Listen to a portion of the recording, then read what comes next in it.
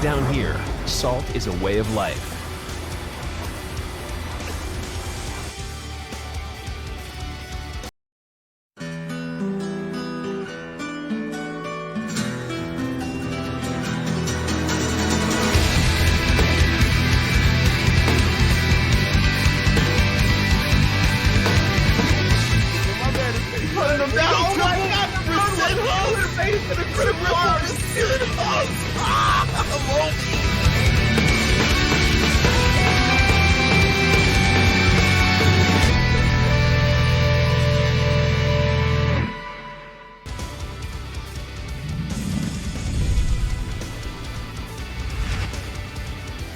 Ladies and gentlemen, we are live! Hello and welcome. It is this fine Saturday morning. I'm used to being on Sunday morning commentary for Saltmine League. Give me a break. I am Mr. Mustopheles, joined by Crossmoon, and we are here for the UK and Ireland #3 CPT World Warrior event put on by none other than your favorite German TO, Saltmine League. Thank you guys for coming. How's everybody doing today? I'm alright. It's not early morning for me anymore. It's not early morning for anyone in UK or Ireland, because we are in for look at it, the evening. People are ordering their pizzas. People are getting ready for the well-known, Hawaiian weather of the United Kingdom. Very warm, very cozy. I see some palm trees out there. It's definitely not raining, I swear. It is very, very chill for you guys. So how are things looking up today bracket-wise? I could not be more excited. So I am we were actually talking about this a little bit beforehand. I am one of the biggest Ending Walker stans. I love that kid. He's so good, and I'm so excited to probably see him win another event. Who do we have for the big hitters in this tournament today? Well, it's UK and Ireland, right? So if the big hitters enters, it's all the big hitters. Players like Ending Walker, of course, Afro Saiyan, Metal Queer Solid, aka Jones, or Shaquille if you only play for ranked, Infectious, One Step Layered, Gunslinger, Problem X, Eastwood, Zion Woods, Zimba Bambo, Yus, Soundboy, Sunny B, Bolt Strike, ISDD. You enter the bracket, and if you win round one, you probably take down a killer. Yeah, absolutely. This is the list of lists. This is an old like Street Fighter 4 EGX bracket or something. It's crazy stacked. It's stuff you would see at a CPT Premier event should we be playing offline. But no doubt we are going to have an incredible set of matches today. It's a long haul, as it always is on Saltmine League, but you guys know that you're going to be seeing some of the very finest European action that you can find anywhere for Street Fighter 5. And more importantly, we need to make sure that the players are taken care of. So if you use ! Matcherino in the bracket, it'll give you a link to this fine Matcherino here. We already have $30 in there, but more importantly, we have codes that need to be used up. So go ahead and claim those codes. It takes literally 5-10 seconds of your time. They're sponsor requests. You can also donate directly, but the whole goal here is to make sure these players are taken care of and they're rewarded for their hard efforts and the work and show that they are putting on for you guys today. Look, I'm doing my part right now. I'm going on to Matcherino. Yeah, I'm just getting ready to do it myself. I'm signing in on Google, and I'm clicking claim code. Do you know how long this is taking me? About as slow as my computer is. So that's not if my computer was maybe a 3060, maybe not a potato, it would load quite quick. So up to you guys. Get on there, sign in on Google, and click claim code. It doesn't take you long. It's not difficult. I know you like mashing buttons. I know you guys have zero defense. This is true. It's just delay tech that takes quite a bit. It's a stupid delay tech, I swear. It's like 800 frames. You can set that in training mode to 800 frame delay tech. I promise it's worth it, guys. It's like punishing Abigail CA. You have all the time in the world. Dash up and get a jump punish. Dash up and then use V-skill on Alex and then still jump. Oh goodness. So who do we have coming up first? Link Nova versus Gunslinger. Link Nova and Gunslinger. So we were talking about this before the broadcast, me and Crossmoon. So we did find out that Link Nova is a Gil player. So that will be Gil most likely versus Zeku. Now, we were also saying matchup-wise, this is not a good pick for Gil. Hopefully he's got a pocket character. Yeah, well, you kind of hope that the Urian is coming out, especially the Gil player. Urian and Gil are quite similar, so not too big to pick up. But Zeku does kind of shut down everything, especially old, which is generally seen nowadays as the better pick. Sure. V-Trigger 2, as soon as VT2's up, any fireball Gil gets thrown is V-Trigger done. Immediately. Yep. To the corner we go, we switch to Young, and you bully and bully and bully. Gil's jumping normals ain't great, so you're not going to be able to jump at the Young to begin with. I need to get zoned out for the rest of the game, and this is not just like online Zaku. This is not right. Before. This is Gunslinger. This is Infectious's training partner. Oh, I actually didn't know that. Best of the best. Yep. Okay. Gunslinger is from Merseyside, Liverpudlian, and he is well known to be training with Gunslinger very often. You might not see it on stream, but off stream, these two go at set after set after set. Okay. He knows his neutral. Yeah, of course. He clearly has an understanding of the game at a high level, and if even Gil is not a character that is very often represented at that level, outside of like maybe Nemo sometimes, and even then we've seen him using Falk recently. But more importantly, when you get to play at that kind of level, you know character archetypes and character matchups where you can break them down, and it becomes more about the player matchup, not so much about the character. And so again, for Link Nova's sake, I hope that it's going, he'll either feel confident in himself, and it's like, this is the character I picked, whatever, or he might have a backup character, but we will see in just a second. Yeah, as we load into it, see what he's going to bring out today. Of course, we are going to see the Zaku from Gunslinger. I believe he does have a Balrog and a Ken that used to play in previous seasons, but he has not played that in quite some time. And now we're seeing it. Both great characters into Gil. Of course. But you stick with a tried and true, and already the character does quite well. We are seeing the Zaku Gil matchup. VT2 from Gil. I'm here to see it. VT2 VS1. Not one from this player, but let's see it going.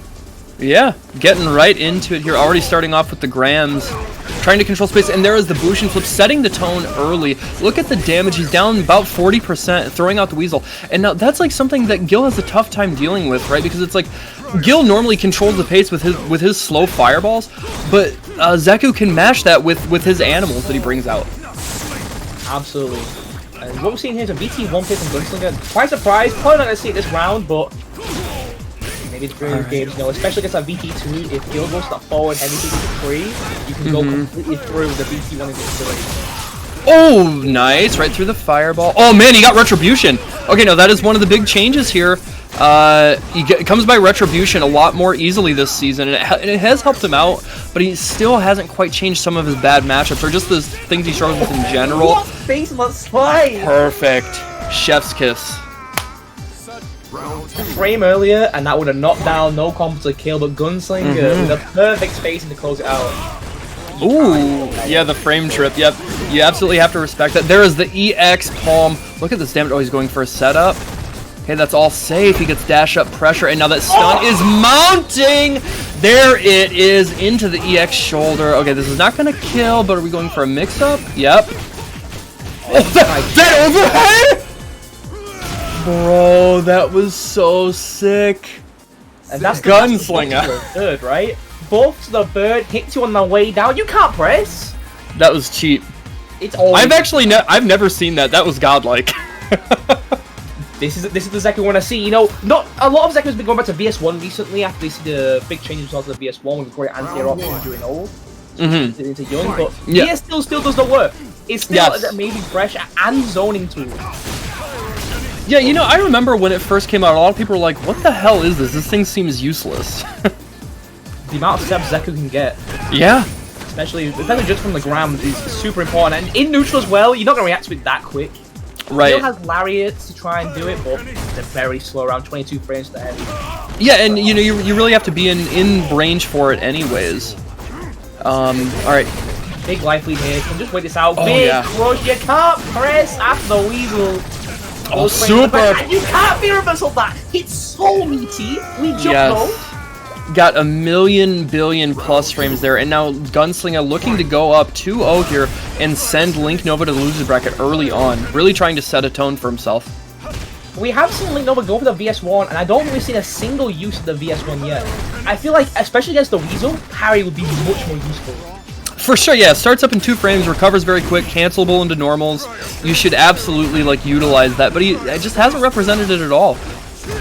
Also, great style here though. Zoning out Gunslinger, but after crush to bring it back. VT1's ready. Oh, so meaty.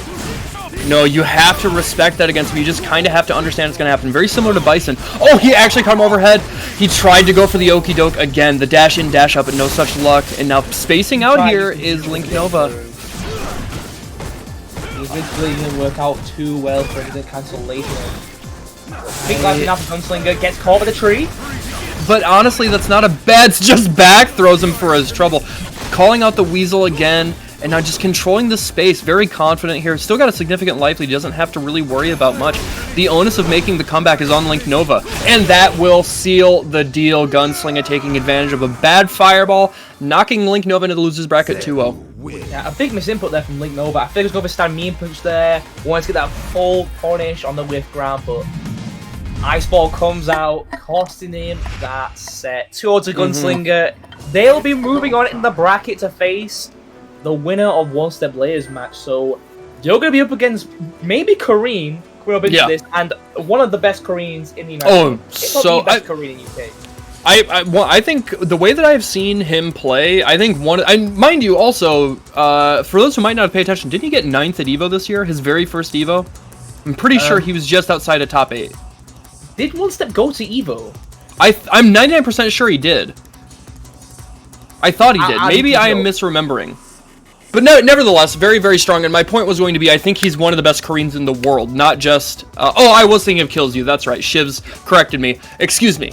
But nevertheless, I think One Step Layer is incredibly strong, one of the best Koreans in the world.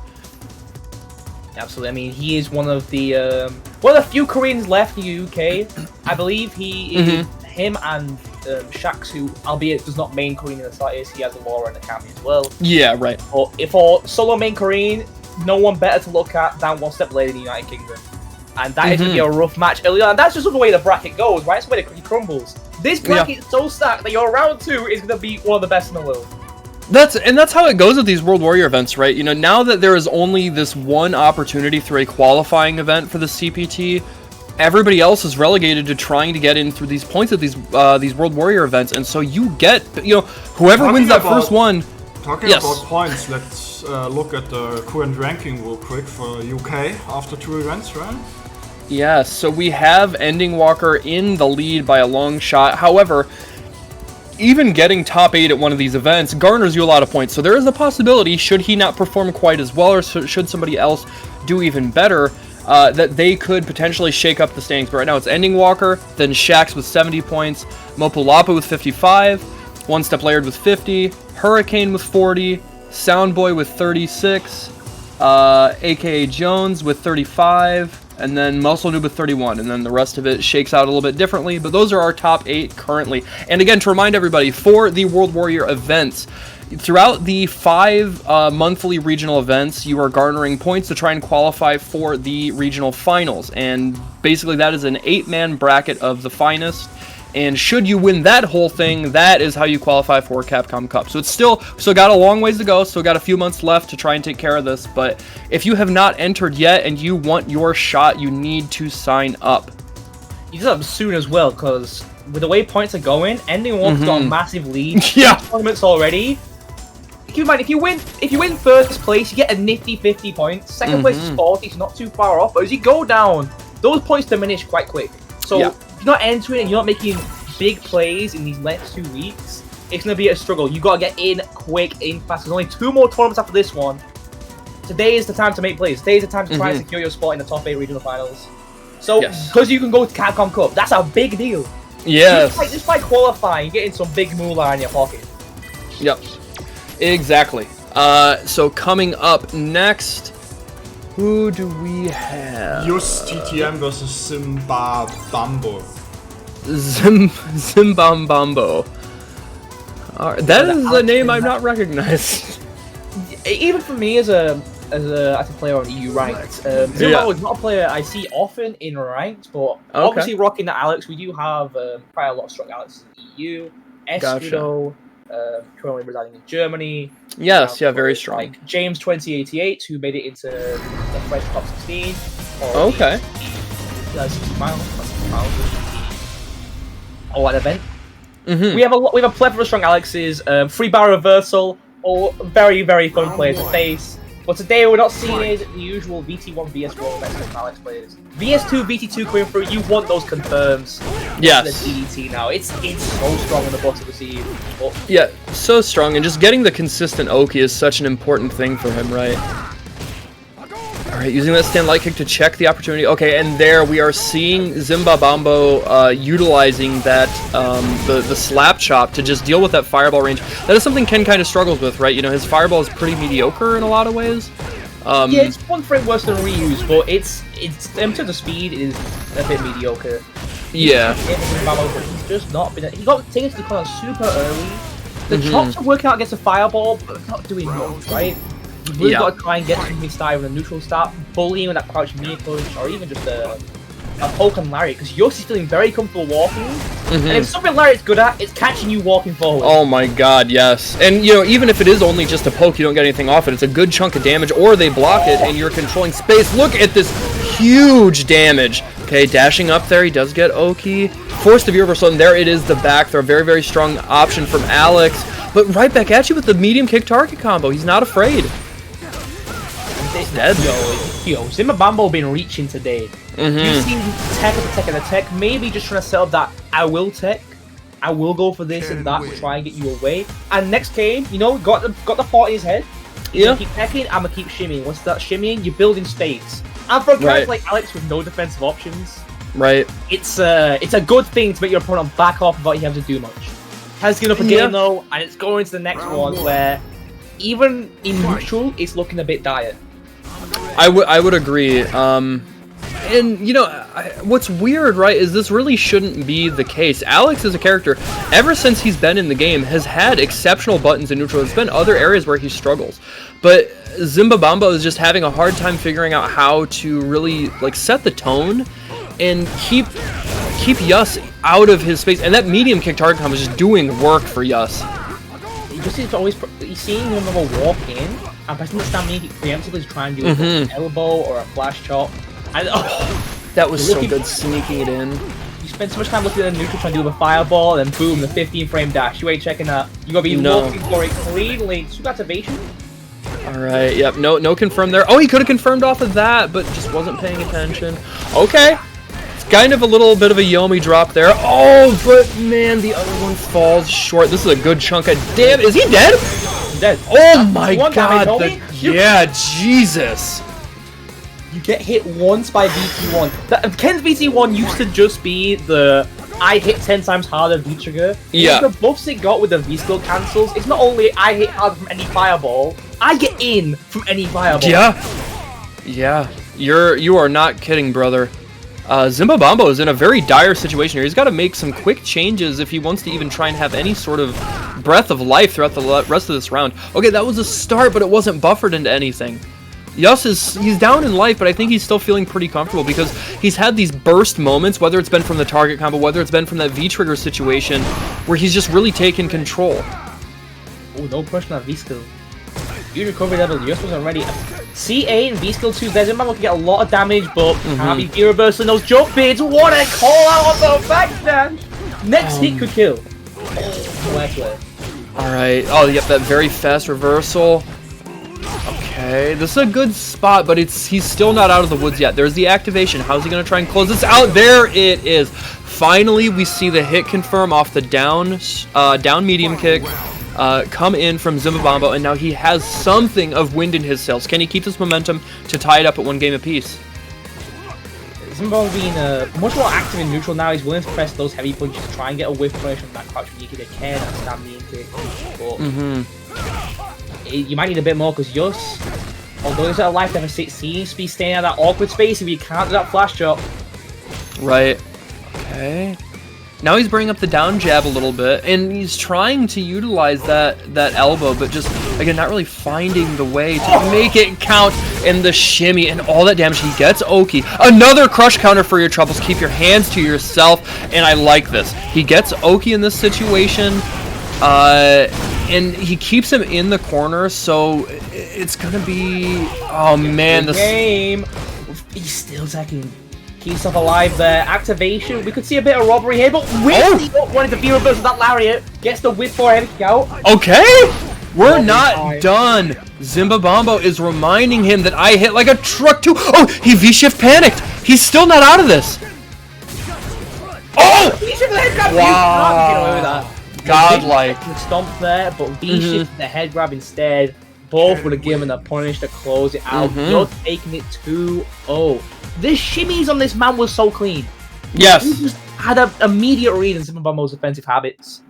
Yeah, I think the name of that set there was the shimmy, like you called it, Cross Moon, and just that stand medium kick target combo. Both of those things did so much work, gained him so much mileage, and you know, if you can actually get the opportunity to knock Alex down, it becomes a much more manageable matchup. Because you know, I'm a pretty firm believer, and I think a lot of people tend to agree in this season. Like, I think Alex is the best like, quote unquote grappler in the game right now, right? Like, the buffs that he got are very significant, very like beneficial to him as a character. But if you can knock him down, he struggles. It's just getting to that point. And so Yus was able to utilize, like we said, the shimmy, the stand medium kick target combo, and it paid off in spades. Yeah, he's just generally it can be quite hard to approach Alex because he is like a Chun-Li-esque character in those of the yes. But if you get a knockdown, as you said, the defensive option of Alex very weak, and you just keep mauling him until he can get back to that crouch me put spacing. It is done. But you know what ain't done? The match Reno, folks. I still see codes. Yes. I still see codes. Now I can't actually read shame how on many you. codes we got left, but let me tell you, it ain't 0. I know there's more than 0 of us in chat right now. We got a bunch of codes, and there are how many people in the chat? There are over 100. There are 120 of you guys in the chat. Start using the codes. It literally costs time. It's like 10 seconds of your time. That's it. Now we're down to 37. I see you. Let me bully you into doing this. 36. Do you guys want me to keep? Literally, we will talk about this until it's done. Do you want to keep hearing us harp on this? No, it's annoying. So make sure these players are paid. These players are paid. We got all, you got all the stream in the world to get this done. The match radio's there to be used. It's there to give money to these players for free. Yeah, and if we reach the $100 goal, we pay out the top 2 today, and then 150 it's the top 3. There we go. Nearly 0 time. It takes you maybe 5-10 seconds to get it done. It's all we ask of you on this stream, if you're a participant in the chat, is just to click on the link, follow it, and click the Maturino code. There's no need to type it in anymore. We've reduced the amount of work you need to do. Thank God. It takes less time. Top 32 winners. Shifts versus Bolt Strike. This is a... This is not even top 8 or... Yeah, right? Not top 8, not top 16 either. This is top 32, and already we're seeing a match you see a winner stays on week on week on week. Now, but a while since I've seen a winner stays on. I know they've been coming back to it with their weekly training grounds for things like Dragon Ball FighterZ and Street Fighter 5. But for the actual big tournament we saw maybe a monthly, not went back just yet, but these two will show up every week doing extremely well. And Bolt Strike made a really good run at Versus Fighting, made it in the top 8, right? Yes. Absolutely. Yeah, you know, if you have paid attention to not even just European Street Fighter, if you've paid attention to global Street Fighter over the last 10 years, these are names that you are familiar with, and these are mainstays of the scene that are like players capable of winning like a major when they go.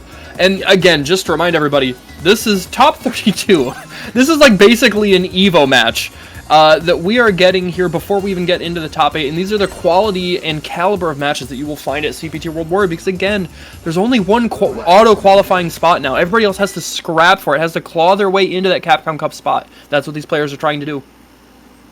Yep, and now, this will be, Bolt Strike and Shivs are both players with a plethora of characters. I mean, Bolt's on that edge, but you find him quite boring, and that will see it. Shivs, on the other hand, all the characters he plays, Manat, Rose, and Laura.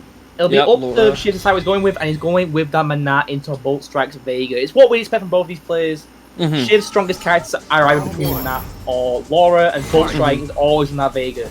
Even if he don't like it, he still loves the Vega. I mean, I will fight to the death. This character is pretty messed up. Vega's a lot better than a lot of people think. This character has some cheap stuff, but he does struggle. He does struggle. I won't say that he doesn't. Especially against characters like this, where you just get poked out for the rest of the game. Yes. Stand B push is a great button until you can't press it. And that's what I'm not make you not do. Not press your good buttons because he outranges you. The hurt boxes are there, but You ain't gonna whip punish it easily. Working on perfect here. Great shimmy at the stun, and that should be done. With the right combo here, with good expenditure, we might be able to kill this combo. Nope, just a little shy.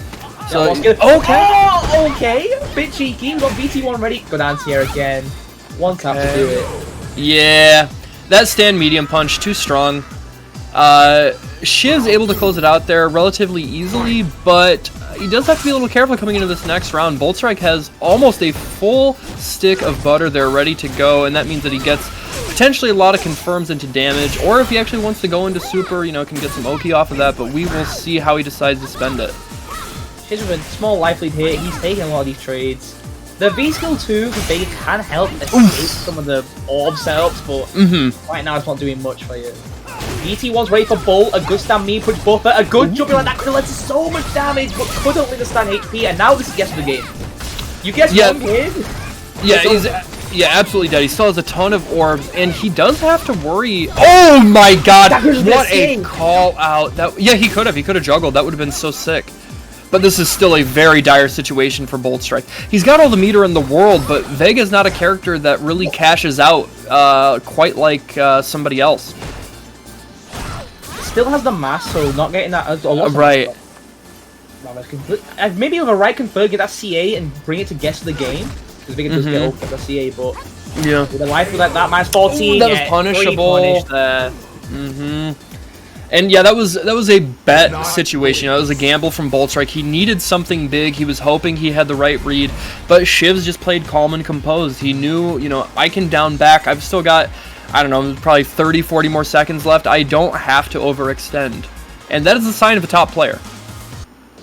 Absolutely, and Shiv's looking so strong on this map. It's looking impossible for Bolt to get in. I mean, that's not a character who really stays at full screen. She just stays at the mid-range where she out-bullies you with buttons. May not be the best in terms of frame data, but in terms of range, the fact that you were able to counter-poke them, you just can't get in.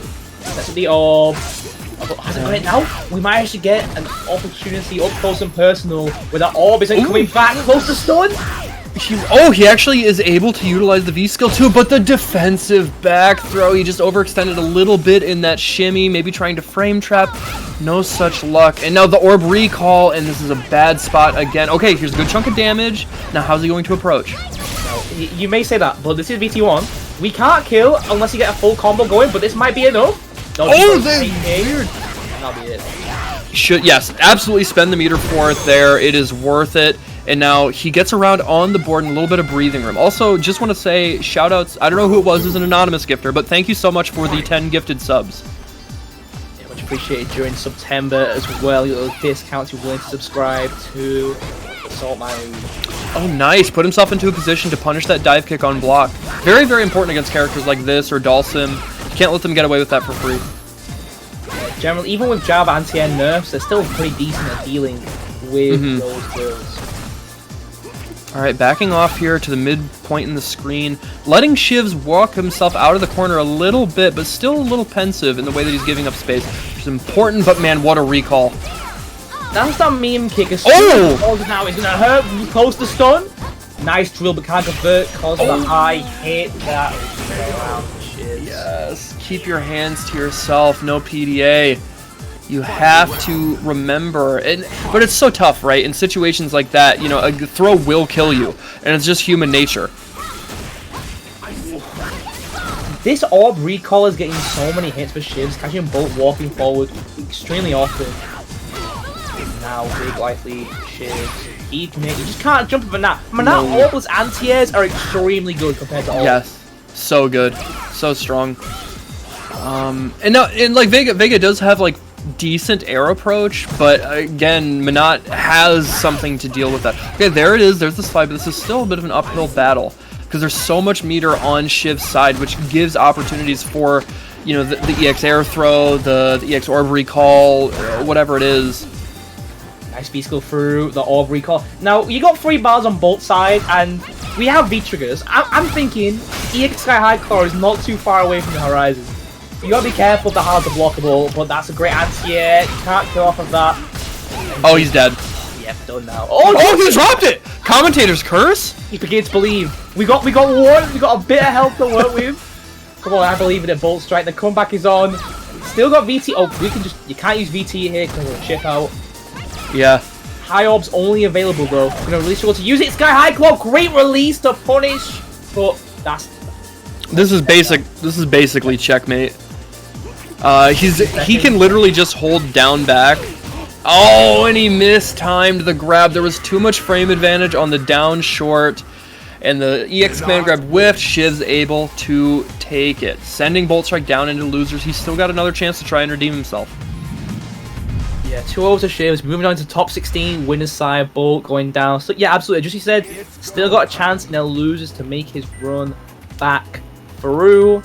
He'll be going down to match AI, which puts him, if I'm not mistaken, quite a ways towards losers top 16. You got a long way to work. You get knocked down to losers in any tournament, and the number of matches you take to make top 8 triples. Yeah, you gotta do so much more work down there, and that's where the killers go. Because you know for a fact, killers are the loser the winner's side because they have to. We're seeing matches like Soundboy versus Just TTM already. Eastwood versus Problem X. One Step Blade versus Gunslinger. Shaquille versus Infectious. And that's the match we're gonna see on stream right now. AKA Jones versus Infectious. Both players have a Ken. Both players. I don't think we're going for that Ken today. I don't think we're seeing Ken Mirror. AK Jones does have a Bison. I don't think we've seen that recently Ken from him, but Infectious, he's done that Luke. He's been he's been picking up the good one, the top tiers. Yeah, I mean, why not? Yeah, like there's not really much reason to deviate from Luke, right? You know, he's such a strong, solid character. So many like just winning matchups and just a very simple game plan. Honestly, Luke's point in the meta right now reminds me a lot of like Cammy and Karen, just in regards to it's very straightforward how you win with this character. You don't have to expend this great deal of mental energy figuring things out. It's very obvious, and what he does so well is like so overwhelmingly strong that it lets you play this simple game plan. You don't. It's not like you're trying to do 5D chess with Zeku, or you're not trying to be an execution god back when Minot was crazy good. It's it's just this very straightforward game plan. So I imagine you're probably right that we will see Luke. As you said, Luke's just the simple character, right? He does everything. He's probably what Ryu should have been. He hits like a freight train, and he plays neutral extremely well. You can't. Standing medium punch is a very dumb button. It is a very dumb button. That thing, like, we give it a character. So most characters, like similar to Akuma, they have their buttons are quite stubby, but the thing that makes their neutral really good is that they can walk forward and press a button. Yeah, right. Because of how fast they move, that button gets extra range. Luke has good walk speed, and the fact that he's moving forward. yeah. And it's not just his stand medium punch. It's also his jab. It's also his stand heavy punch. It's also his stand roundhouse. His stand medium kick. And you gotta remember that it's not just that. His lights are very good. Like not just stand. Insane. Everyone's about stand jab. We don't really talk about stand light kick. The fact that it goes to EX up when V-Skill 1 light up is insane. We'll see how it goes. Going to V-Skill 1. We've seen a lot of Luke players really try and tote the V-Skill 2 as the way to go. But you can't beat Crouch Me and Kick Buffered into medium knuckle. Yeah, it's so strong. So strong. So, and a reminder, Infectious really needs the points. He didn't enter the first one and didn't make any points in the second one, as he did go 1 and 2. So if he wants to keep the dream alive, qualifying for Capcom Cup, he really needs to get some points this weekend. Yeah, needs to perform, but Infectious is one of those players that is capable of winning on any given Sunday. Oh yeah. It is not out of the realm of possibility that he wins this whole thing and gets 50 points, but he needs to pull through right now, up against AKA Jones. All right, there it is, the throw tech at the midpoint of the screen, and a big whiff punish off of the stand medium punch there into the heavy Tatsu. Put him into the corner in a pretty good position here, but Jones finds himself in a tough spot where he's not just fighting a world-class player, but he's fighting a world-class player that knows this character inside and out. Maybe misinput there with the run, but taking things and corner for it. Jones, but that VT1, you can't get with that V-Skill run activation.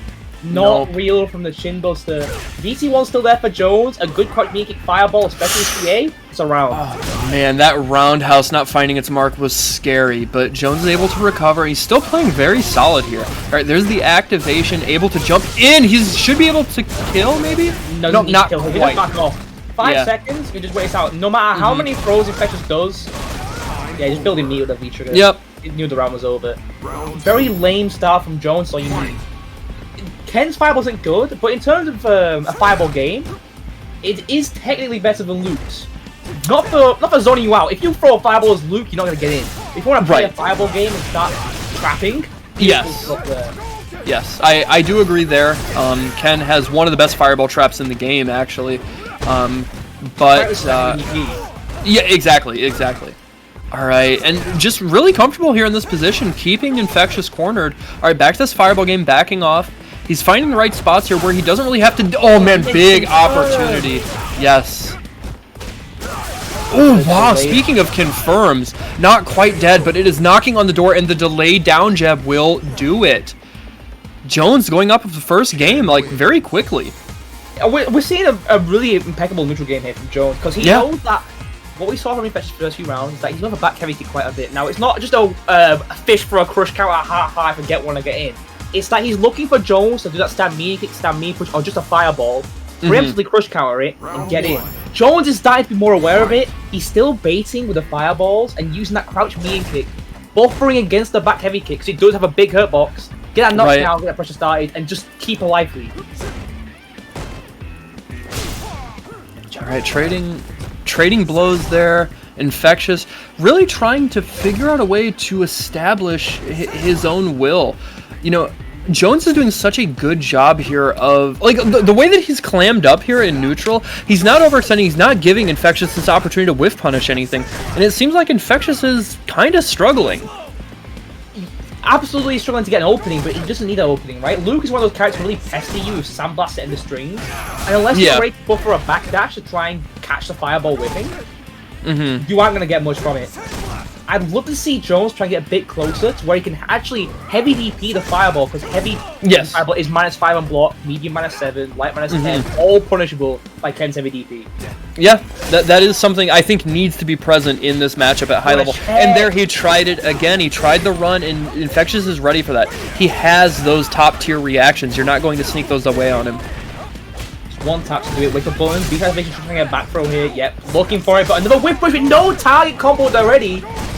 Jones, big light deficit, 20 seconds. Ooh, and the whiff punish right at the end. Infectious finding the right space to use that down forward, closing it out, and now potentially going to tie it up at 1 game apiece here. That game, or that round rather, seemed much more obvious that Infectious has maybe figured him out how to approach it. We'll see. It's obviously not going to be easy. Jones is an incredibly strong competitor, but we know Infectious is, he's gotten top 8 at EVO. We know what he's capable of. Something I see from Infectious is that he's noticing Jones really wants to walk into the range to press that stand me punch, right? Yes. And because of that, he's willing to just do the slow thing. Both the crouch knee punch with the sandblast and go from there, but with punish the stand knee punch, not looking out this time. Ooh, Jones got the corner, and with that, back to neutral. Okay, giving up space, got a life lead, and he's willing to play a slow game plan. I feel like he knows Infectious isn't really going to risk it on a dash. He's very, I wouldn't say risk averse, but rather unwilling to do something that's just a reaction check. Because Jones' reactions have been shown to be extremely good. Yes. Alright, pushing back to the mid-screen here. He does have V-Trigger active, but it's going to be difficult for him to find the opportunity to actually expend that meter. However, there it is. Yes, that little bit of overextension. He's found his mark with that crouching medium kick. I think he's getting a better read on how Jones wants to try and approach neutral here. And man, look at that, using the EX Fireball to blow through his and just gain some space, and has actually cornered Jones in a matter of about 5 seconds. He's let him get away with it. Nice whip punish, 10 seconds on the clock. Oh! Wow! Let's not too heavy DP, EX DP, one more throw to do it. No anti-airs? Oh no! Overhead! Oh, the DP! And it wasn't even EX, he didn't even have it. He just bet it all. And now, I think the thought there was that he was going to, do the chip damage necessary. But man, that was a risky option. I think he assumed that Infection was going to go for a poke afterwards because Luke's overhead is still 0-1 hit, similar to most overheads. He has to counter hit to get combo.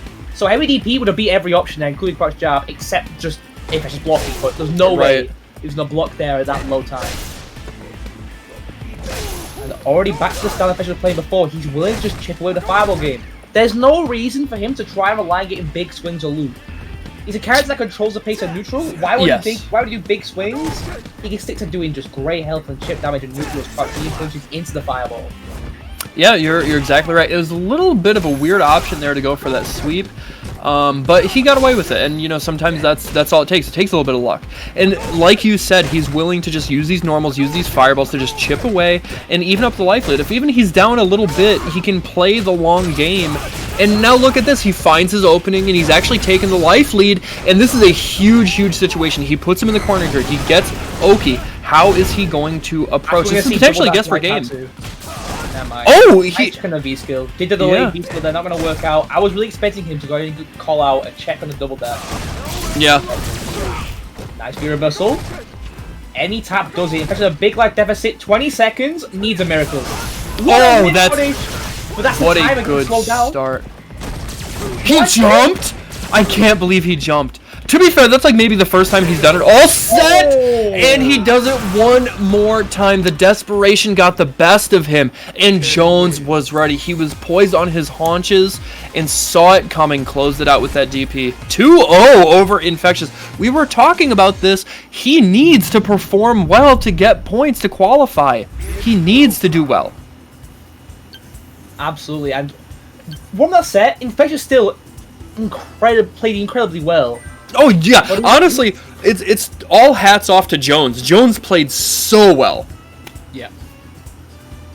What we saw from the neutral game is that Infectious playing a beautiful neutral game, getting a lot of poke damage, a lot of chip damage, but he wasn't able to really get a knockdown and get his offense started against Jones. Jones, able to constantly find that one jab, one stand knee punch buffer, get the knockdown, and get a life lead.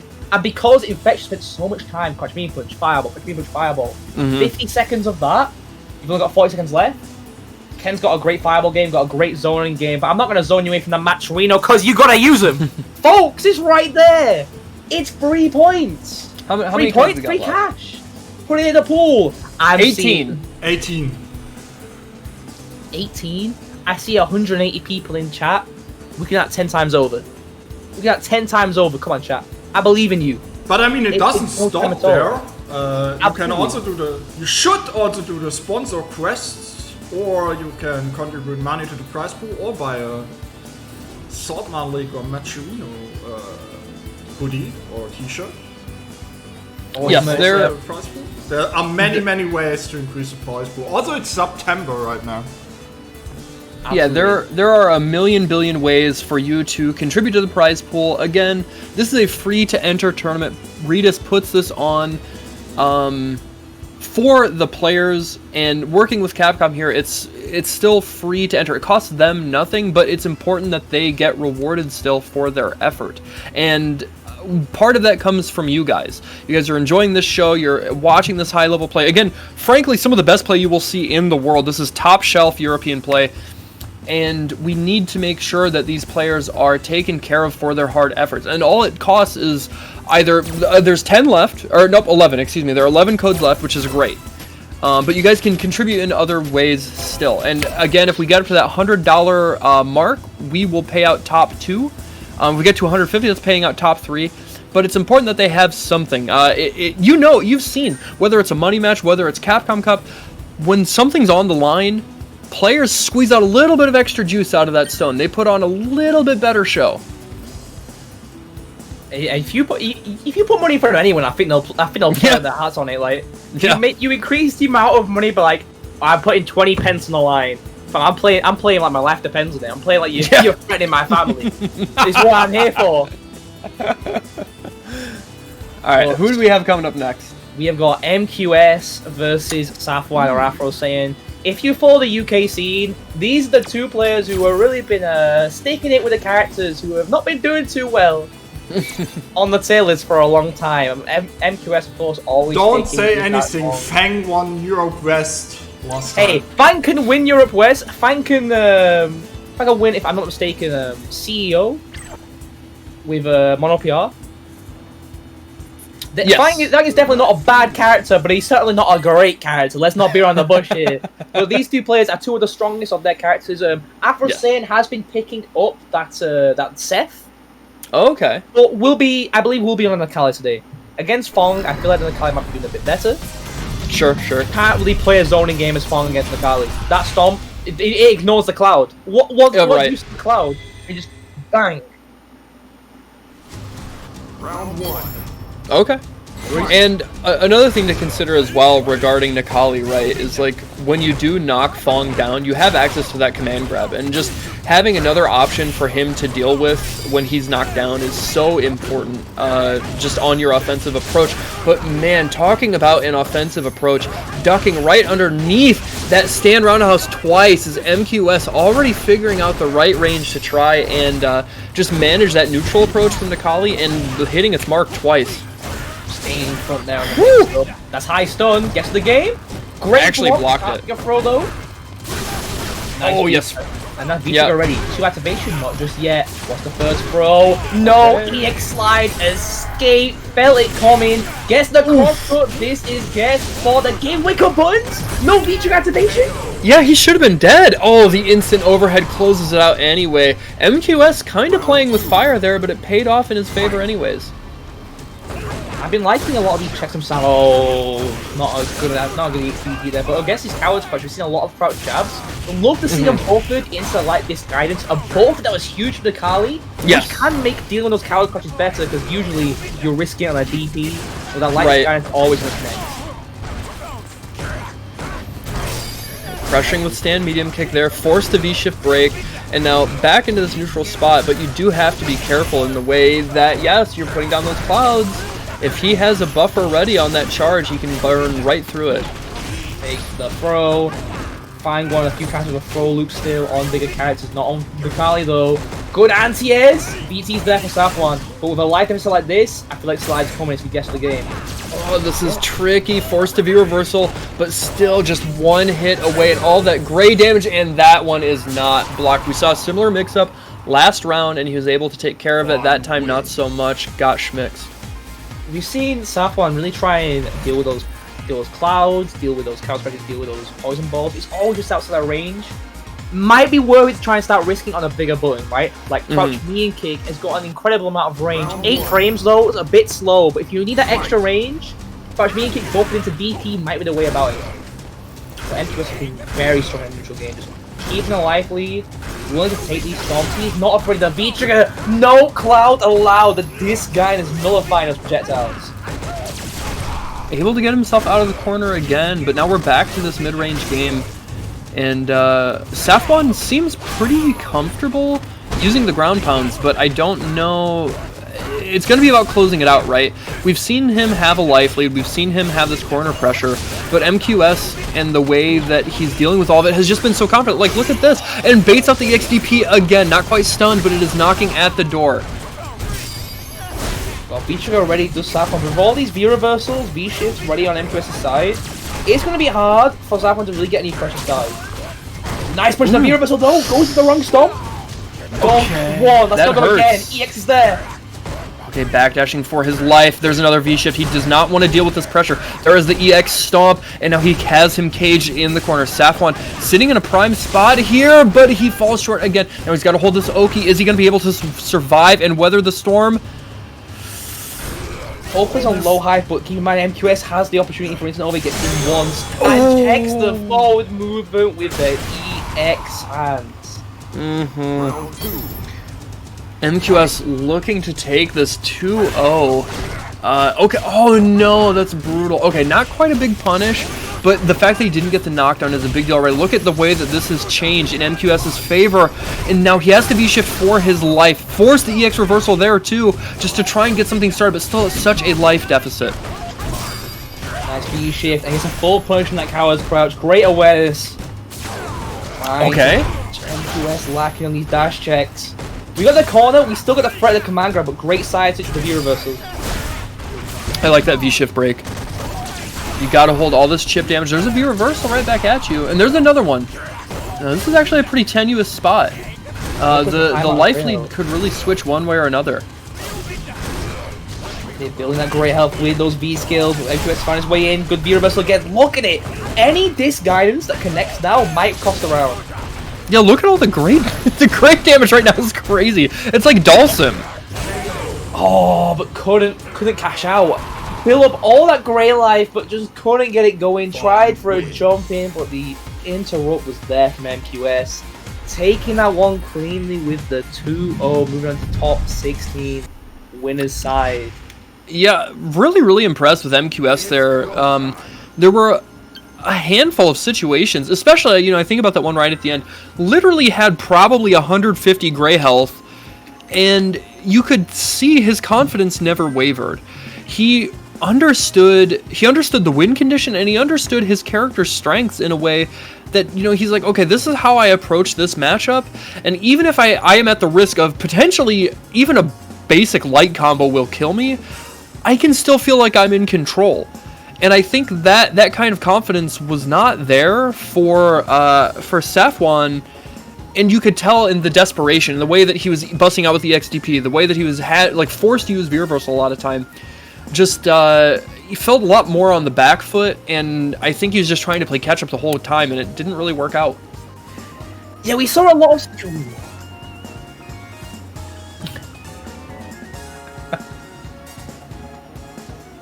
Oh, hell yeah, thank you. We're up over $50 now. Yes. That means we only thank you so much, 49 away from paying out the top two. Perfect. Thank you guys so much. Are there still codes to be used, or have we used up all the codes? We got 8 codes left. 8 codes left. But again, you can always donate directly. If you use that big gold button up at the top, it says contribute. It'll give you an opportunity to use either your debit card or PayPal, whatever you have if you have something. But there are also sponsor quests too. There are literally ways to give free money to these players. Match Reno has been a stalwart sponsor of the FGC for the better part of like 4 years now. Shoutouts to Sermi, shoutouts to Arturo Sanchez, working with them and helping them just really contribute to the FGC in a really meaningful way, especially during the pandemic. They have been the unsung heroes of the community, I think. We getting a really interesting match now. The rematch versus fighting. Jester Power versus Ending Walker. I cannot wait. Jester Power actually won that during Ending Walker attended his first ever offline event and made 3rd place. Punk won that one. It was Punk, Jester Power, Ending Walker was top 3 in the end. We are getting the fated rematch. Yeah, I cannot wait. I'm a big fan of both of these players. Jester Power is one that I feel like has not been quite as prominent in participating over the past few years. Early on, I remember seeing him a lot during Street Fighter V's early lifespan. The thing is, he's a much better. He's crazy good offline. But yeah, that's what I was gonna say. Yeah. I think it's been during the pandemic that he hasn't been as active. I mean, he's a family man. You have to give it to him. When he talks to me offline, he's saying, "Yeah, man, I'm playing about like 1 a.m. to 5 a.m. because he can't play in the evenings because he got to get his kids to bed." Right. Up. So he kind of doing his online tournaments. He's got kids to take care of, and when he comes to offline, he ain't got any of that on his back. He's not got to play early in the morning. I mean, you have seen it in Brussels fighting how crazy. Oh, absolutely. Yeah, absolutely. World-class player, and 2 world-class players. Very excited for this matchup, and just like Rita said, this is the rematch. Will Ending Walker be able to get his revenge and send Jester Power down to loser's bracket? We will see. So far, nobody has been able to stop Ending Walker when it comes to the World Warrior events. His ed has been too strong. Even some of the best, like on Hurricane, Formex, they've just not been able to stop the advance, but now Ending Walker coming through. Apparently, man's been doing his homework on this bigger matchup. Let's see if he's going to pay off. Great whiff punish for Jester. Can't for no splitters. Tried to dash in and steal a turn there, no such luck. Out of range for the enhanced grab. Alright, and now just this pestering from Jester Power. Really controlling space really well. Utilizing the walk speed well, using that claw so he doesn't even have the opportunity to try and get in with Flicker. I just made a terrible mistake. I didn't turn the Ed team off. It's the best theme. Oh, missed input there on the roll, but gets it out.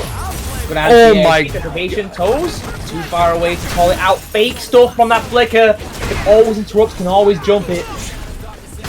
Oh, he falls on top of it, but there is... Okay, he tried... Oh my gosh, he called him out. Okay, this is potentially... I thought he was going to do dash up EXDP. Yeah, I was expecting CA to come out from Jester Power. No caught on the V-shift! And yeah. Take this now. True block string into the fall down for the chip. Ending Walker. Forcing a meter out of Jester Power though. That was a very, very good expenditure from Jester Power there. Ed is a character that can kind of sneak away with comebacks on you. His like potential for just these like burst damage opportunities that steal rounds are very, very real. Just like this, like look at this crazy damage he gets in a matter of seconds. And we were talking about this before too, like the messed up corner situation. -4, but don't get into punish. DC's activate, just get a side switch. Ending with no effective options right now. Got V-trigger, but wants to save it for activation. Love that space from Jester. Staying just aside Stan Heavy activation range. And stopping Stan Heavy punches preemptively. There is the forced activation. He chases down the backdash. Alright, now you gotta hold this guard break.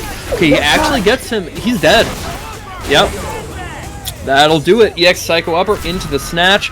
Puts him down. Now we're tied at 1 round apiece. However, Jester Power has more than enough meter to try and take an early lead here and maybe close out the first game. Full step of butter. If he finds the right button in neutral, he can get a huge confirm.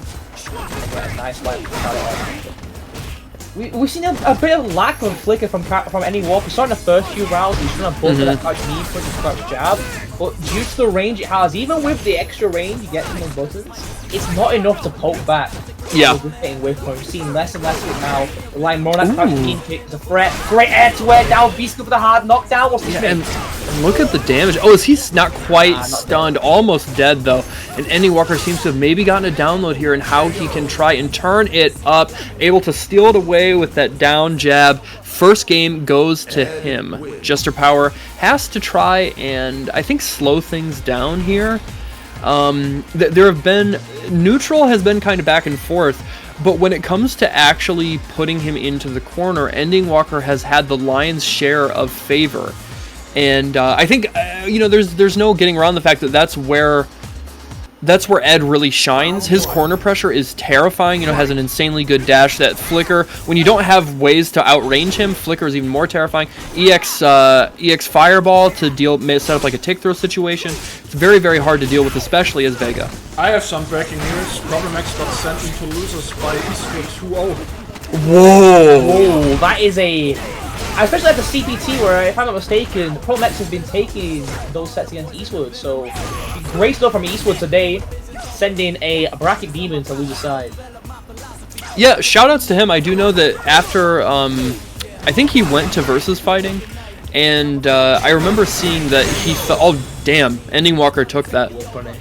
We can talk about that later. But yeah, Ending Walker on the verge of taking this 2-0 over Jester Power, reclaiming his vengeance and reminding everybody that he is here to win it. A few cheeky V-skill ones here and there, just to not really neutral jumping them.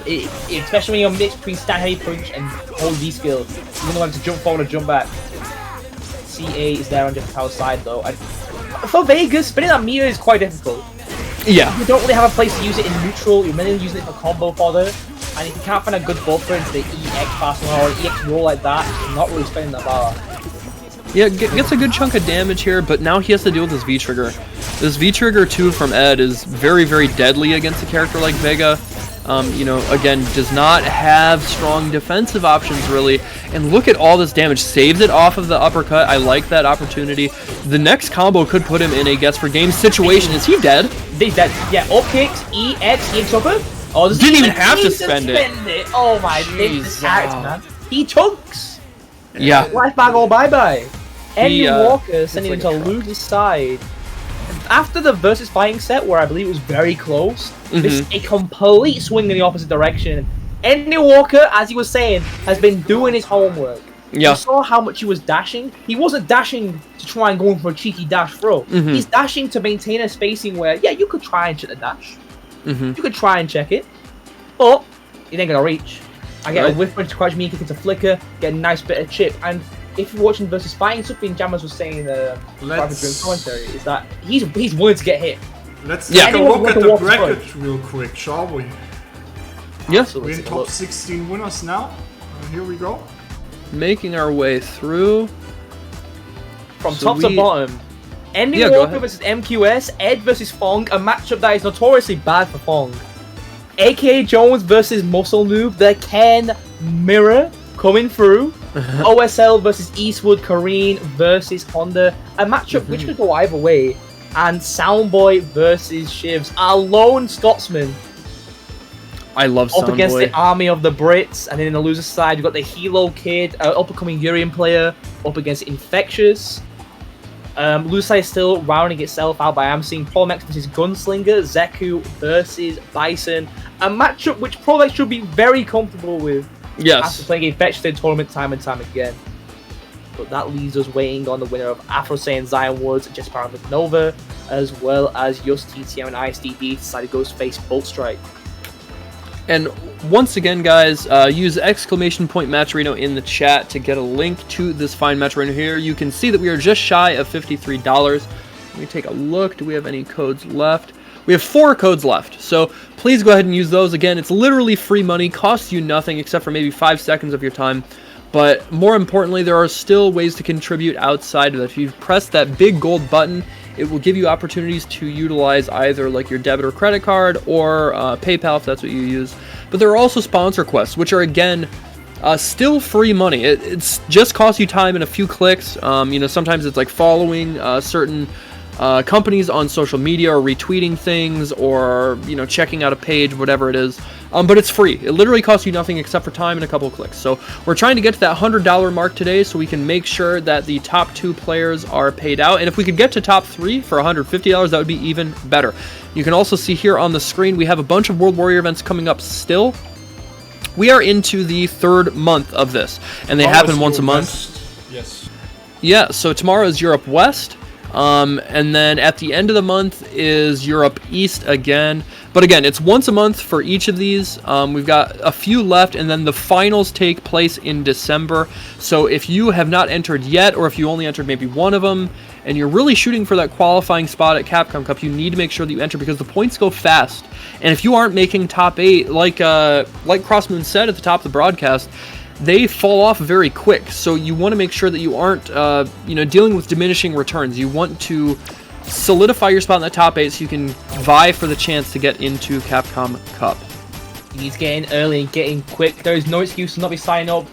You have all the time in the world. We always put it in a decent time before the bracket actually starts. So make sure you're in the Summer League Discord, both our weeklies on Sunday and the World Warrior tournaments being ran over the next couple of months before our finals, deciding who from Europe is going into Capcom Cup. And we'll decide who's getting some points, getting that share of points today as we go into the top 16 winners side. One Step Late versus Eastwood. It's coming our way first. That's gonna be exciting. Versus Honda. You know, we were talking about Capcom Cup, right? Who of the players qualified, who do you think has the best shot so far? You see, I need to pull up the You're not ready? Again. I wasn't expecting a question like, who do you think out of the past year of qualifications even though we're going to win Capcom Cup? You're fired, bro. Alright, I'm gonna say Kawano, because he protected EU That's from fair. having to hear anything about NA being greatest, NA number 1. You say If you wanna see a Sagat win, Reinhardt won Germany 2. World Warrior Germany 2 with Sagat. If you're up for watching low tiers battle, Reinhardt saved as an Evo as well. Reinhardt really Reinhardt won Evo with Sagat, you know? Reinhardt won Evo. Yeah. Reinhardt won Evo for EU. We knocked Iron to losers so Kawano can steal the deal. What a Kawano is god. well-known British player, Kawano. Young up-and-comer Kawano-chan. Yeah, Reinhardt Right. is the reason that US still didn't won a Street Fighter Evo. Yeah, you're kind of right. It's been what? I think we're at, is it 18 years since they won an Evo in the most recent Street Fighter game? Yeah, but it was not the main game, so it doesn't count. No. I mean, yeah, since they were like the main stage, like they never won. Hey, what about Capcom Cup champions? What about Capcom Cup? How many of those you guys got? Doesn't matter. We have 0. Sure. Oh, okay. All right, now back to it. We see Eastwood kind of getting worked here into the corner by One Step Layer, but Honda does so much damage that one hit could easily take him back into the life lead just like that. And now the chip damage is something he has to deal with. No punish. He got clipped. He's got to be careful. Now, you see, OSL has V-Reversal now, but if you try V-Reversaling hands, we can see an on-reaction V, never mind, to the game. Oh! Yes, just do it. We absolutely take those. And he's also got, his share of meter. So going into this next round, that wasn't a terrible expenditure. It's like, why not? Put the onus of that mental damage on him, and you're in the lead meter-wise anyways, so you have that opportunity for another reversal, more damage off of EX Orochi or EX Tenku, whatever it is. I like the choice of V-Trigger here from OSL. Just the V-Trigger 2 to deal with the EX Foot Slam, so Honda can't extend his pressure. Yes. Very, very smart. And, if you are feeling cheeky, you can react to headbutt with it. It's a little bit tougher, but you can do it. Nevertheless, it's opportunities to stop it, but it doesn't even going to worry about that. This super is going to do more than enough damage. Put him into the wall and seal the deal. One Step Layer very quickly going up 1-0 over Eastwood. Yeah, I'm loving the abuse of Orochi here from One Step Layered. Honda is one of the characters in Street Fighter 5 who, even after the Orochi pushback nerfs, really doesn't have a good low threat to stop coming from walking back.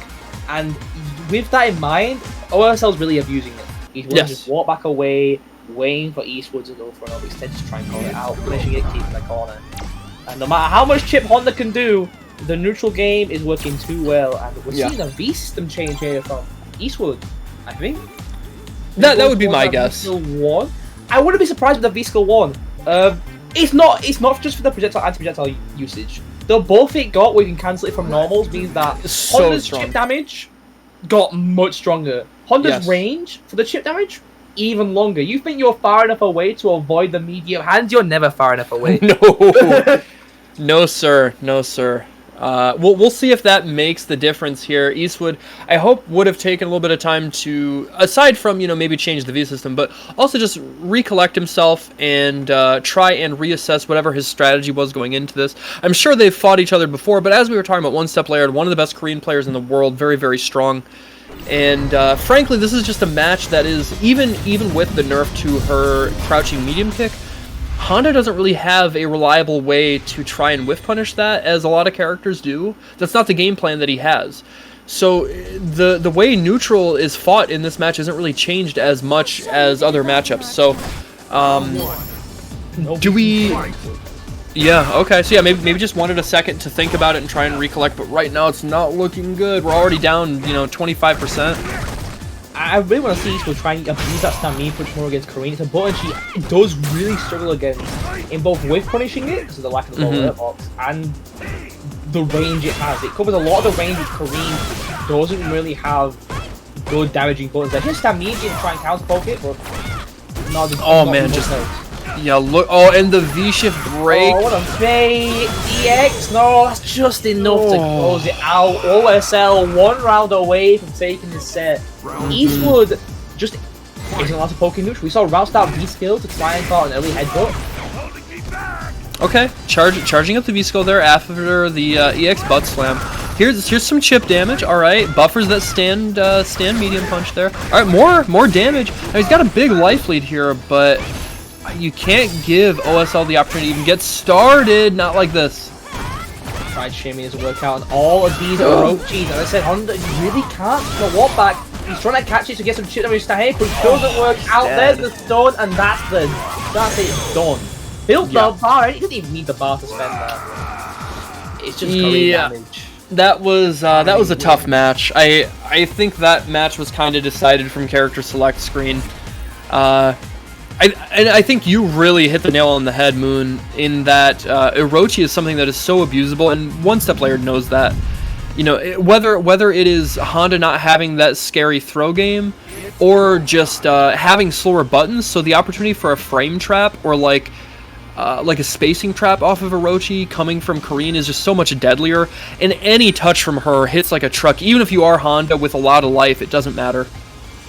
Yeah, you just, as Honda as well, one of the worst, if not the worst 4-frame in the game.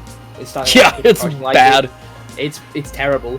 And his defense options against Karine to keep her out is not great. In neutral, he can do fine, but you're doing fine against Karine, right? You're doing well. If you're doing well, her reward is much higher than yours. The chip can't save you. And then going down to loser's side, up against the winner of the Hilo Kid and Infectious to see if he can make top 8 today. And is that match decided yet? Hilo Kid and Infectious, or are they still playing? Still on the way. Still on the way. They started their set, but that will be Urien versus, I believe, Luke again. Unless he brings up the Ken, because with the nerfs to Urien, Fireball Hurtbox is huge. Oh yeah, you can uppercut through that all day. Yep. A VT2 as well. You can't use Aegis as well because you know it's got 7 frames of recovery. Shoryuken, pretty damn fast. Heavy DP Shoryuken, you can't get through it. But enough about Urien and Luke. We're going to a different matchup. Laura versus Cody, because I know for damn sure we're not seeing Manat Cody. No, jeez, no. That's not what that is. I don't think Shivs is that much of a masochist. That would not be fun. Just be miserable the whole time. Might be fun for us to watch, but he would not be having fun. Yeah, especially V-Skill 2. V-Skill 2 makes it very, very easy to deal with the orb throw. You've also got the fact that MK Ruffian is very easy to space, and Manat's punish game is far from consistent. So we're going to see the Laura. So it's a battle of robbery, right? It is Manat. Manat? Okay. No way. Let's see what he does with it. What's he going to do with it? Is this going to be the call? Does he know? Does he have like cheat codes enabled or something that we don't know about? Does he have some secret macro? Does he have the cheat box that lets him magically win this matchup? Does he have that PCB? Guys, the cheat box wins me tournament. It just happens. Oh, and already level 2 Zonk to the corner we go. Orb is very far away. Even to go for a recall, Soundboy can still apply the pressure. Look at this! He's just not allowed to play. Go on, recall the orb. He dares you. Yeah, and then he just jumps out of it. Okay, this is fine. He's can't really mix up into a kill. Right. Yeah, he's gonna have to utilize the orbs for resets and stuff. He's built a good chunk of meter here, but I still think okay. All right, I like that approach, but now you have to deal with this. And now, good luck. Yes, EX Zonk just right in your face. He's close to building another bar, and now it's guess for game. Yeah, but it's not like EX Zonk on that counter hit working out. Shivs ain't going to take that round, ain't able to rub it away with a VT1, and already we're seeing that it's extremely difficult for Manat to work around Cody. Don't forget the anti-air. Okay. Alright, that's a good chunk of damage. There's a forward throw.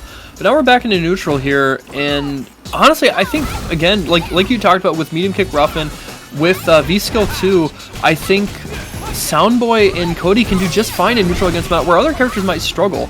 So right now, you're just giving him V-Trigger faster. Yep. I don't think Cody's a character with a fireball that doesn't go full screen. It actually dissipates. So even if Manat V-Skill reflects it, doesn't matter. It's not going to stay on screen long enough to really be a threat. Soundboy VT2, no VT1 for Shivs.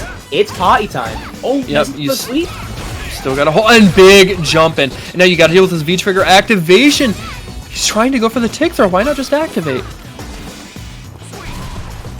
Alright. Oh, nice activation. Oh, no. Could have maybe killed there just with a high orb into CA, but not enough to kill. You gotta finish your plate, Shivs. You gotta finish your plate. Yeah, you gotta... Okay. Alright, Shiv's able to take that. It was a little bit of a back and forth. It wasn't exactly an easy win, but I think getting that round was very important for, I guess, him just showing us that Manat can fight this. But I still have to see it in the long haul. I still think overall this is not a great matchup. Spam level 2 EX Zonk. Not gonna walk away from that one. No punish from that V-Skill into orb. Recall? Orb. First left and Soundboy got the corner. Nice whip punish. Take the throw. This is the Cody corner pressure. EX Zonk. Free blood. Wow, what a throw attack. No V reversal. Oh, he called it out. Alright. Oh, that's dead. Okay. No. He's not dead. You gotta spin that CA, homie. You gotta spin that CA. You can't be risking it. Yeah, I mean, even if you do end up winning this round, okay, he's able to close it out. But man, that is just very, very risky. I wonder... I can't remember which... Is V-Trigger 2 for Cody the dirty coach?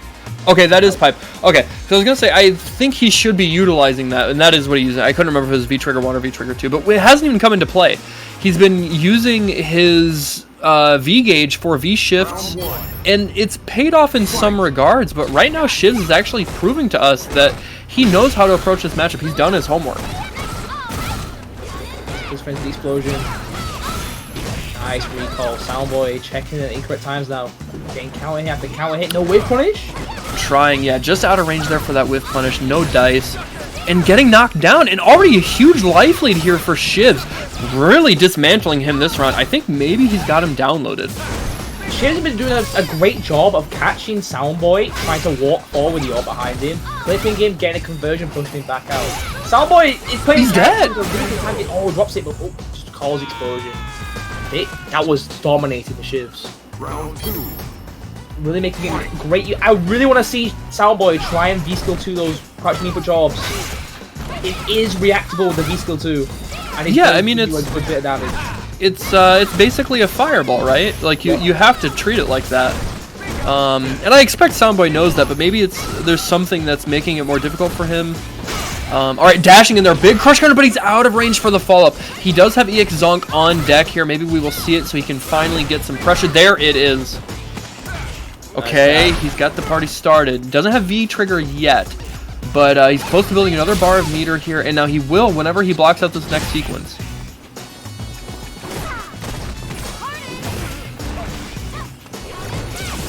Still a VT1, a nice V reversal, still gets punished by it. EX Zonk forces his way through. Someone got a big life lead now. VT1's there, but only one orb there. Awesome mix up. If Shivs gets the right confirm, he can use the buffer into orb. That's it. That's a CA, and that should be the spin. Oh, he went for a reset. Oh, he's homie. Gonna punish. Okay, he's gonna get shipped out now, and he takes it 2-0 over Soundboy. It was absolutely a scrambled egg situation there right at the end, but Shivs prevails. What a weird sequence of events right there at the end of the round. This man stressed me out. Manat beats Cody. Shiv's saying in chat. Fair enough. It didn't look too easy. Let me tell you, it didn't look too easy. Yeah.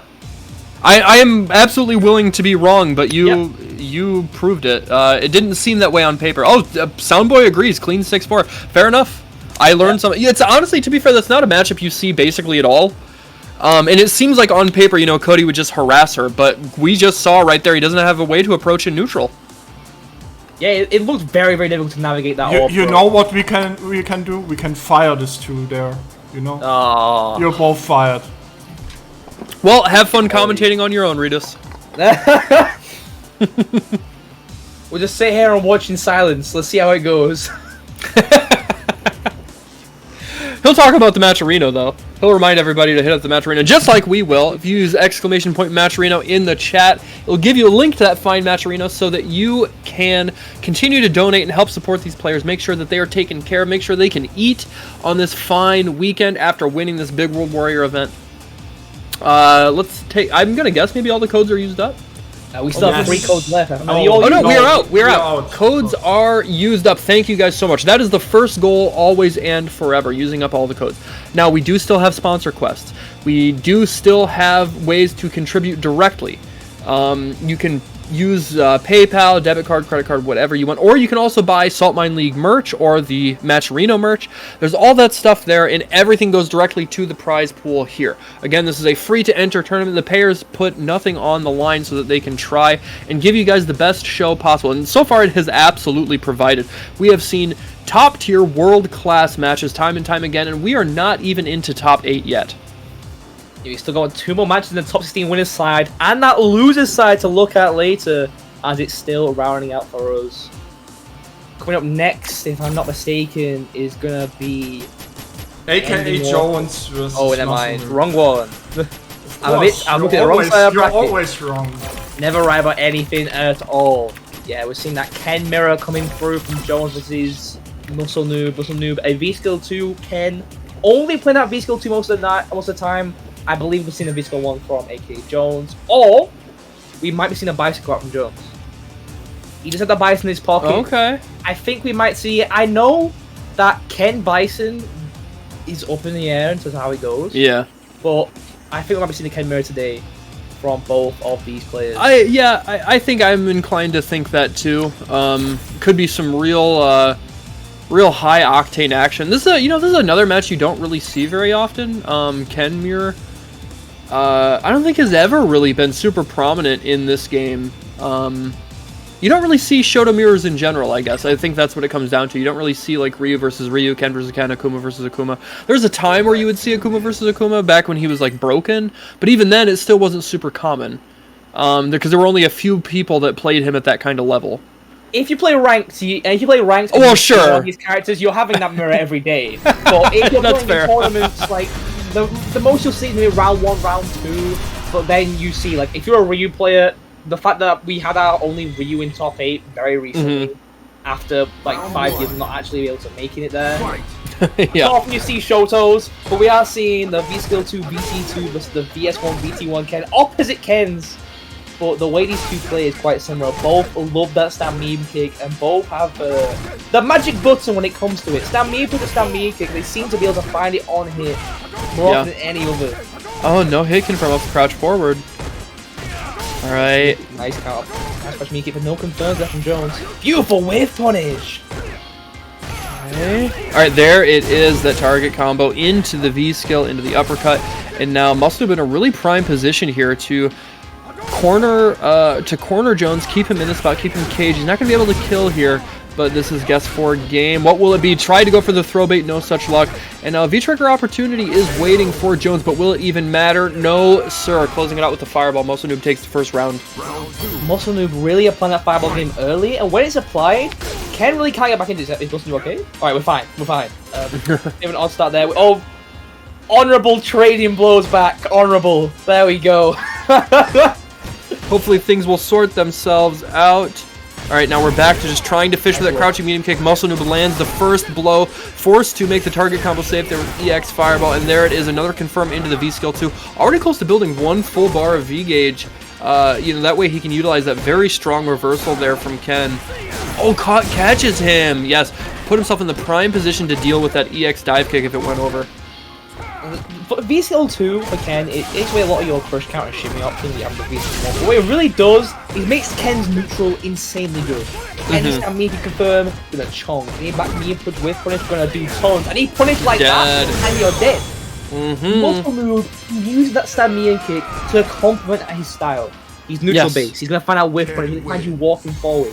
Because he's catching you at ranges where, like, Ken, normally if you're crouching, doesn't really have big threat. If he also stand heavy kick, Ken can obviously punch heavy kick. But he's baiting with the crouch medium kick, right? He's trying to force aka Jones to walk into the range where he's just outside crouch medium kick range. Just outside of it. But that's the range where stand medium kick is going to connect. It's giving the full conversion on tag combo confirm. V-Skill 2, knockdown Oki gets all of it. So the Jones try and navigate it just like that, because always seeing crouch medium kick, stand medium kick mix up. Yeah, we haven't seen either of these players really represent uppercut through the fireball. And it seems like Muscle Noob is having the better fireball game right now, so I have to wonder if Jones is even putting that option on the table. Like, will I try and get into a range where I could react? It is possible. Especially with Ken, his hurt box on his fireball is like pretty bad. Yeah, so it's a thing, but maybe, he just doesn't feel confident in it. I don't know. I mean, with the extended hurt box, keep in mind that the hurt box extension goes away as soon as it's hit by the DP. So if you mistime it, the DP first it'll connect, but it doesn't cause a knockdown. Yes, right. So you're taking that risk for the chocolate biscuit, or maybe just risk it for just a neutral. Great mix up there. Wasn't expecting a V-Skill.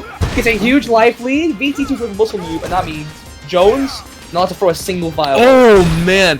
Speaking of sneaking one on ya, another one right after that stand medium punch, using the dash forward into the back throw here. And now Muscle Noob again, another great situation with these fireballs, just caging him, because there's no V-Trigger 2 from AKA Jones. He doesn't have that Shin Ryuken to just blow right through a fireball and get a huge chunk of damage, but that back throw is going to do a grip. VT2 still there. And you see Jones afraid to do crouch making fireball, he's just not allowed to do it chip scenario. It's maybe a bit too hard on the reaching, expecting a throw to try and end it out, but no dice. What a shimmy with a VS2.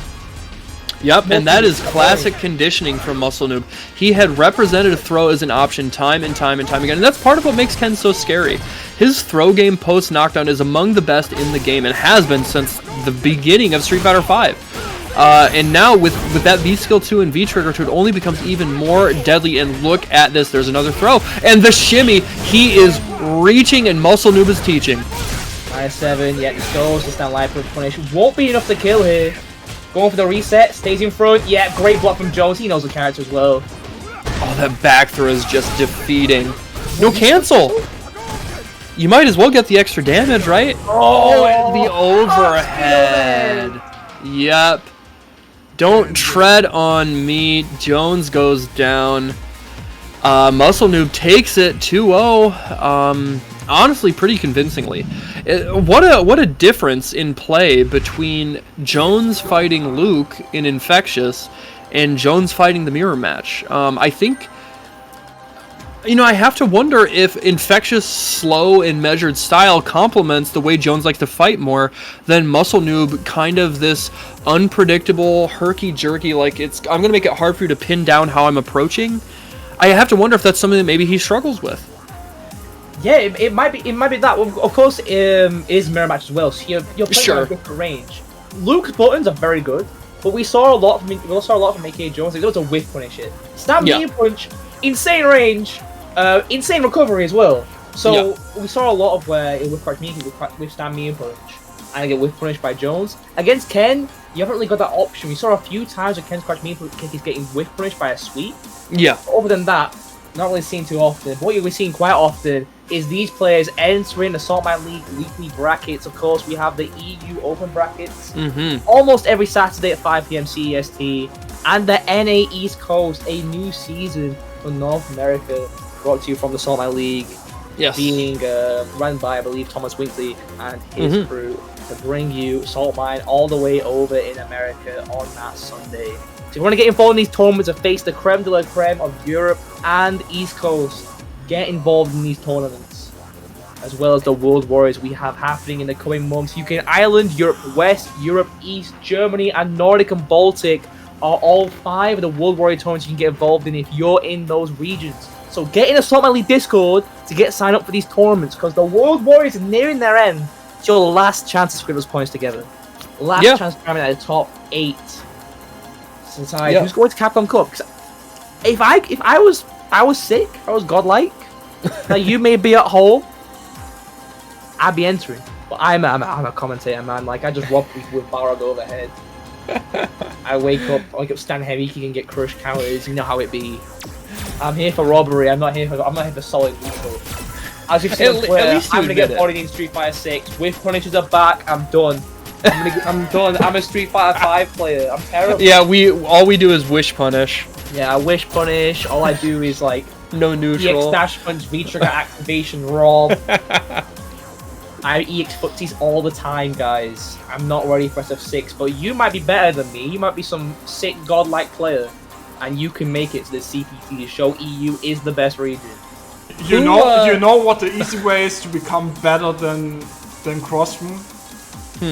Putting money into the Matcherino prize pool. That makes you better at fighting games? Yes. It does. Money. It's like Hitbox. If you spend money on Hitbox, you're just better. It's just like that with Saltmine. You put money into the prize pool, you're immediately a better player. I see. That's what I've been missing from my game. That's the next step. You know why I give you a better seeding. You heard it here well first, done, bracket folks. rigger. Yes. Redis is admitting to it. He's been caught red-handed. He will absolutely float you by to grand finals if you donate an extra $45.95 to Matcherino right now. Then you face me in grand finals and get suddenly disqualified for no show. Yeah. Actually, no. You disqualify them for bribery. You take the money and then you tell on them for bribery, and then you get them banned from tournaments. But yes, please continue to contribute. You guys use up all the codes. Thank you so much for that. That is the #1 goal every week. Every tournament, really. You want to use up the free money, but there is still free money to be had with the sponsor quest. And of course, you can still contribute directly to the prize pool, whether that is through the merch that you can buy on the site there. You've got Saltmine League merch as well as Matcherino merch. And then, of course, there are the sponsor quests on the side, which is more free money. It just takes a few clicks, maybe 15 seconds of your time. And you can continue to rack up that prize pool to make sure that these players feel compensated for the hard work they are putting in. And speaking of hard work, we have two of the very finest that have continued to prove their worth with their characters. Two characters that for a long time have been, you know, kind of, I think, overlooked. And a lot of people continue to, I guess maybe not downplay quite as much anymore, but up until about this season, a lot of people were like, I don't really know. You mean like but Asia overlooks Laura all the time? Oh yeah, apparently Laura's bottom 5. I guarantee you, Japan said it. Zangief, top 5. Top still 5, absolutely, guys. absolutely. Still best character. But yeah, these are characters almost in every region, really. Even in Japan, like you see Fong very underrepresented, so not very highly rated. Ed, you saw Nemo be like, "This character's cheap," and they stopped playing him. Yeah, right. Yeah, who knows why? But yes, we have Ed and Fong, Ending Walker versus MQS. Two of them, frankly, I think two of the most exciting players to watch in the EU. But this is going to be a very tough fight for MQS, I think. I think Ed puts up a really, really good match against Fong. Youngblood versus Oldblood here. So I have news. Infectious just did beat Eastwood. Knocked him out. Loser side. Okay, he's making the run. Top 8 for his first. If it's his first way appearance, double dash from Endy, okay. I mean, good luck reacting. Yeah, it's the end dash, right? It's just a slide. GT2's ready. Good walk on the jump in. Oh man, but this is looking bleak. Now. Yeah, it's looking very rough. But with BT2 already, I believe in miracles. EX slide. Yep. Okay. And now you got to deal with all. If he just gets out of there, he's not quite dead. Oh, the casual. He dropped it. Okay. He closed it out anyways, but that was a rough deal. You got to be able to shake that off. Not even worry about that slight execution error, and try and close out this next round here to get an early lead against Ending Walker. Okay, man, look at the damage. Nice. Oh, the shimmy. Get the shimmy. Fake the throw. Got the crochet punch. Financiers can't fly out of that one, but too far away. Fong's V-shiv surprisingly quite good. Yeah, it goes very, very far. Not quite enough range on that down medium kick from Ed to option select it. Okay, doesn't have V-trigger yet, but he does get the back throw here in a prime position to take this round. Nice. So on the slide. MQS gonna close his way in after the heavy fireball, but going underneath. So making sure that fireball's like they're blocked and get free point. Not only that, but Ending Walker presenting the option there, dashing in, and making MQS feel uncomfortable enough that he wanted to use that EX slide to get out of there. And Ending Walker was just 3 steps ahead. He knew that was the option. That's why he dashed in the first place. I'm getting shimmied again after the -2 spark. Everyone thinks that he's a bit cheeky from the young man. A bit cheeky. Back the 1-2 step. Okay, actually text that time. Oh yes, he just holds it. That coward crouch. Okay, good chunk of damage here. Able to get the follow up with V trigger. And now this is the setup. He baits it out. And now stun is not quite. Okay, he is stunned. Yes. The last hit does a grip. He might build C8 now. A lot of scaling. Still has a threat at C8 though. Ending Walker got VT. Yep. I actually think the biggest issue Fang has is his damage output. Like, yeah, for the most part. He needs to hit 5 combos to kill you, or even 6, when other characters need 2 or 3. Beautiful throw. Ending Walker able to close it out. Yeah, Fang's output is not high, but with the new addition in Training Room to show how much damage a combo is actually dealing with the poison and grey health from fire. Fong actually hits around the similar damage to characters like Rashid and Cammy, where he's on the lower end of damage output, but it's still not abysmal. It's during the poison though, right? And poison can't kill. Right. That's what the problem is. You can't always end it out because the poison is not going to do it. Alright, trying to utilize that charge stand heavy punch there. Man. The lack of fear against that V skill, he's just letting him swing. over. Look at the damage. Oh! Is he dead? He's dead, yeah. We got Barton Spend. Yeah, he's dead. Look at Oh, he decided to save it. You know what? Why? Yeah. Dude, the confidence just oozing from him right now. My man is popping his collar. He's got on the white Nikes. He is feeling good, and he is not sweating at all against MQS. He just recognizes that he's ahead of him. MQS giving me that Spider-Man 3 vibes right now. He's coming out of the door. He's dancing on him.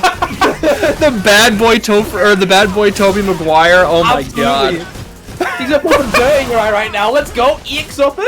You can't be pressing. You can't be reaching because if he teaches Vichika 2 is almost there for ending.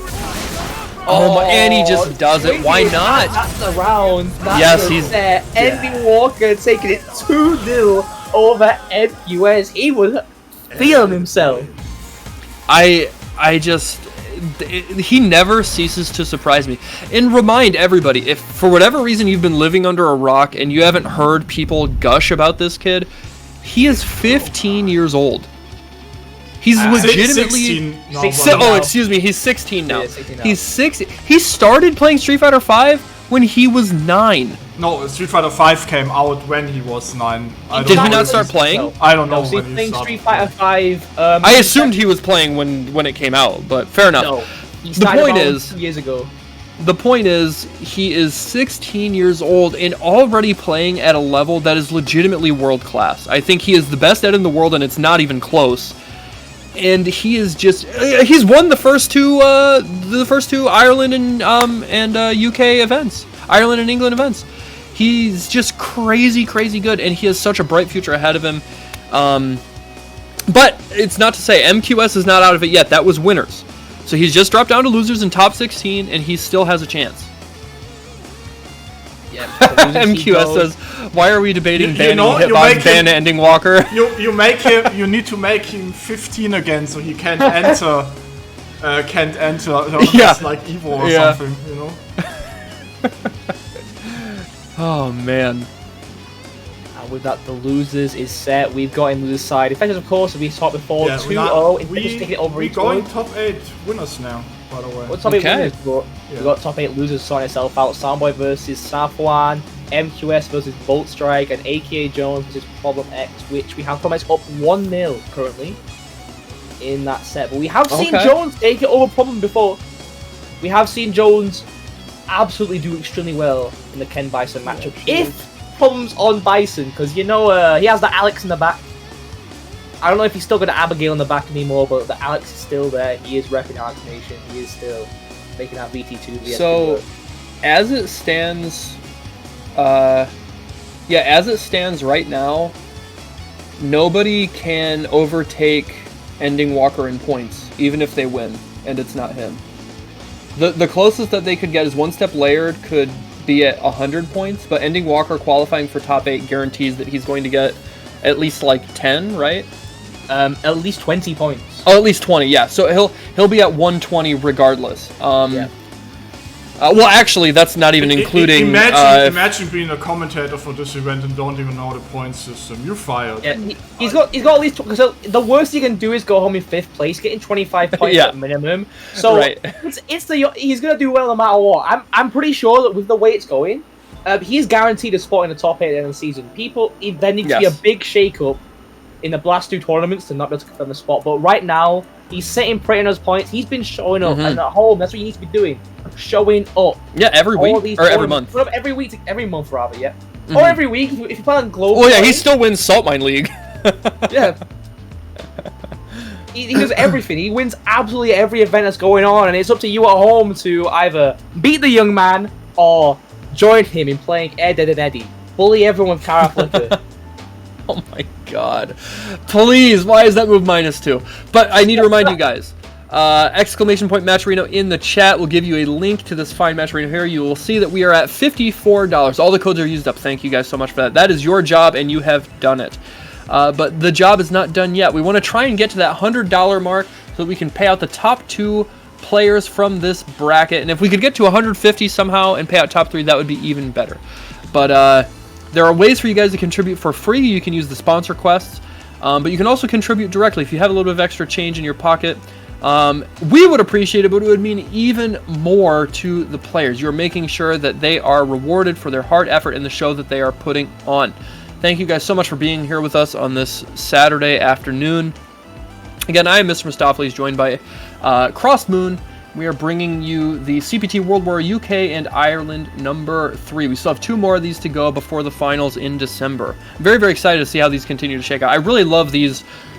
As much as I do like having CPT auto qualifier events, I really like this kind of circuit approach for regional stuff. You get to see people, I think there's more investment for people to level up within their region, you know? Yeah. Because what happens is you have the single auto qualifier.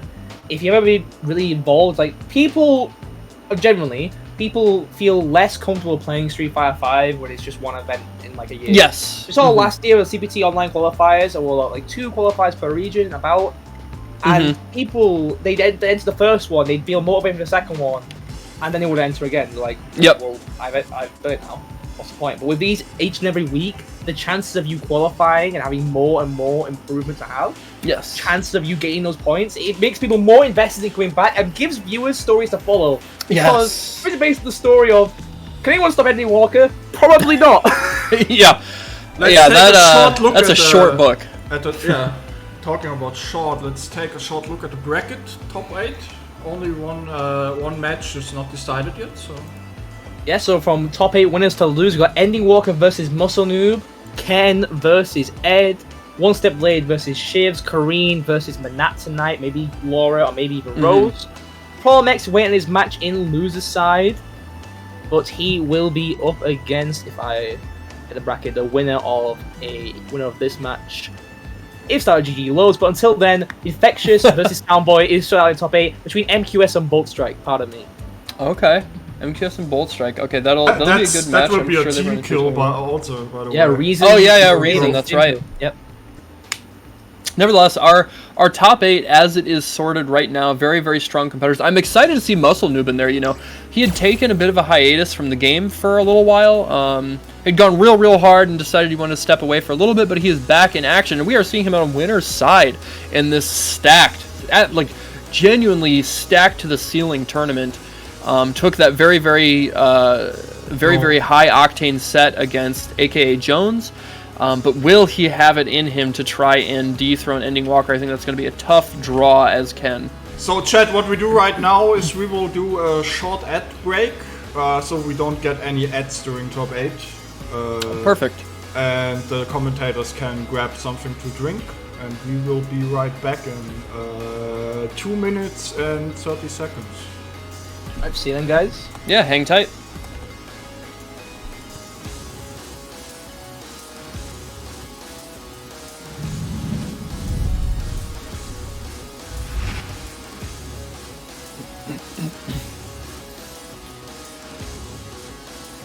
Are we,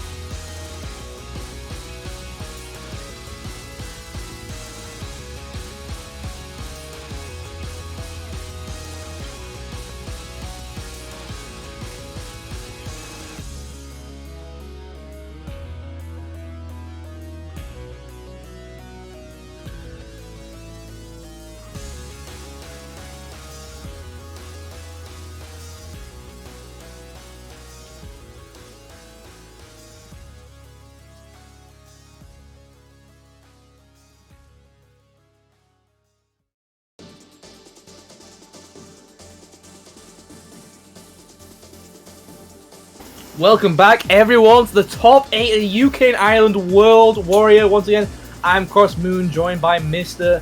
Mistopheles, here to bring you the greatest action we have here in the UK, the creme de la creme and the world's finest players.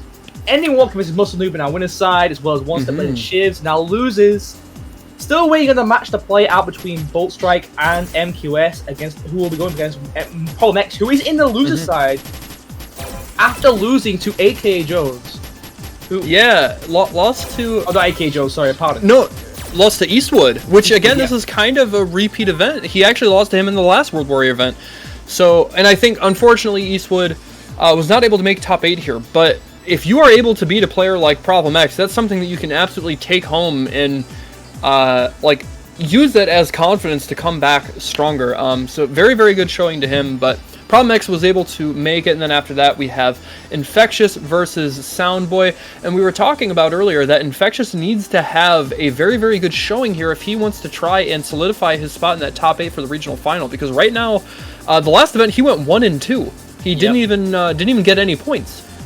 Or he didn't even get, I think actually you get points just for entering, I believe. Actually, that's not the case. You gain 1 point for making the. No, you get 1 point for entering. Oh, okay. 1-2 is not top 32. Sure. Okay. Yeah. In fact, no, sorry, 17th and below you gain 1 point. But that might be top you 32. get 1 point for entering. Nevertheless, he's very low. He is, yes. At least 1 point, and he's at least 0 points, at most 1 point. So we've got a long ways to go to catch up to players like Ending Walker, who are at 100 points. So he got 99 to get through. He needs to have a really good showing today if he wants to keep it going. But enough of that. We've got 2 great players making top 8 today. Shames and One Step Laid coming our way. Kareen versus, I think Manat will be coming. Manat, Kareen seems like the way to go compared to Laura Kareen. But who knows? You know, Laura got some great boys to do with Kareen. Stand light kick, even after nerfs, is still an amazing low poke. And it's CapcomProTour. And Laura's crouching medium kick is not talked about enough. That move is very, very good. Why is it confirmable?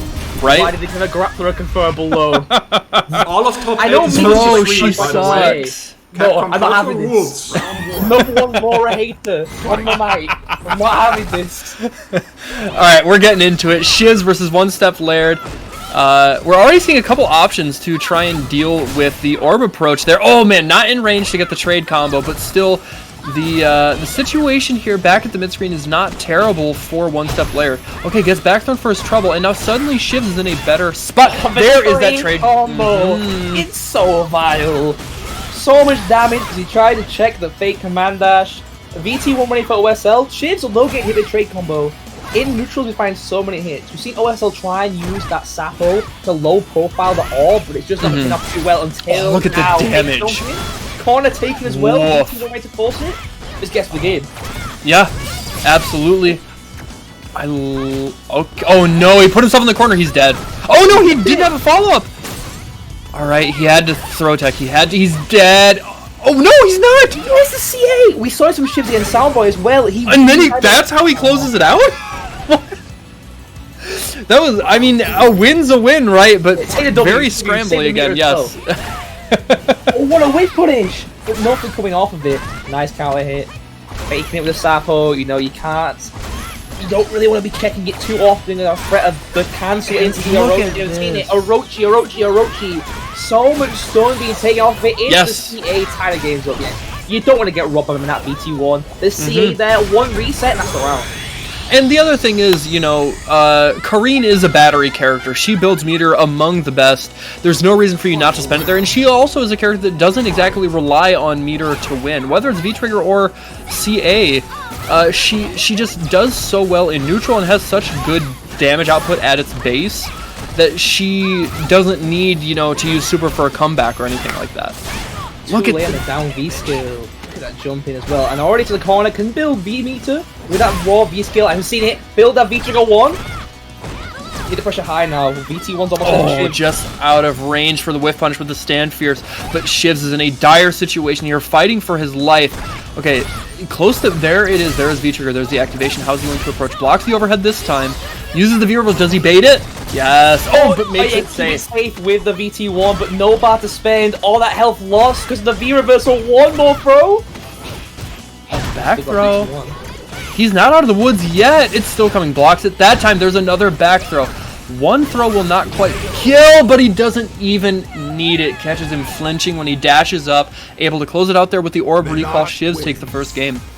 Yeah, tried checking a dash there, but just a bit too late. The crouch MK able to close it out. And we're already seeing What's it Blade finding a lot of jump ins, finding a great use of the Orochi in neutral, but right now you need to be winning it in the neutral game, right? We saw a few whiff punishes here and there, because although Manat's normals go very far, the hurt boxes have seen nerf of the nerf of the nerf to the point where they are quite big now. Yeah. Still difficult. By any stretch of the imagination, it's not easy to whiff punish. We've seen it from OSL, and something needs to be done behind those buttons on whiff punish. Because right now, Shivs is keeping a life lead, is keeping our neutral game controlled. Alright, just tries to walk in, gets caught with the crush counter sweep, misses the orb recall there, but that's fine. He's able to put it back into a position where he's controlling neutral. Oh, and the trade combo in his favor. Good chunk of damage. Hits him with the drill this time. Gonna side switch, yes. Put him back in the corner. Now start your pressure back up. Not gonna activate just yet. Probably trying to save it. Oh no, it's a big punish. I think he's dead. Dead yet with the EX. Send the bar to get the kill. This is first to 3 though. OSL still in this to be losing her around, but there needs to be a change of game style right now because the spacing he's good at, she's able to get away with a lot of free off tosses. Yeah. Oh, actually called it out. I really like that approach there. Recognized he went for the orb recall, tons of recovery on that, and now he's sitting in a prime spot here. Stun is at 80%. Okay, there it's back up again. Trying to make him block stun, but there's the activation. Nice block slide. He's close with an orb release. Nice check. That won't be enough to kill if he gets to the game. Can't take a throw. No double dash. He's down. Oh. Okay. That Orochi's doing so much work for OSL. But it kind of has to, right? You know, that is his main way to actually get in neutral, because otherwise Shivs is doing such a good job of checking dashes, checking the approach, keeping him, you know, out of range in the way that he wants to poke and try and whiff punish. And honestly, he's gotten so many of those, so many back throws that have just been brutal for the way One Step Laird is trying to actually devise a game plan. Oh yeah, great chicken nugget sweep there. Shivs really wants to bring that all back. He just gets a taste. My God! Actually got the crush counter there off of the crouch fears. I think that was a frame trap on a throw bait. Like he had walked so far forward. I think Shivs was like, okay, he's gonna throw me here, and just got punched right in the chin. Absolute George Foreman uppercut there, and One Step Laird ties it up at 1 game apiece. Yeah, I think, you know what? Not only was that a caught on a throw bait, but if he tried to backdash, that card Haper would have hit, going to the LK Mujinkaku and close it out. It's such a great read there from OSL to really call out the defensive option being right by Shivs. It called out everything you would have wanted to do except block. And even if you blocked it, you're in a mix-up still, because the Orochi is coming through, and that could be a trade combo. Right, yeah. And we've seen it already, and it hurts against Manat. I'm really impressed with the way Shivs, you know, Shivs is not a player, like, shoutouts to him, he is godlike. He is not a player that's really talked about enough, I don't think. He's overlooked a lot when it comes to this, like, top level European player conversation. And he is just really putting it to these incredibly strong players today. Now, he is put into a situation here where he brings out the Laura. You know, this might be a bit of a tougher spot, but his Manat has been doing work. I think with the way OSL's playing with those Orochis and staying up close and personal, the reward he's getting from that Manat is not enough, and he wants to make the big damage happen. As soon as he gets it, he can't jump away from Laura. That EX elbow calls you out all the time. MQS, thank you for the raid. Big 13, thank you. See Shivs from the counter, crouch mean kick there, this crouch head punch. Oh, no hit confirmed. Yeah, that was even counter hit. You had more frame advantage too, but it doesn't matter anyways. Gets the line share of this damage. There's big plus frames here. Trying to jump out is Laura, just not deal with the throw mix-up. Okay, here is where the party gets started. It's still coming. Oh, nice check on the V-skill. All OSL was looking for there was that V-skill cancel trying to steal turns. Prepared to check it, and that is a wrap for OSL. Looking very strong against this Laura. He's confirmed to getting better. A few drops on them here and there, but it's all he needs to try and poke underneath that clap. You again. Can't do that. No, you cannot. Now, you know, we've seen that same situation before, and One Step Laird ended up winning that round anyways, so maybe it's not that disadvantageous, but you do have to be mindful of it. But here's the other thing, too, is that's a use of meter. Now she doesn't have EX Clap to win neutral. Absolutely. It's a great call-out to call the back jump, but you want to keep spinning that bar. Right. Because when you don't have the mix-up from that EX Clap, we have the 3+ frames from any button. You're giving up a lot, and we're already in the elbow. Great conversion. Keeps trying to go for a shield, but OSL is just not been biting. Right. Will he find the right low confirm? Oh, Manga kills it. Oh, tried to call it out again, and goes for another one for that early armor. And now we are down to the last round here on winner's side between One Step Laird and Shivs. Who is going to be able to close it out? It's first to 3. Oh, you're right. Never mind. I'm sorry. We're a bit too It is first to 3. So, game. yeah, important to remember if you're a usual Saltmine League patron, this is different rules. All of top 8 is first to 3 instead of top 4. So there is room for adaptation here. One's left for Shivs again. Big life deficit, but you know, it's Laura with a life deficit. Does it really matter? If we get the right EX Clap, we get the right setup, right whip punish, we start the schmicks, we start the blender. Nice, Yep, smart. Alright, here's the activation. Oh, just jumping out of there, not even wanting to deal with it. Oh man, this hurts. That, god damn, that's so much damage. Yeah. Another, is he dead? No, I think go No, not heavy. quite. Heavy would have done it. Get away from God, me. him sleeping. This is disgusting. This is vile. It's so, like, even with the EX Flash, you're wondering, is that EX Clap? Did you do EX Clap to meet me? No, that was EX Manga. Then you think about reacting to it. Yep. And because you've already forgot about to react to it, whoops, I got hit. That's the set. That's the game. Shivs up 2-1 with a Laura. OSL not looking too lost in it, but as was shown there, one good activation, one good mix-up, all snowballs. Yeah, that's all she needs. Karen is a low health character, even with the buff that generally characters got in Season 4, increasing their life. Laura doesn't care. Laura, when she has V-Trigger, Laura does not care how much life you have, whether you are Abigail, whether you are Zangief, whether you are Akuma or Karen. You get melted all the same. Just matters on when it happens. So right now we have Shivs taking the lead here. I don't think One Step Laird plays anybody else, right? Yeah, just strictly a Karen main. Yeah, Karen main. I don't think there's any other characters, and then he's definitely not going to pick V-Trigger 2 in this match. No. They're gonna throw you, right? Like, right. Nothing reactable with the parry. Yeah.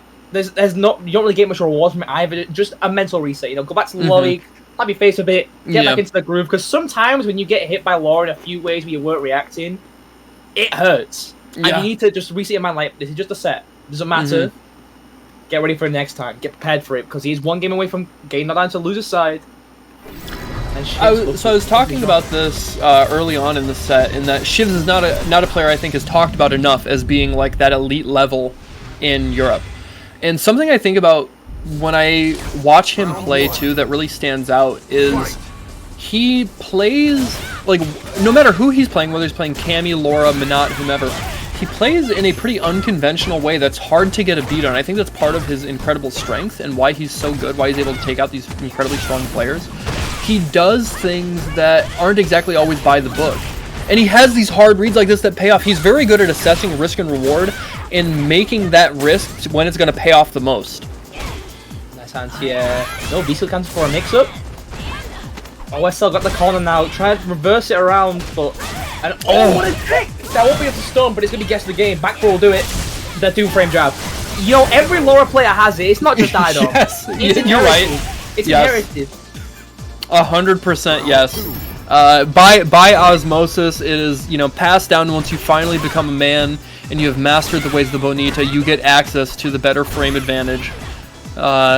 Every bug gets split up by 1 frame. It's What a whiff punish there by OSL. Put him into the corner, get the frame advantage. Another hit confirm off the stand medium punch there. Stun's not quite there yet, but it is walking up to your door. There's the forced activation. That's dead. He goes to the EX for the stun. Got a back throw here for maximum meter. Yep. Great stuff there from OSL. He's not out of it yet. Full sticker butter here for Shivs though. You can't jump back. You can't be too careful with the side apron. already gets clipped. Counter hit. 2 bars spent already. That was a lot of shit. Oh, wake up clap, catching the walk forward, catching the crouch knee kick a bit too close. Oh, nice push, he's gonna get a pick. Oh, get off me. I'm not gonna let you pressure me for free. No hit confirm again. He's had a couple of those where he's missed. I'm liking the backdash now instead of the back jump. It's gonna be hard as call the EX elbow. What a reaction. Wait, you see a roach to go underneath the clap. VT1 ready for shivs. I'm gonna see 4 hit which activate. Alright, how is... Oh my god! The perfect range. And the back throw will seal the deal. Shades of Punk. One step layered, taking that last game, and now we are tied up at 2-2 to decide who's going to get sent down to loser's bracket. Will Shivs make another character switch? I don't think so. I think Laura has been a fine pick. He's just going to have to make an adjustment to his approach. His strategy here isn't quite sound enough the way that One Step Layered has adapted. Absolutely, and this is a man who knows the matchup. This is more... Knowing the matchup is more... Knowing more than just what you can and can't punish. Yes. The space you need to stand away with for an activation. Space you need to stand to react to these thunderclaps. I also see from OSL right now, but push counter started. Just to get the party going. Great B-shift, all reaction to the EX. We're out Good of there. chunk of damage Corner, too. big life lead. And no bar for Shiv to spend. That activation is really too much. Yeah, no. Is he going to spend it? Didn't quite kill here. Laura has a chance, but it is snuffed out quickly. Man, that stand fierce is just such a good button in so many instances for Karine. And now One Step Layered looking to win this 3-2 here. Oh man, big input error, but luckily not punished. It recovered quick enough, and I think it was just a weird enough situation that One Step Layered wasn't ready. Laura really needs that meter, but with the way Shiv has been forced to... Oh, beautiful personal elbow. With Shiv has been forced to play, he's not able to build any of the bars to get that offense really disgusting. He's in now, good V-shift into the break, gets out of there. Rochi's through. Can't be throwing those claps too obviously neutral now. The way the place OSL stood at means that no matter what, he can get to clap with the light Orochi. Alright, just jumping out of there. Doesn't get caught with the EX elbow this time, but probably a smart decision from Shivs. Look at this, he's already building super almost. They're just pressuring here. You got to hold all these plus frames. I like that V-shift break and bait him into jumping. Just very textbook play there. Pressure him, get him flustered enough, feel like he has to jump out, and it's an easy stand medium punch for Laura. Now we are down to the last round here between these two players. Too far away for that throw. Really have to be careful of the back throw here. Close to the corner, when they get tossed yet. Just ready for it, expecting it. Okay, there's the big hit confirm. Good chunk of damage, good corner carry here. Doesn't get the meaty jump medium kick here, but that's fine. Look at the life lead on One Step Layered side. And he's done such a good job here of... Now he's clamming up, right? He's not overextending when he doesn't have to. There's the activation. Oh, man. Oh no. Command Grab 1. We're going to see Command Grab 2. Oh, level 2. Oh. Back. Light elbow. Command Grab 3. Is he stunned? He's not stunned. No, it isn't. One last tap. Oh, you can catch it. Oh, could have been a call out. But it's still coming for back throw. He's got to worry about chip. If he goes for... I'm so afraid of a V-skill dash fall game. It was too fast. And what was I telling you? He is so good at playing. He's risk assessing. He is figuring out when are you asleep at the wheel? When can I sneak my turn in? And he did it right then when it mattered most. Shivs taking it in exciting fashion. The sparks are flying. 3-2 over One Step Layered. Just like that, the V-skill dash EX command grab, especially in VT, that range is full screen. You V-skill from full screen away and you EX command grab, there's no escape. You best have already been backdashing, you're getting caught. Beautiful stuff there from Shivs, able to close it out. So fast. That was definitely the last thing One Step was looking for, right? I reckon for sure. For maybe a level 3 clap to close the distance, maybe just a V-skill forward to try and walk and close it to start poking, but no one expects until the last moment that V-skill EX command grab's coming, right? You don't really look for it. It's a thing you're like, that would kill him, right? That's against the game. You gotta have the Luffy mindset. Oh, absolutely, yes. Very, very much inspired by Luffy. You are 100% right. All right, and as you can see here, again, I want to remind everybody about the match Reno. The code is in the chat. Please, if you have not, consider using the sponsor quest, consider donating directly. We are sitting at 5405 still. We want to try and reach that $100 mark so that we can pay out the top 2. And if we are lucky enough to get to $150, we'll pay out top 3. But let's reach the first milestone. And again, thank you to everybody for using up all the coupon codes. That is the most important thing. But consider, again, you can donate directly. You can buy some of the merch, whether that's Saltmine League or Match Arena, or you can use the sponsor quest, which is free money, just takes up a little bit of your time. But thank you, everybody, to the support so far. Match Arena has been such a big supporter of the FGC for the past, like, 4 years now, doing literally the Lord's work. They've been carrying us through the pandemic, through the online era. Couldn't do it without them, and you guys, thank you so much. Here's hoping we can get that $100 mark by the end of the tournament. We've still got a few matches left. We still got a lot of matches left. That's only the first match at top 8, Mr. Mustafa. The first match like that. First match to stand out strong. It'll be kind of on the top 8 winning side coming our way next. The young man is here. Oof. Ending Walker versus Muscle Noob. This is, man, I feel like this is going to be such a crazy match. Yeah, 16. Like, I feel both these players too are very expressive in their personalities, and I think very high octane players. They play very fast, and I just these two characters, these two players, I think it's going to be a very, very exciting one to watch. Who do you think? Who you got? See, what we've seen from Ending Walker is that Ending Walker is a player that is not afraid to get hit. Yes. And by that I mean I don't mean not afraid to get hit by crouch me kick into 10 into 400 damage. I mean that he's willing to take poke after poke after poke, because at some point he's going to get in, and he's going to get more damage than you get from those pokes. Against a player like Muscle Noob, where Ken is confirmability of the character, stand me and kick, crouch me and kick, heavy punch. He's got a lot of ways to make you hurt. Yes. And anyone has a hard time navigating that. Of course, Fireball is not an option for Ken right now. It's Ed, V-Skill 2, the change, making a lot of the matchups where Ed was absolutely terrible really good now. Yeah. Guys like Sagat used to be unplayable for Ed. Now, completely fine. Ken went from being a bit rough to this is definitely even to winning.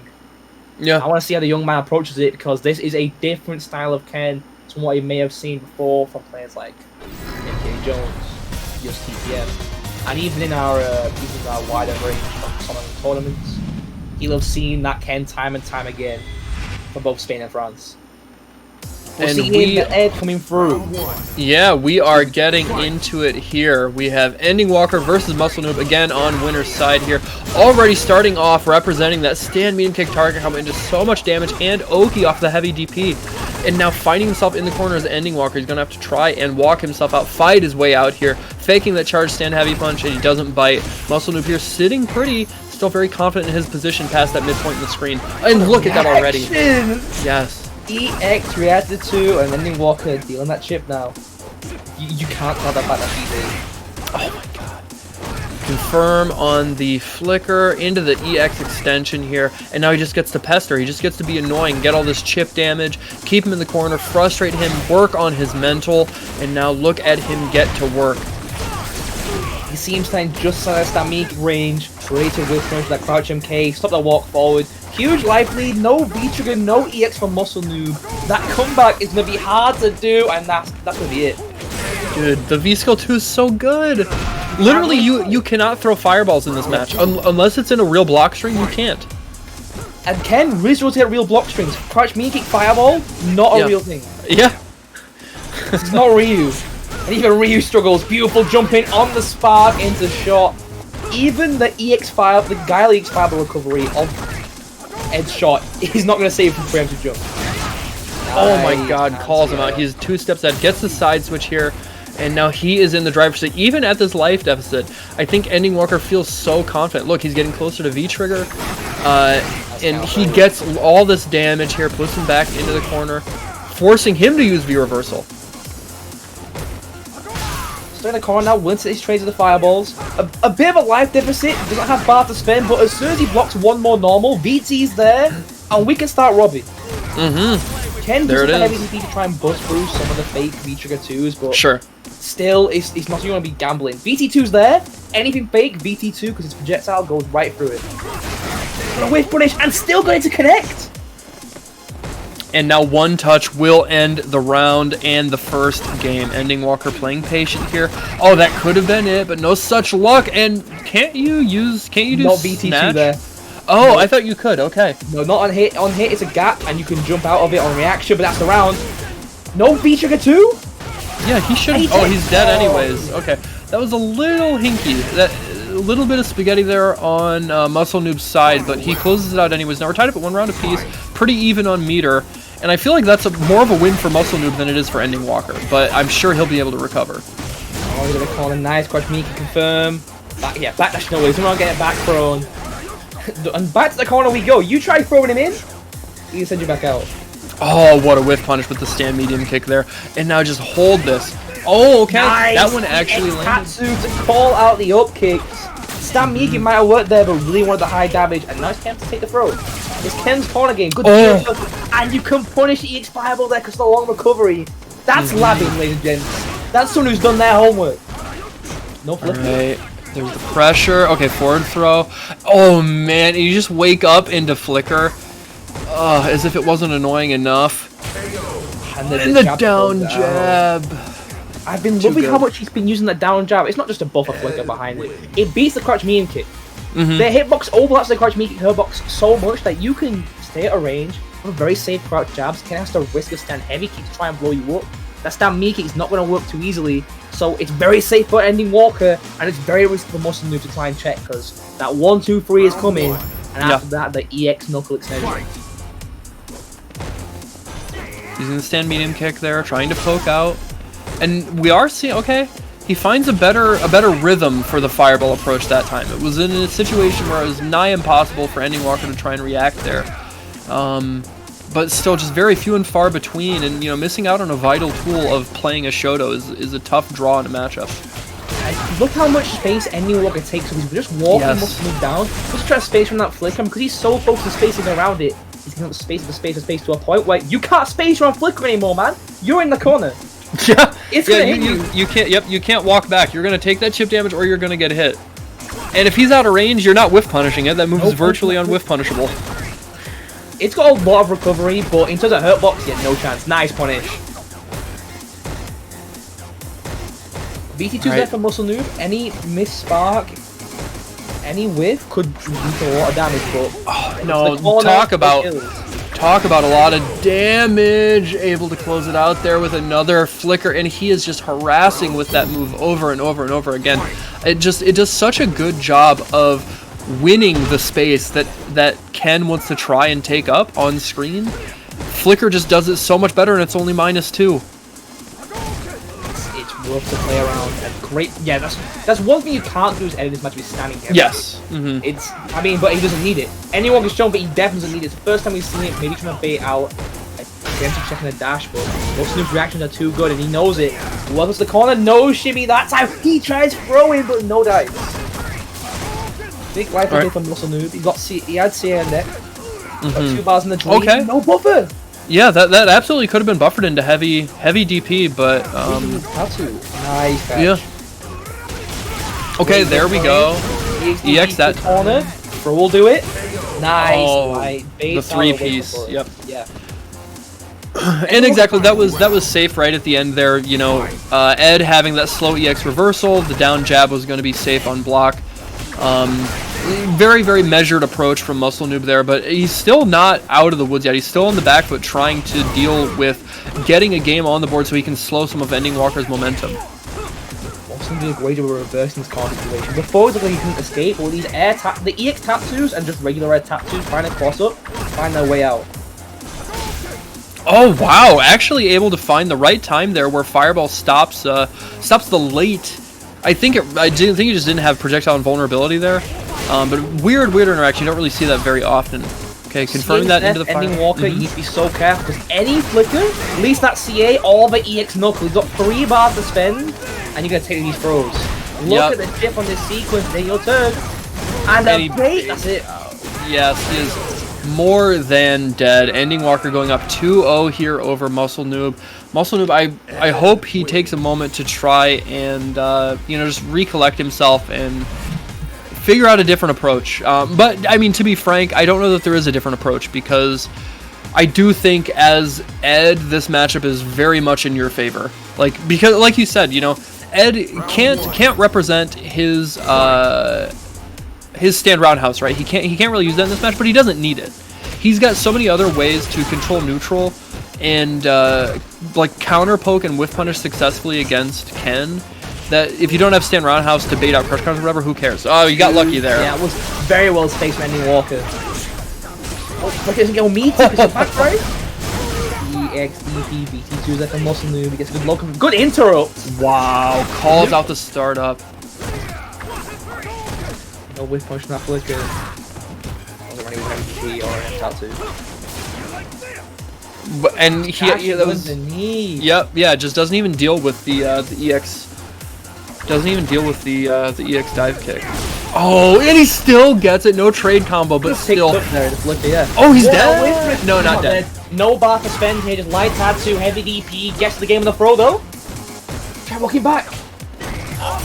Right, we got the activation. No. Oh, he had it all. Yep. And look at the meter now. Close to building, full critical art. Man. It's looking so... I mean, Stand Me pushes a button that does outrange Ed and most of his other buttons, but you still got to play on that flicker range, because flicker matches the Stand Me punch, and it's what Ed can harass with over and over again. Oh, dashes forward, they're stealing his turn back. And, you know, you talked about it, right, Moon? He has done such a good job with his movement, controlling the screen, just really denying Muscle Noob any sort of chance to set the pace, and now he has to deal with the way Ending Walker is pressuring him. He's dead. That's the stone, and that is done. Ending Walker walking himself into another winners finals of the UK and Ireland World Warrior. Is this about to be a three-peat? As this might be his third tournament win in a row. It's just he just looks unstoppable. I think the best bet is going to be somebody like Problem X or Infectious. And even then, lately, Ending Walker has had Problem X's number. He has studied that matchup inside and out. That is, I think, you know, I pay attention to his stream, I pay attention to his Twitter. He has talked that, like, I think that is the matchup he probably studies the most, both as a player and character specialist.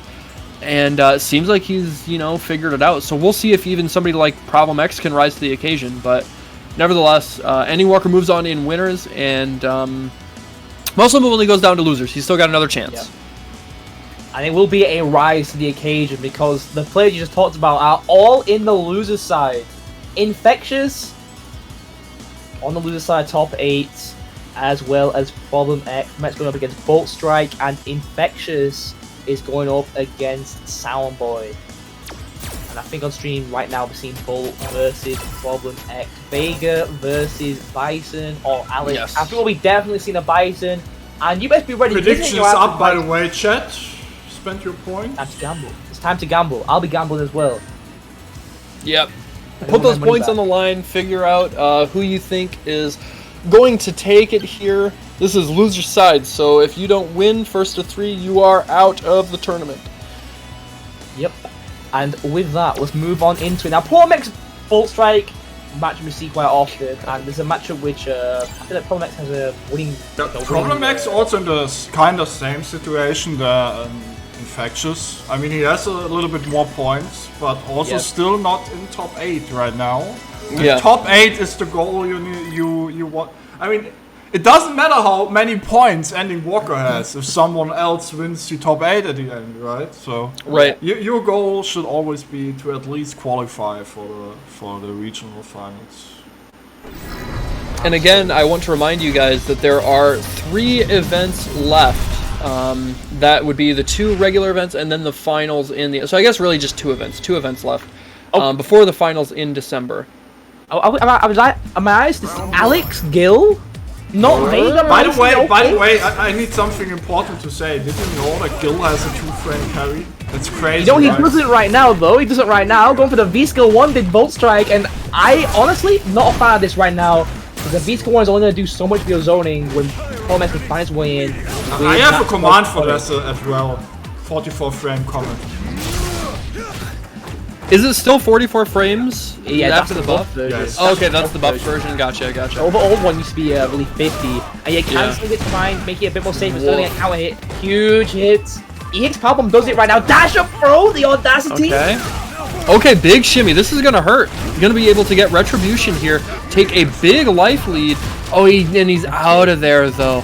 No V-trigger on his side, though. He's going to be able to... Nope, not quite kill. Oh, No, he can't chip. They can't chip now because the V reversal's there. CA still on both their sides, though. This is he baited it out.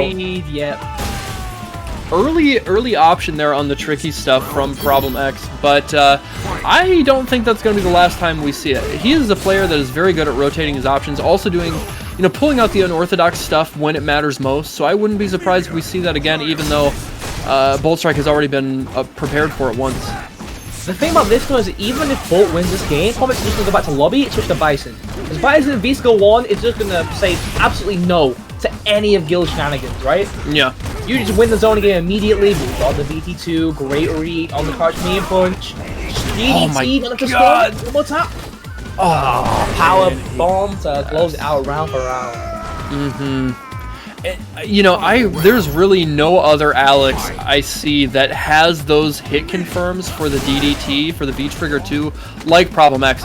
He's just on another level, and he makes it count, he makes it count more so than any other Alex I've seen. It's absolutely taking him all the way to the bank, combined with his next level footsies and his reads. Look at this, he's dead. I think the Gale might be the choice. I don't think the VS1 is the choice right now. This VS1 seems to be costing Bolt Strike more health, but it's making damage happen. Because although it gives you opportunity to get retribution up more, the fact that Alex has elbow. Go to the 2-frame parry, it's broken.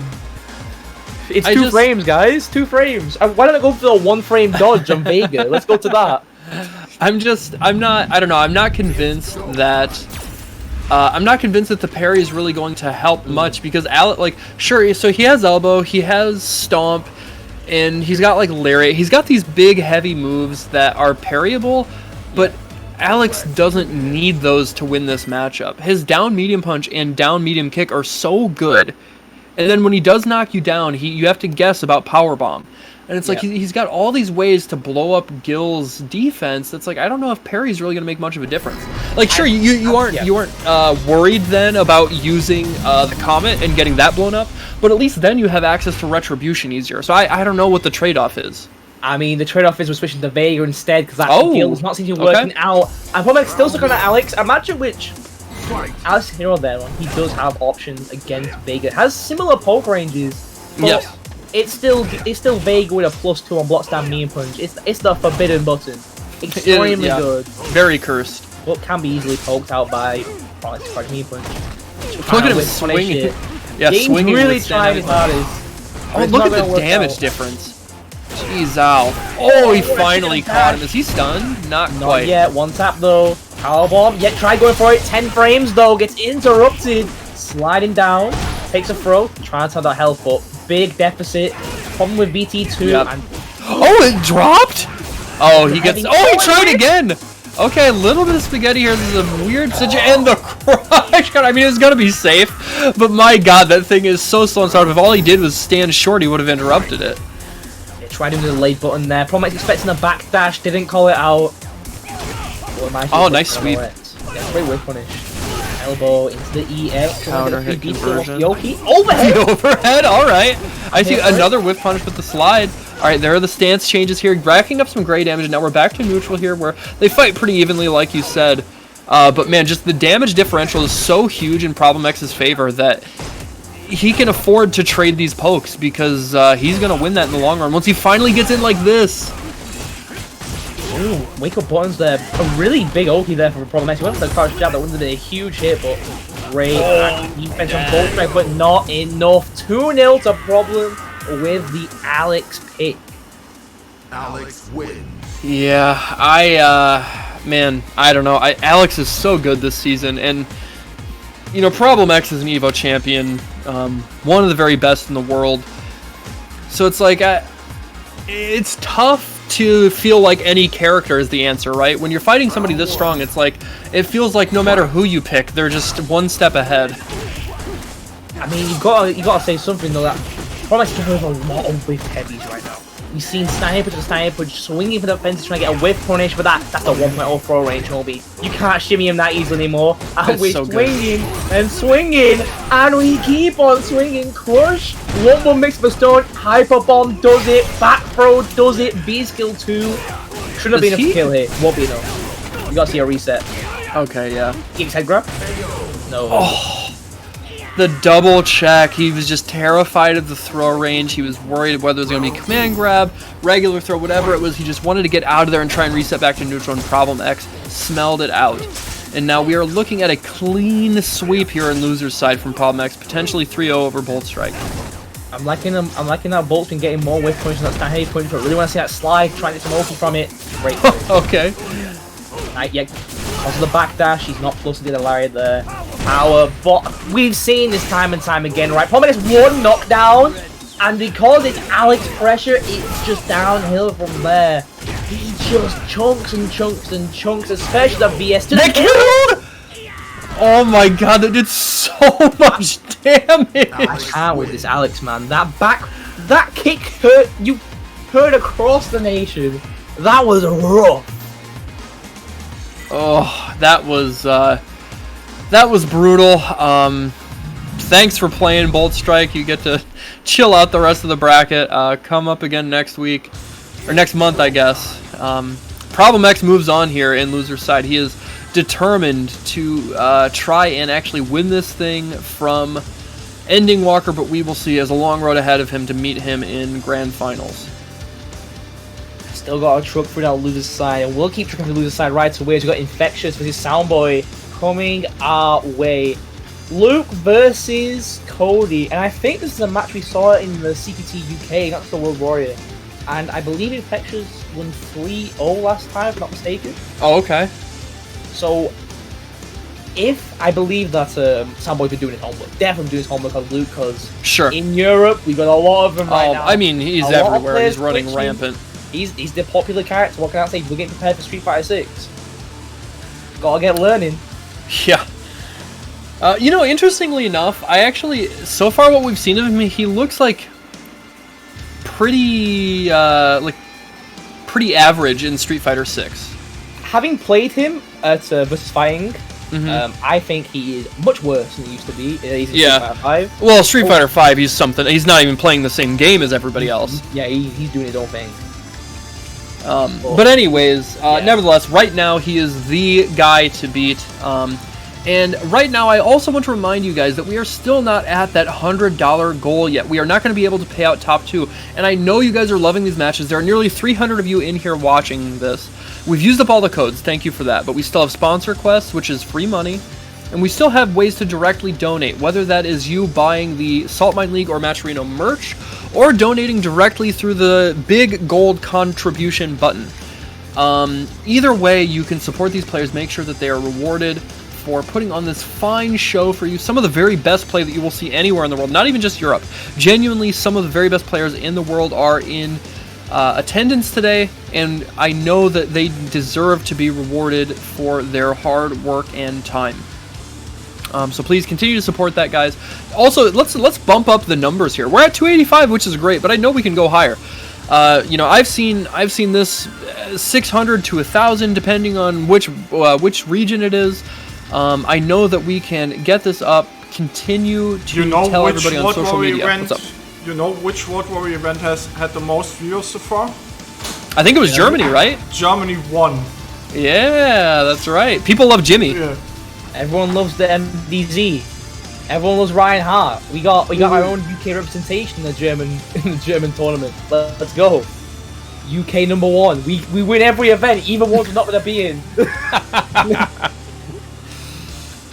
Well, let's keep on. We got the Germany event coming up this month. Next week actually. Yep. On my birthday. Make sure to come around and wish Wheatus a happy birthday for the German World And tomorrow, Warrior. Obviously, Europe West. Europe West. Europe West, yeah, that will be, if I'm not mistaken, Spain, Italy. With Bolt Strike and Rinch on commentary. Oh yeah, that's right. We were talking about that Bolt Strike being on commentary. That's cool. See Bolt showing up, especially, you know, he's gonna be good on the sticks and good on the mic. You know it's coming. Well, let's carry on with the tournament. Loser side, top 8 getting rounded out. We'll see who's going home in 7th place alongside Bolt Strike. Will it be Infectious, who really needs to show up today? He wins to get trucking. Or can it be Soundboy to keep securing his spot in that top 8 at the end of the season? Our lone Scotsman. Our lone Scotsman here. We didn't have our Irishman in the top 8. We didn't have any Welshmen make top 8. It's just the Scot standing among the rest of us Englishmen. See if he can do it. Cody, Luke. Oh, Cody Ken. We could see the Ken come through. I think we've seen a Luke though. Yeah, and you know, we're talking about doing homework, right? Infectious is absolutely a student of the game. He is somebody who is in the lab more than just about anybody. And, you know, Cody is kind of the talk of the town if it's not Luke. People are talking about how strong that character is, how under the radar he went. And so I have to know that Infectious probably feels confident in this matchup, at least from being prepared. I think Luke... I think Luke Cody might be kind of even. Yeah, I can definitely see it. But it ain't Luke Cody anymore, it's Luke Virgil, and I'm here for some some NPC free robbery. Let's go, I want to see some Helm Breakers. Oh my god, please. We've got the X Factor already, VT2 is here. What's telling Yamato for me? Alright. VT1 through, you got the Trusty Shank. Yep. He's got the prison weapon ready here, but right now we see Infectious already with the big crush counter there into the level 2 corner, knuckle. coast to coast. We're going all the way there. Infectious, huge life lead, -5. Cody can really just get a punish that was done liking to medium ruffian, but no dice. Doesn't want to take the risk. Oh, what a whiff punish there. Called it out, got the down jab into the light kick ruffian. Okay, and now waste that EX Zonk, but he does have screen control here, pushing him towards the corner, but Infectious not ready to give up all that space just yet. And once again, we're seeing the style just like we saw against AKA Jones, very willing to just play around, crouch, beam punch into the fireball, chip away the health bar. Doesn't matter how much a life lead there is, we got all the time in the world. Play that timer. Be is too late. Another one. And now any hit will do a good chunk of damage with all that great life built up. And Infectious is content to just hold down back, finally presses at the wrong time, and eats a big chunk because of that knife, but still not in a bad spot here. The whiff punch again, and always getting the optimal for standing heavy punch. You can't be whiffing like that. EX bar ready for Infectious. Any crouching mean kick, that'll be the round. Oh man, gets clipped out of the air. Wanted to try and jump over so he didn't have to deal with the corner pressure. But now he has to hold this EX Zonk. Gets out of the corner that time. No, he's not dead. He just goes for the target. Oh, the shimmy with a backdash. Infectious. Infectious is stretching out every single game he's in. Always down to the last 10 seconds. He plays a timer. It's all he needs to do. He can just chip and chip and chip away. Oh man, gets clipped. And the level 2. Look at the damage in the corner carry. Alright, there's the forward throw, and a stun is racking up. Able to jump out of the corner here is Infectious, but eats a big crush counter for his trouble. Overextends a little bit. Soundboy had to check on the rhythm, but now he's still in a bad spot.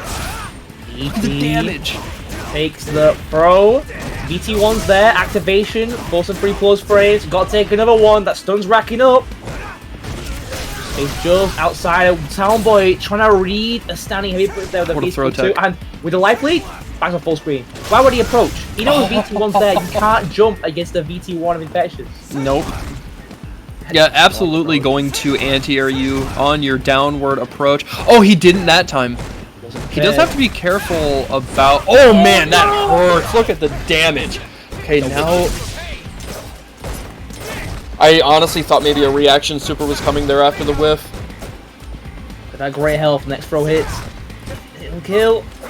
V-Skill 2's there though. A good stamina. Oh, where's the knuckle? Deep. Okay, yes. Smart. Nice. I honestly, for a second, I was like, "Oh no, why is he doing that?" That's on block, and I was like, "Oh wait, he doesn't have V reversal anymore."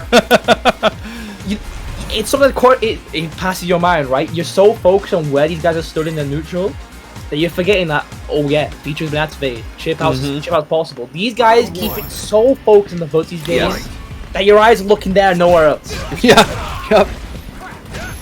Oh, doesn't quite get the option select there on the backdash. A little bit of damage, but more a poke than anything. Now it just reset back to neutral here. Where Infectious has been doing just fine. He's eating some crush counters here and there, and you know, occasionally getting clipped by EX Zonk. But nevertheless, that slow and steady approach from him has won the lion's share of these rounds so far.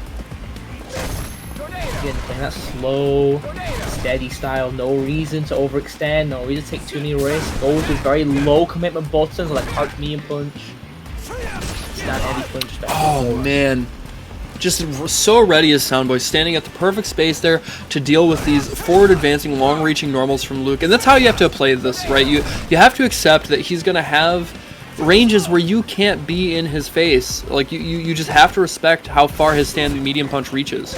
No whip punch from that medium knuckle. Probably want to stand medium punch there, miss input, but it's fine. 35 seconds. Salma got a big life lead. Let's get the whip punch and the crush. It's gonna hurt. God, jeez, out look at the damage. That pro. Oh, the Cali confirmed. That's a stun. He can't kill. There's too much scaling here, but he's put in a very good spot. Oh, he actually dropped it. Okay.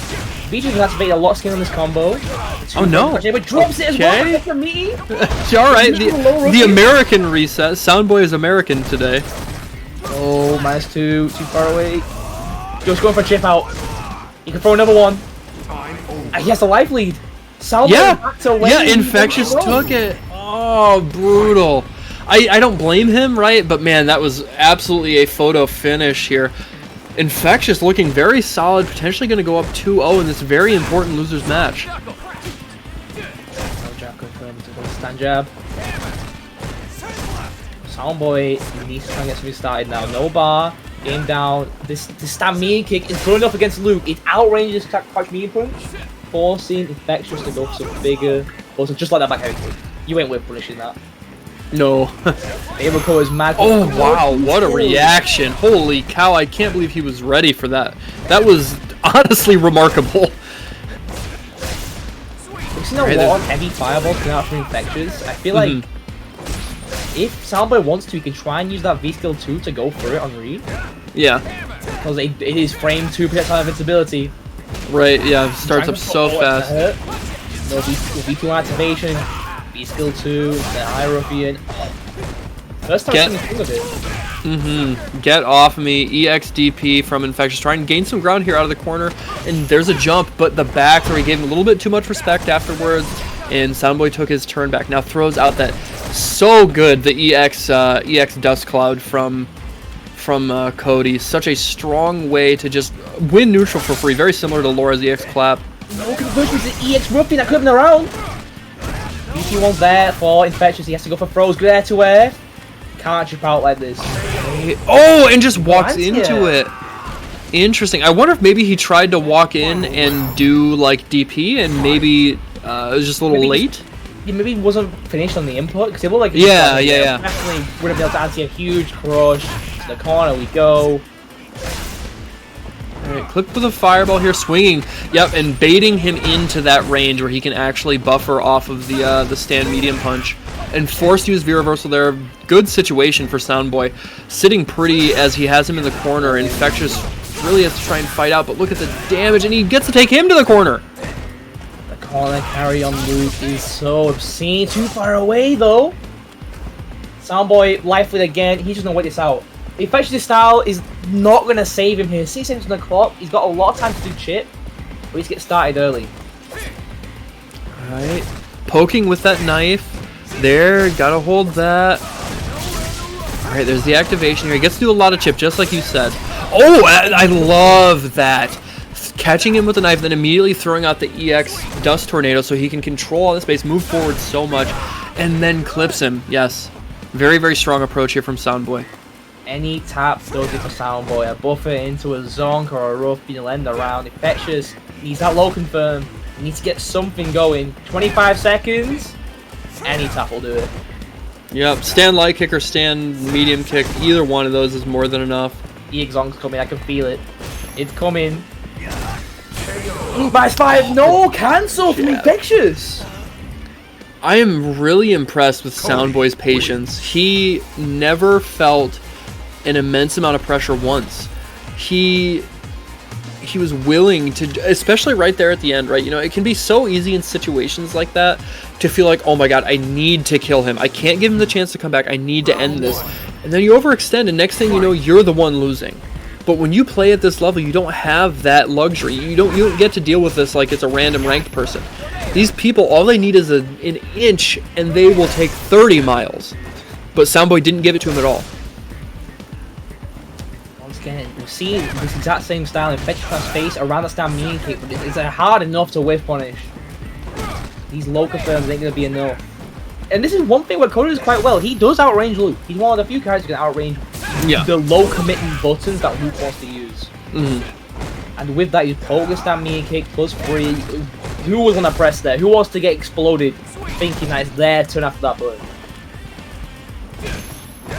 Okay, there's the down medium punch, and just swinging with that stand medium kick, using it as a wall, not letting him get past just a certain range, just outside a sweep. That's where he wants to keep him, so he doesn't have to worry about the threat of the fireball so much, doesn't have to worry about the threat of the forward medium punch so much, or the crush counters. He understands this range where he wants to fight Luke very, very well. 37 seconds. Soundboy, not life lead anymore, but the EX Zonk, we take it back. VT1's ready, V-shift. Not going to save him, can't even break there because of the V-skill too.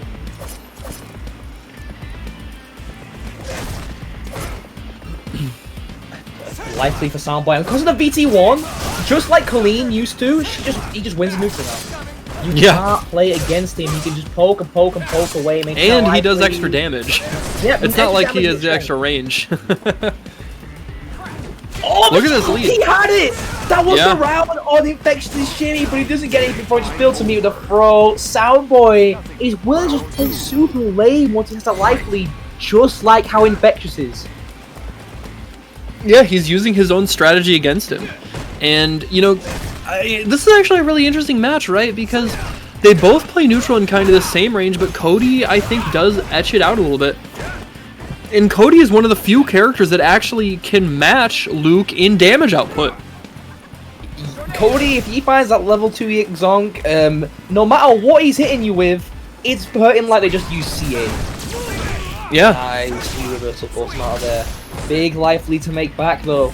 Soundboy made so much life just from pokes. Yeah. Pokes and busters into Zonk. Alright, and again, just really content to keep this range where, sure, he might deal with a block string of, you know, stand medium punch into fireball, crouch medium punch into fireball, but that's it.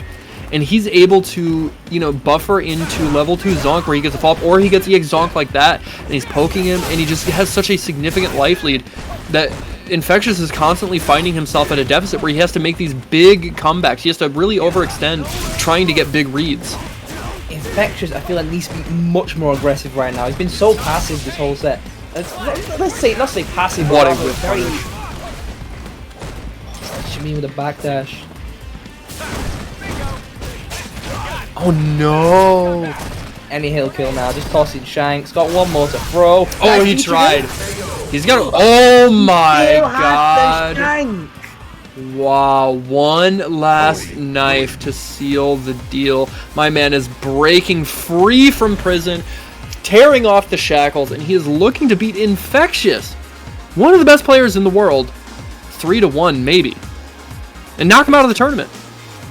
I feel like Infectious does need to change the style right now. He's playing the crouch medium punch, the fireball work extremely well in matches with his side, and there's a few matches coming up until top 8. But right now, Luke can play aggressive. Luke can play very aggressive, and I feel like that's what we need to see from Infectious. Very active now. Good. Oh, nice. The crouch jab. Yep. Man, the confidence that Soundboy has in the range that he's playing, I think that is the most impressive part of this game plan. He's keeping this range so consistent, no matter where Infectious is on the screen, he's staying just outside of that sweep range, and he's not feeling like he can't contest. He doesn't feel like, ah, damn, you know, Luke he's got these buttons that I can't deal with, I can't whip punish him, I can't control space. He's fine where he's at, and it's paying off in such a big, big way. I stand liking stuff in all the space Infectious wants to get into. Can't press the stand push, no buffer activation. What we seeing? we haven't seen any dashes at all from Infectious in this set. I No feel back? like if we focus Soundboys in the neutral, you can weave in a lot more dashes. Mm-hmm. But away from it, no buffer. Look at this! Just harassing with stand medium punch. It's so good. So silly. This thing covers so much space and has very little recovery. See him trying to whip punish there, and he's already recovered. EX through Dead. pro set point. Soundboy. This, I gotta be honest, this, I have never, somebody scratch the records, don't cut the sound. I kind of feel bad for Luke right now. This is rough. No, you don't. No, you don't. Like, think about all the times you've seen Samurai, Rob. Like, you feel no remorse for Luke right now. This looks like nearly unwinnable. And obviously that is because of how well Soundboy is playing. It's it's nothing about the matchup. I think the matchup is probably pretty even, maybe slightly in Cody's favor, but just Soundboy is playing on another level. Tossing fireball after fireball, Infectious. Just not able to get life lead checks. You can't dash at Infectious. His reactions are so good, Yeah. but it's more than reactions you need. Because Soundboy ain't whiffing, and he's making Infectious whiff quite a bit. Yeah. So life lead back though, 40 seconds. Now he has a life lead. But you know what Soundboy has? He has 2 buttons held and he has EX Song on deck. Don't get hit by it. You will implode. That's V-reversal. And he activated V-trigger early too. Look at this damage, the conversion from that far away, just off of a counter hit. Now there's all that white life built up on Soundboy's side, but he has the life lead. Even if he gets hit right now, he's still probably going to be in the lead. And look at that! Oh my gosh, this is looking dire for Infectious. He's forced 10 to be seconds, that's the set. There is nothing Infectious can do here. Even if he hits CA, that's the round. That'll be it. It's a cross up, but drops the conversion. Soundboy is moving on into top 6, loser side. Infectious I can't. going home with 20 points. I can't believe it. Like, he It's so played slow. so well. I am just like that might be, no joke, that might be the best I've ever seen Soundboy play. No exaggeration. That was just textbook Street Fighter, textbook footsies, and just such a high level understanding of how to approach neutral and how to understand where your character should be at on screen so that you don't have to deal with the strengths of your opponent. Yeah. And honestly, you know what? Like, I have a lot of people come into my stream that are like, hey, how do I get better at Street Fighter? I'm going to bring that matchup. Not even joking. It's the place we stood the whole set. It's always at a spacing where what's Luke gonna do really? Swinging a forward heavy punch. What's he gonna get from that? -2 in your face. Walk up throw. Done. You're out of there now. You just pull him back out. Yep. And with Wake, Corey was playing. Infectious never allowed to just walk up, crouch me, punch fireball, crouch me, fireball. Every time he did, he just getting pushed back out, keeping a life lead, and we can keep on rising that. Oh, rise damn! The big 100, thank you. Holy Rush cow. Down. Thank you very much to Rush A big Down for the Yes. $46.85. Thank you so much, bro. Coming through huge. Now we get to pay out top 2. Maybe it'll be Soundboy with how well he's playing. But he's got a long road ahead of him. But nevertheless, thank you so much for that huge contribution. But there are still ways to donate. If we get to 150, we will pay out top 3. And again, the ways you can do that, you can buy merch from the store. There is Saltmine League merch and Matcherino merch. You can also contribute directly with that big gold button in the top right. Or you can do the sponsor quests, which again are just free money. Take you maybe 15 seconds of your time, a couple of clicks, and you'll be able to add, on average, it's normally around 10 to 15 cents to the prize pool, but any little bit helps. So thank you guys so much for all that you've done today. We are greatly appreciative. We're not done yet, though. What do we have coming next? By the way, it's September currently, and I'm thinking about announcing something about September and a specific goal we need to get to. But Hit us with not today though, as it still is in planning. So, but what I can say right now, getting the sub counter up is actually a good idea. Okay. So right now we are at 59, and the main goal that Regis has set is 150. Yeah, so, that's for a new emote. Oh, gotcha, Yeah. gotcha. Okay. So, again, as long as we can keep that sub count going up, Regis has something spicy to announce for us. We don't know what it is yet, but I will say this. I've been working with Regis for a long time. I've been watching his streams for a long time, and the last big goal that I remember was if we Okay, reached- I say one more thing. It maybe has something to do with players meeting in person at a specific place. Ooh. Okay. I wonder if that has to do with a certain type of exhibition we might want to see. But nevertheless, what I was going to say is the last big goal I remember Regis promoting was to get the 2 players from his Guilty Gear bracket and the Street Fighter bracket out to EVO. And if that goal was met, he was going to run an NA East Saltmine season. And now we are doing that, and it's been great. It's been one of the best things that the East Coast has to offer on the weekends.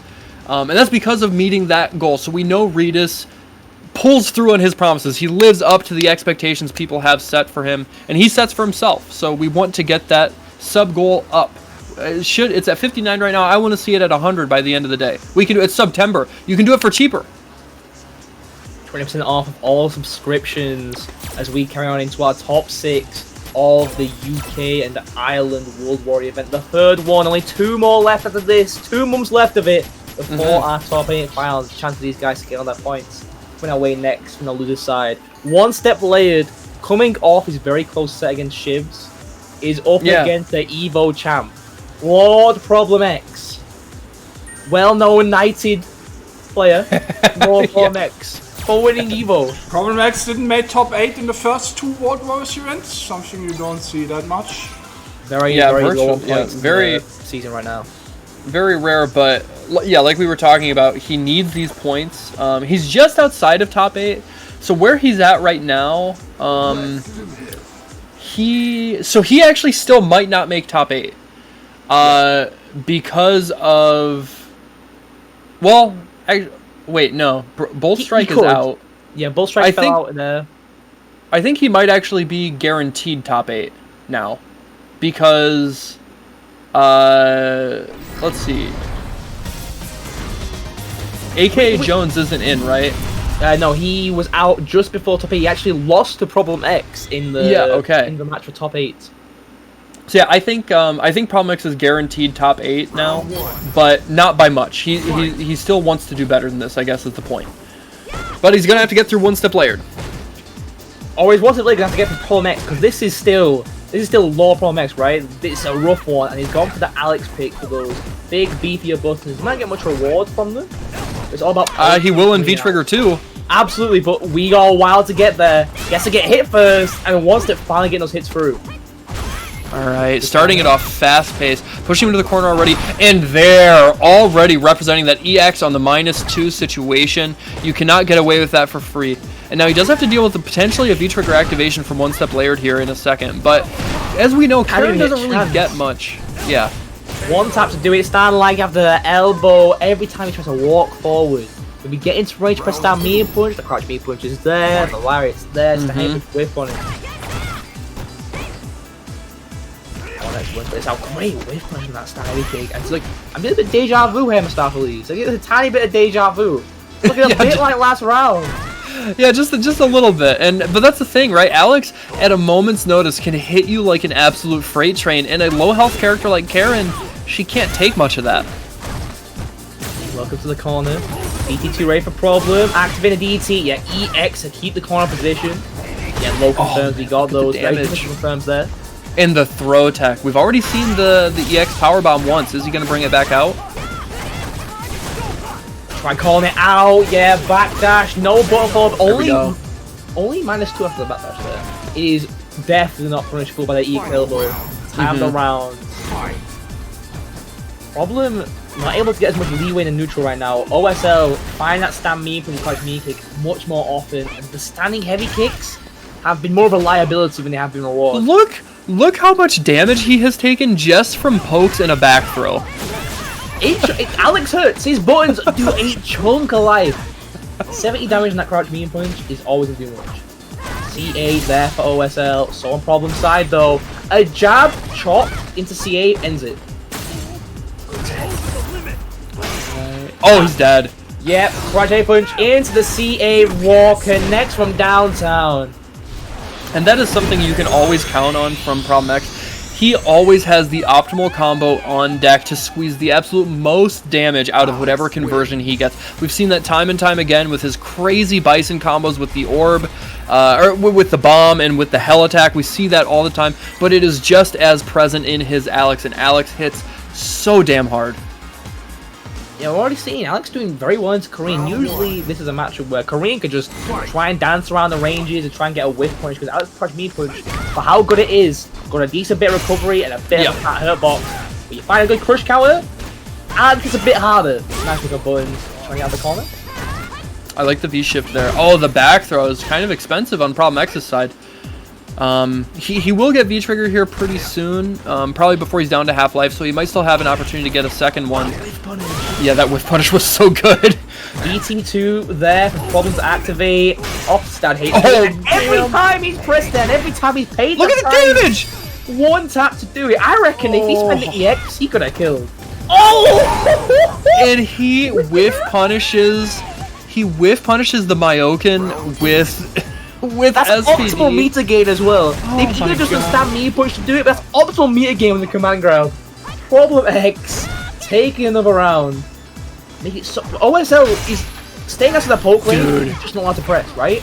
Down for the poke, now with punish, but what's the point? Alex is a life lead. You need to be aggressive. You need to be aggressive, or you're paying it. Is he dead? He's dead. He's dead.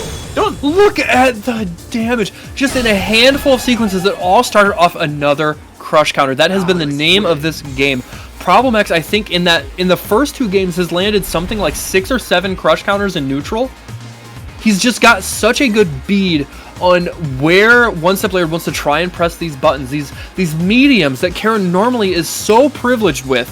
And Alex is like, nah, dude, I've got these big forward advancing heavy normals that are gonna hit you like a damn sledgehammer, and I'm gonna win the round off of like one interaction that just leads to this snowball offense. It's just what Hormax knows, right? He knows that if he's gonna press mediums, Korean has to move forward into his stand heavy kick range to try and whiff punish him. And because of that, that crush counter is coming even more with lariat into buttons. All is going intended. Back throw for the corner. Look at that stun, star police. Look at that stun! Powerbomb does it! And he's gonna do another one. Yep, the back throw again. Almost building a full bar of critical gauge in that first game without hardly taking any damage. Barely less than half a life bar. Problem X just seems to have this downloaded completely. He is on that UK fiber, and one step layered is struggling on life support. He's whipping medium. Look at the damage! Into that far range, and once he's there, stand heavy kick, stand heavy punch, catching whips, catching crush counters, catching everything he needs. They're trying to get, and because he's got the EX, my God, could have been so much damage. He honestly could have been dead. If he had the right buffer, he was dead. I'll call something now. EX head grab takes it. Ooh, EX okay. head grab, EX takes it. Oh, nope, not even. A bit of a hard read there, but he's taking it with a good dash check. Here's the flash of that VS2, giving just enough to make that CA kill. That was Problem X on a mission. He recognizes that he needs to keep climbing if he wants to secure his spot firmly in the top 8, and he has murderous intent in his eyes. Very, very well played. The Problem. His spacing and ability to force where your opponent's going to stand is so good. He was forcing a position where you have to stand. Second to none. OSL if OSL stood outside some heavy kick range, Promise his life already, there's no threat. Zero threat. He'll sit there and wait all game. So you're forced to come into crouch me punch range to try and get a whiff punish. He's not going to stay up for the rest of the game. You're going to get crush counted, you're going to get hit, and that life lead just snowballs and snowballs and snowballs. Well played to Problem onto that losers semi-finals. Up against the winner of our next match, Muscle Noob and Soundboy. I think this is going to be another very, very exciting match. I don't know that it's going to be quite as slow-paced as what we saw between Infectious and Soundboy.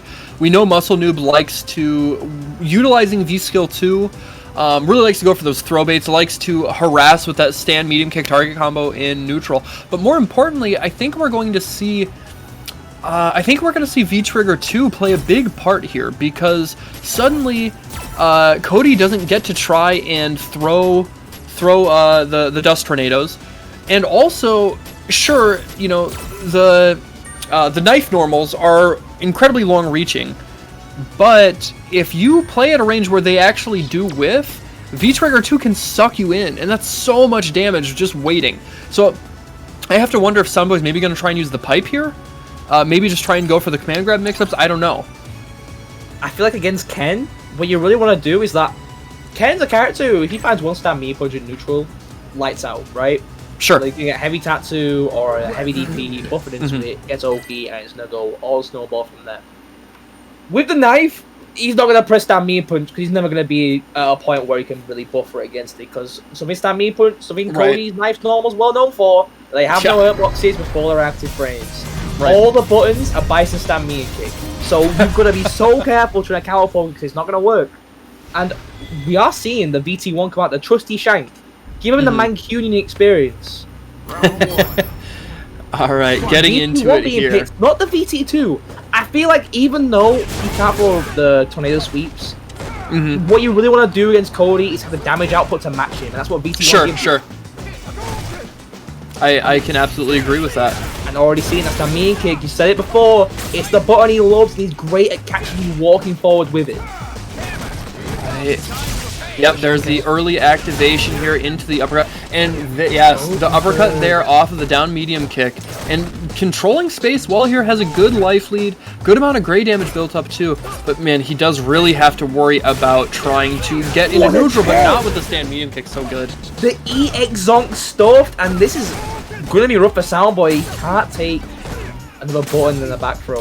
Oh, he's X! He's just started to backward to the corner! And the hit confirm all the time in the world to go into that uppercut there. First round in convincing fashion goes to Muscle Noob. Reminding everybody he's here to play. Ooh, and gets over the sway. Takes a throw, being welcome to the corner super early. Soundboy already stuck at a range where this is really Ken's game. Crash me confirms that stand me and kick. And stand heavy kick is the button you can keep on pressing. Cody does not really have a good way to try and punish it at range, and because of that, counter hits. Just in the corner, take that throw. No activation? There's the knife normals, but again, he's got such a life deficit to try and overcome. I don't know that it's going to matter. Would be a reversal on the knife.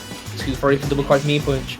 CA's left for Soundboy, but ooh, okay. He needs to get it used quick. He needs to start spending that meter, try and reduce that life lead, and go into a slower game style that we saw against Infectious, because against Muscle Noob, I feel like the way he's playing right now will work out very well. Knife's almost done.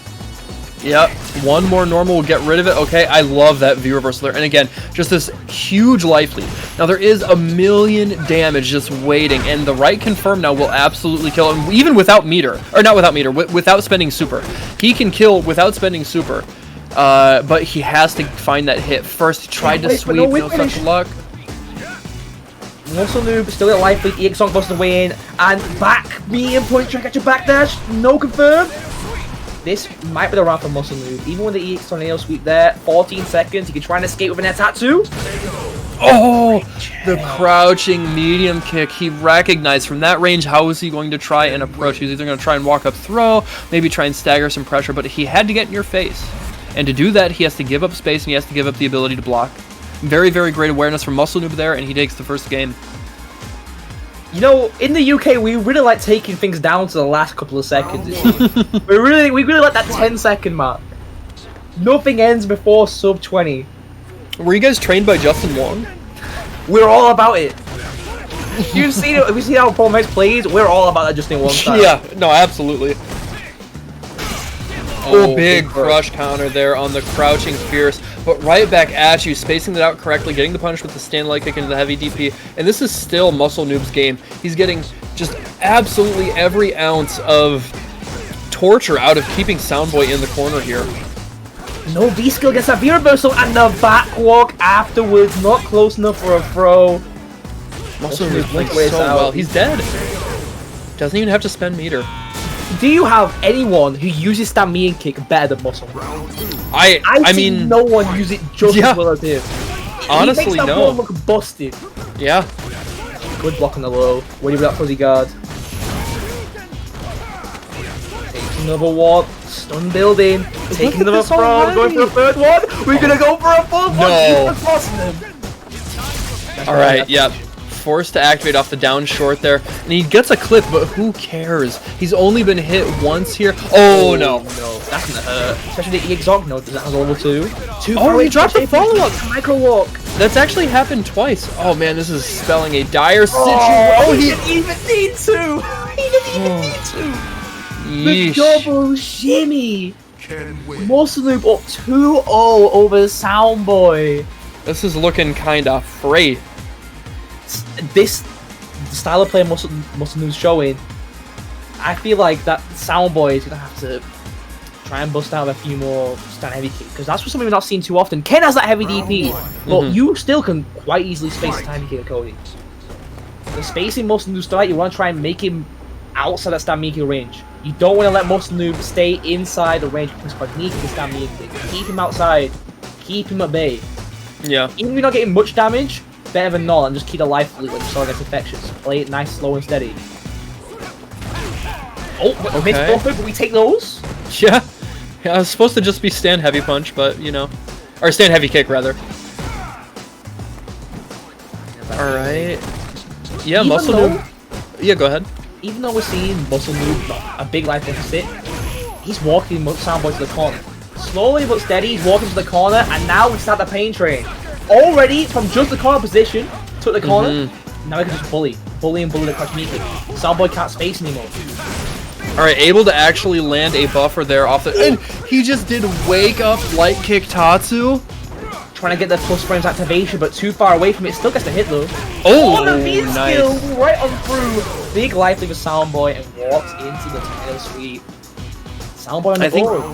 I think maybe Muscle Noob tried to do walk forward DP there through the dust tornado, but I think he might have been out of range there. Cody's hurtbox is pretty big, but it does retract decently fast. oh, fair enough, So fair enough. Even though it might have been trying to do a heavy DP, but was off the wall. Nice. I didn't block that. Yeah, no, I That absolutely was got so hit. cheap. What? That's so Damn. cheap. What just happened? Cody's stand heavy punch is a cheap anti-air. That move's messed up. What a wave punish with no buffer. Just blocking for his life here. Soundboy's kind of making something of a comeback, but he's still got a big road to go. Got a life lead early and just needs to maintain it. It's not a big one, but he can keep it there with the tornado sweeps, with the stand heavy kick, great health, and just try and maintain it. Nice walk under, go for your A punch, and that Zonk chip is good enough. You get it once though. Oh, what a catch from the V-Skill P. Something I really want to mention is how well Muscle Noob is utilizing his V reversal. He's not harassing with it. He's not like overutilizing it where it's easy for Soundboy to get a read and V-shift punish it, or even in moments where it's like a waste of meter. He's utilizing it in these really key moments where where Soundboy wants to get, you know, obvious pressure, obvious activation point, and it's really helping him gain this life lead and keep it. You've seen a lot against the stand meme push as well as soon as the knife's out.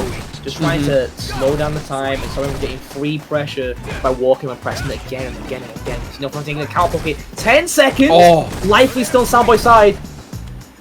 Muscle Noob needs to go in. He can't chip it out just right now. Good check. And Oh, that's he's the round. dead. That down jab check was so important. I think a back throw would have given the life lead to Muscle Noob, but Soundboy with the right mental awareness there to close the distance with that down jab, not let him get in there and take a game. Very, very important to take that game, slow down the momentum, and maybe try and bring some of that inertia back onto his side. We keep it slow over here. Timeout and timeout. Soundboy.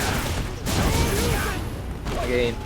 The corner. And Muscle Noob getting the start he always wants. Then early corner position, he gets to just harass with that empty and the stab me. Stand heavy kick right there. Not able to get a punish. Oh, stealing a turn with that dash. And a good life lead here. Oh, that should have been into heavy DP. I don't know what happened. Nice DP at the corner. Oh, he tried. Nice interrupt. You can't get away with that V-skill. And yet, V-reverse and that stand me punch. If you V-reverse low enough, he can't V-skill against it. He's forced to take it. Anti-airs, but no cancel, no buffer. All right, there's the EX zonk back in. I love that V reversal, and there is the back throw. Now this is a great spot, able to close it out with the shimmy. And again, Ken's corner game is just next level, so terrifying. Absolutely puts the fear of God in you every time you take that back throw. Set point, we on that set point. EX bar on Soundboy's side, you got the EX whirlwind to try and, you know, control the space, but welcome to the corner.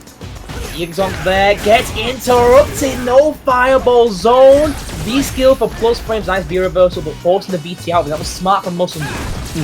The V-skill based on the V-reversal, and now no VT to Soundboy just yet. No free activation to escape. Okay, gets a forward throw there off of the zonk. And staying at a very confident range, but so far Muscle Noob has just gotten the better of the exchange. Even without those confirms into DP, the pokes are helping, because it just solidifies his life lead. They're forced to activate off of a unsafe heavy kick, and now this is honestly a tough spot because he's going to build V-reversal pretty soon, and that means that he gets pushed out, he gets to waste more V-gauge, but it's a very good conversion. Drops the cancel again into the medium ruffian. Good check. Didn't want to spend any meter. Gonna spend the easy there, right? Nice V reversal. One low confirm will give Soundboy. Oh, sorry, not one. One low can give Muscle. Oh, a bit jittery here, it seems. Gonna sort it out.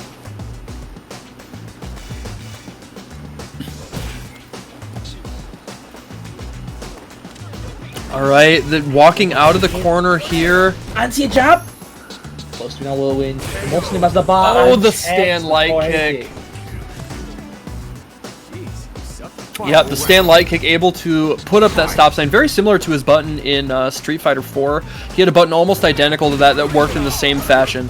You know, you don't really use it for much outside of buffers, but at the end of a round when you need to close it out and not worry about overextending, that is the way to... No conversion there off the counter hit V-skill too. Push down light kick there. Muscle Noob. Tiny bit of a life lead, only a very slight one though. Being kept at a distance. Soundboy trying to get to be started. No interrupts in the whiff first hit of the Zonka. Big gap to the second hit, but don't want to take that chance, especially against level 2, where you should be getting some lights out.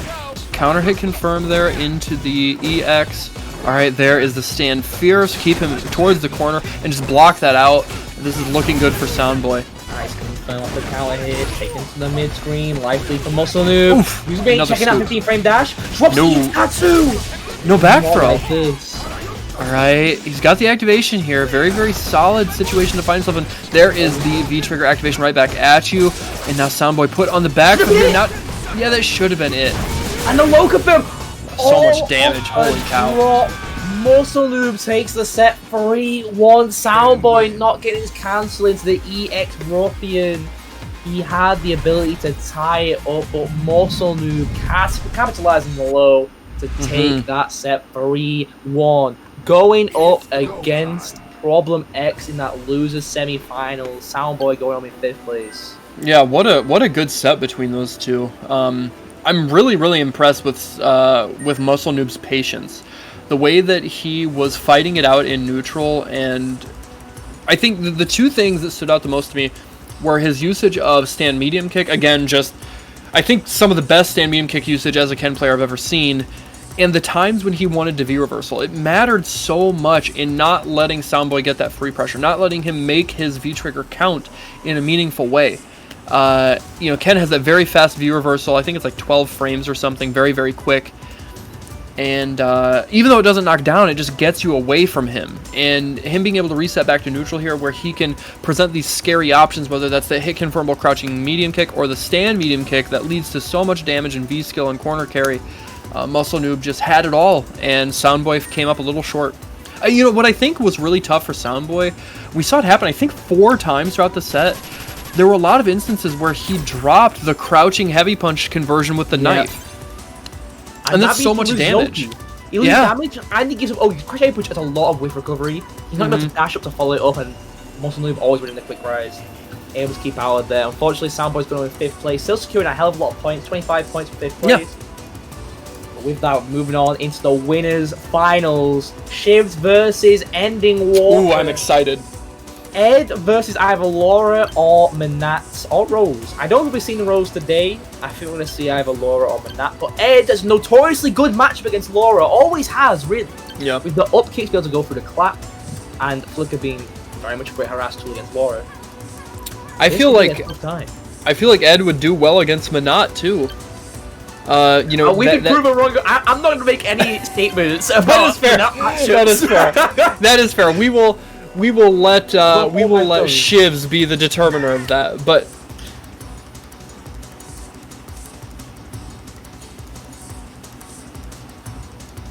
okay, we're gonna do a quick ad break, guys.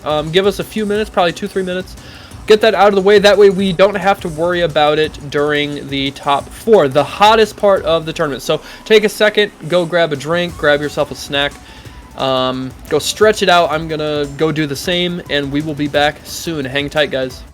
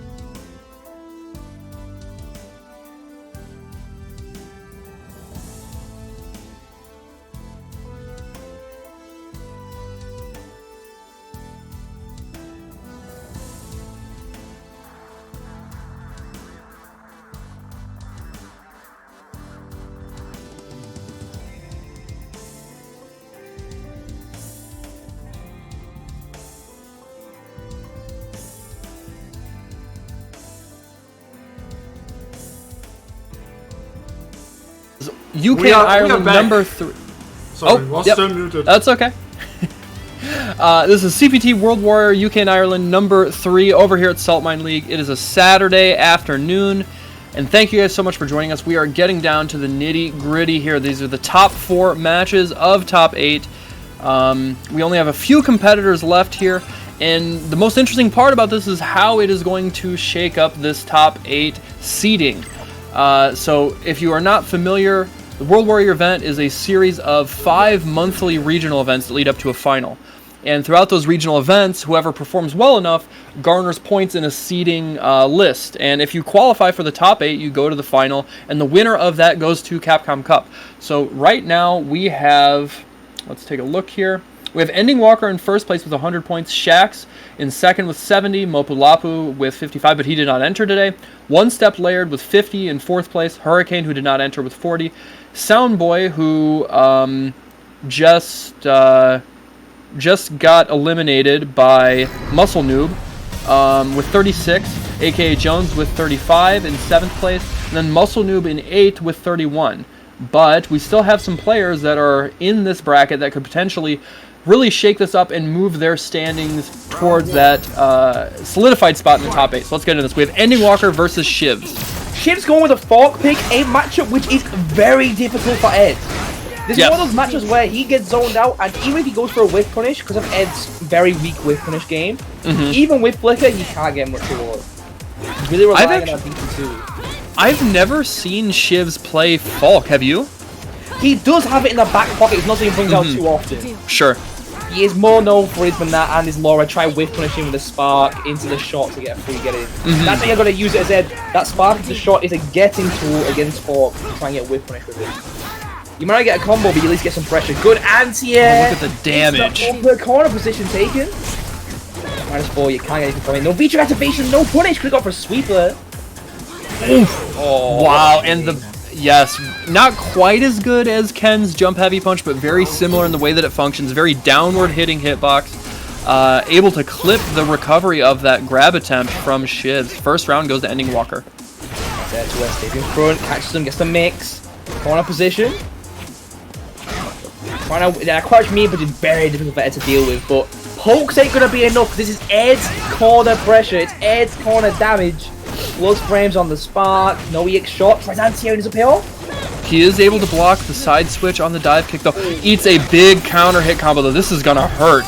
Oh, just V shifts out of there and it gets a real punish. This man does his homework.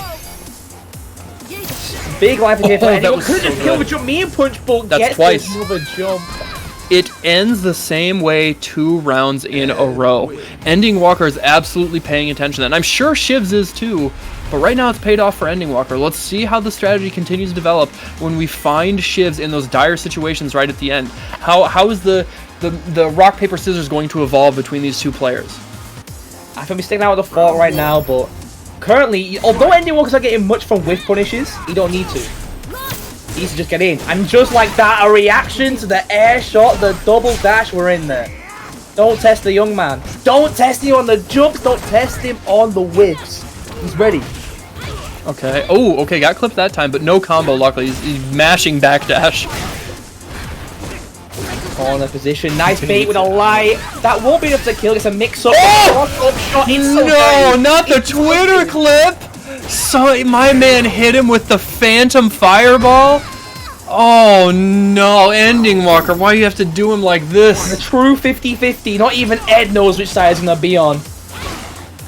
Just Ending Walker gets the game lead, gets a round lead. Shivs really needs to get something disgusting to try and get back into this, because although Ending Walker's trying to get whiff punishes, he's not in a range where he really has to worry about the By the way, Ending Walker did not drop a single game so far today. Holy cow, I did not know that. He's pretty good at the video game, hey? He's alright, he's alright. I don't know, man. Like, clearly just okay in this video game. Doesn't play out that EX upper though. Feature activation, keeping the 4 safe. And that's a push, but went the wrong button to get it. VT2's activated. He's nice. Oh my god! Dude, if it wasn't enough for him to utilize that super cheap fake fireball cross up in the corner at the end of the first round, the second round he calls out the neutral jump in the corner with the enhanced snatcher. My dude is a human highlight reel right now. Call him Dominique Wilkins. No matter what he did then, no matter if he shifted air shot or dive kick or jump medium punch, he got hit. The V-Trigger 2 has projectile nullification properties. There's no way he was trading or losing. Ending Walker knows these matchups inside and out. Even if they're bad for him, he's still going to win with it. Shivs believing in the fork, but Ending Walker is making it look a bit easy for him. That was a bit of a funky anti-air and getting the full sell. Alright, push him to the corner here. Shivs is in an alright spot, but I can't say I'm counting Ending Walker out. The way that he has dominated these first 2 games. Okay, he is dead here if he decides to spend them. Oh no, not like this. Okay. Oh, nice low ball. The sniper shot will close it out. Round 2. Fight. Big crush counter there from Shivs. Able to push him past the midpoint of the screen. Okay, anti-aired correctly that time. And oh man, the super delayed EX reversal. I think he's worried about maybe getting a jab, like a jab or a dash check or something, but wins anyways. And Shivs really on the back foot here. This is such a strong spot for Ending Walker to find himself in. Oh my god! LV skills to go underneath, but an odd choice to go for open. Everyone was my flicker and misinputted. BT2 Zeddy. I have no big jump in. He's dead, yeah. More than enough. Ending Walker potentially going to take this. And again, Redis reminded us, he has not dropped a single game today. Is he going to clean sweep into grand finals? Nice input in the forward hey punch, catching the early insane hurt box, and you can't jump away. Flicker's a poke, it's an anti-air, it's a punish. It does everything, does your dishes, does your taxes. No anti-airs. Oh no, he used the EX there. Big damage here. Oh man! It's just in time, the delayed anti-air to yes. pull it out. Yes, delayed that jump medium kick. He's stunned. That is more than enough. The back throw right back in the corner. Ending Walker, 16 years old, clean sweeping his way into grand finals over Shivs. So if we just count it as number of wins in a row, man's on a 12 win streak. Yeah.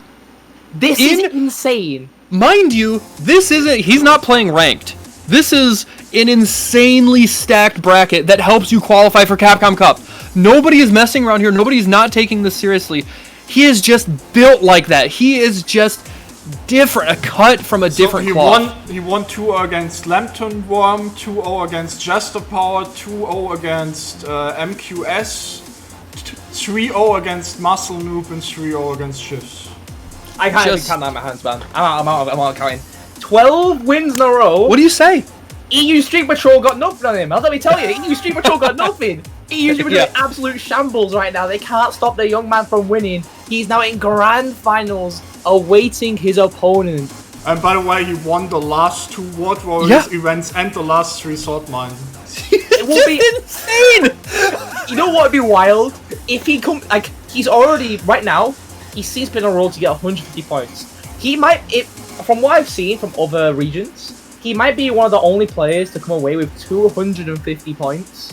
Yeah. Well, where he's going, he might be the only player in the world to come away with 250 points. It'd be insane.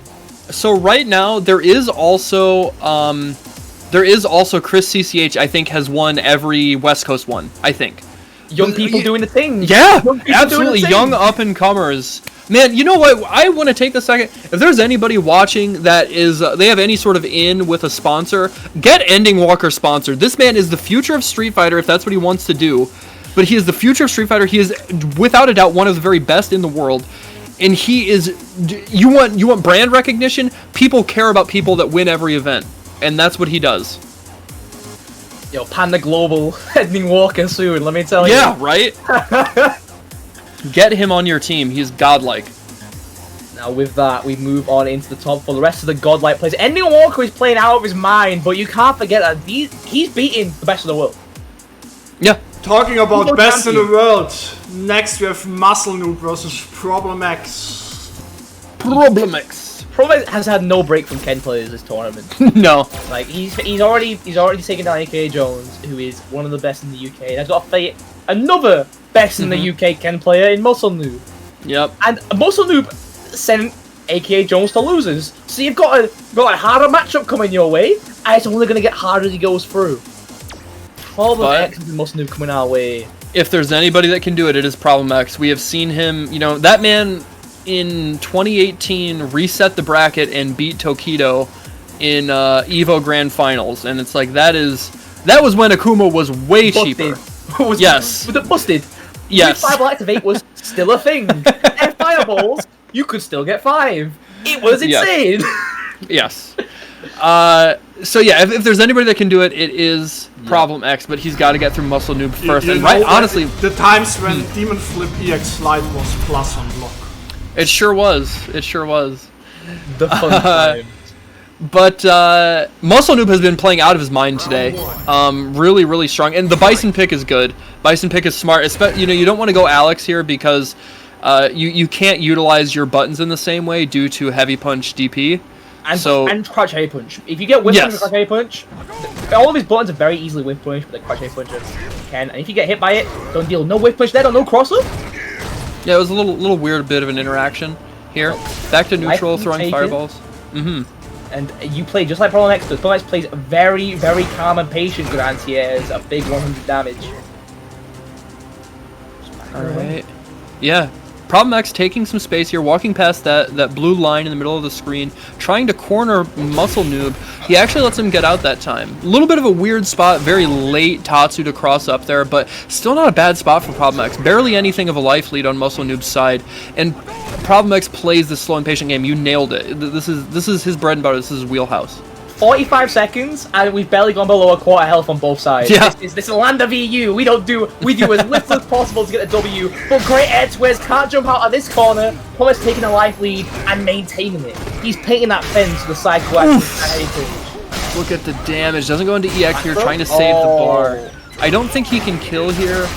No, he can't kill. Oh, no CA. Oh, what a the call out! He knew. It's like, no, maybe he didn't know that he was going to do light kick Tatsu on wake up, but he's like, yeah, you're going to try it. You're going to try something. And already, Pomex with a life lead, he knows it, he's going to maintain it, and that's Crush Miki confirmed. I've honestly, though Muscle Noob's light Tatsu with, I've been really liking it as a wake up option, because if he activates from V-Trigger, it's plus frames. So wake up 3 frame into plus frames, into a full conversion. Oh, nice EX Fireball beating the V skill, can absorb both hits. Muscle Noob, just like last time, playing a life lead, but it's the Problem X. He finds one good hit. Oh, no hit confirmed. That was supposed to be a heavy uppercut. Okay, there's the forward throw. Right, there's the activate. I get a bit of deja vu here. We saw this last time. Problem X gets the corner. Even though he's at life deficit, he just needs a good few hits. Especially with the bomb. Such good range, that command grab. Nice combo. Okay, good damage. This is looking a little dire for Problem X, but he does have a ton of meter. That is the punish! Yep, EXDP, nope, saving that bar. I would. Oh, wow! And then the down. Dang. The down short. Problem X got caught reaching again. I guess I don't blame him, right? You know, that's a real 50-50 in that situation. It's not plus enough to get a combo, but it is plus enough that you have to worry about a throw tech.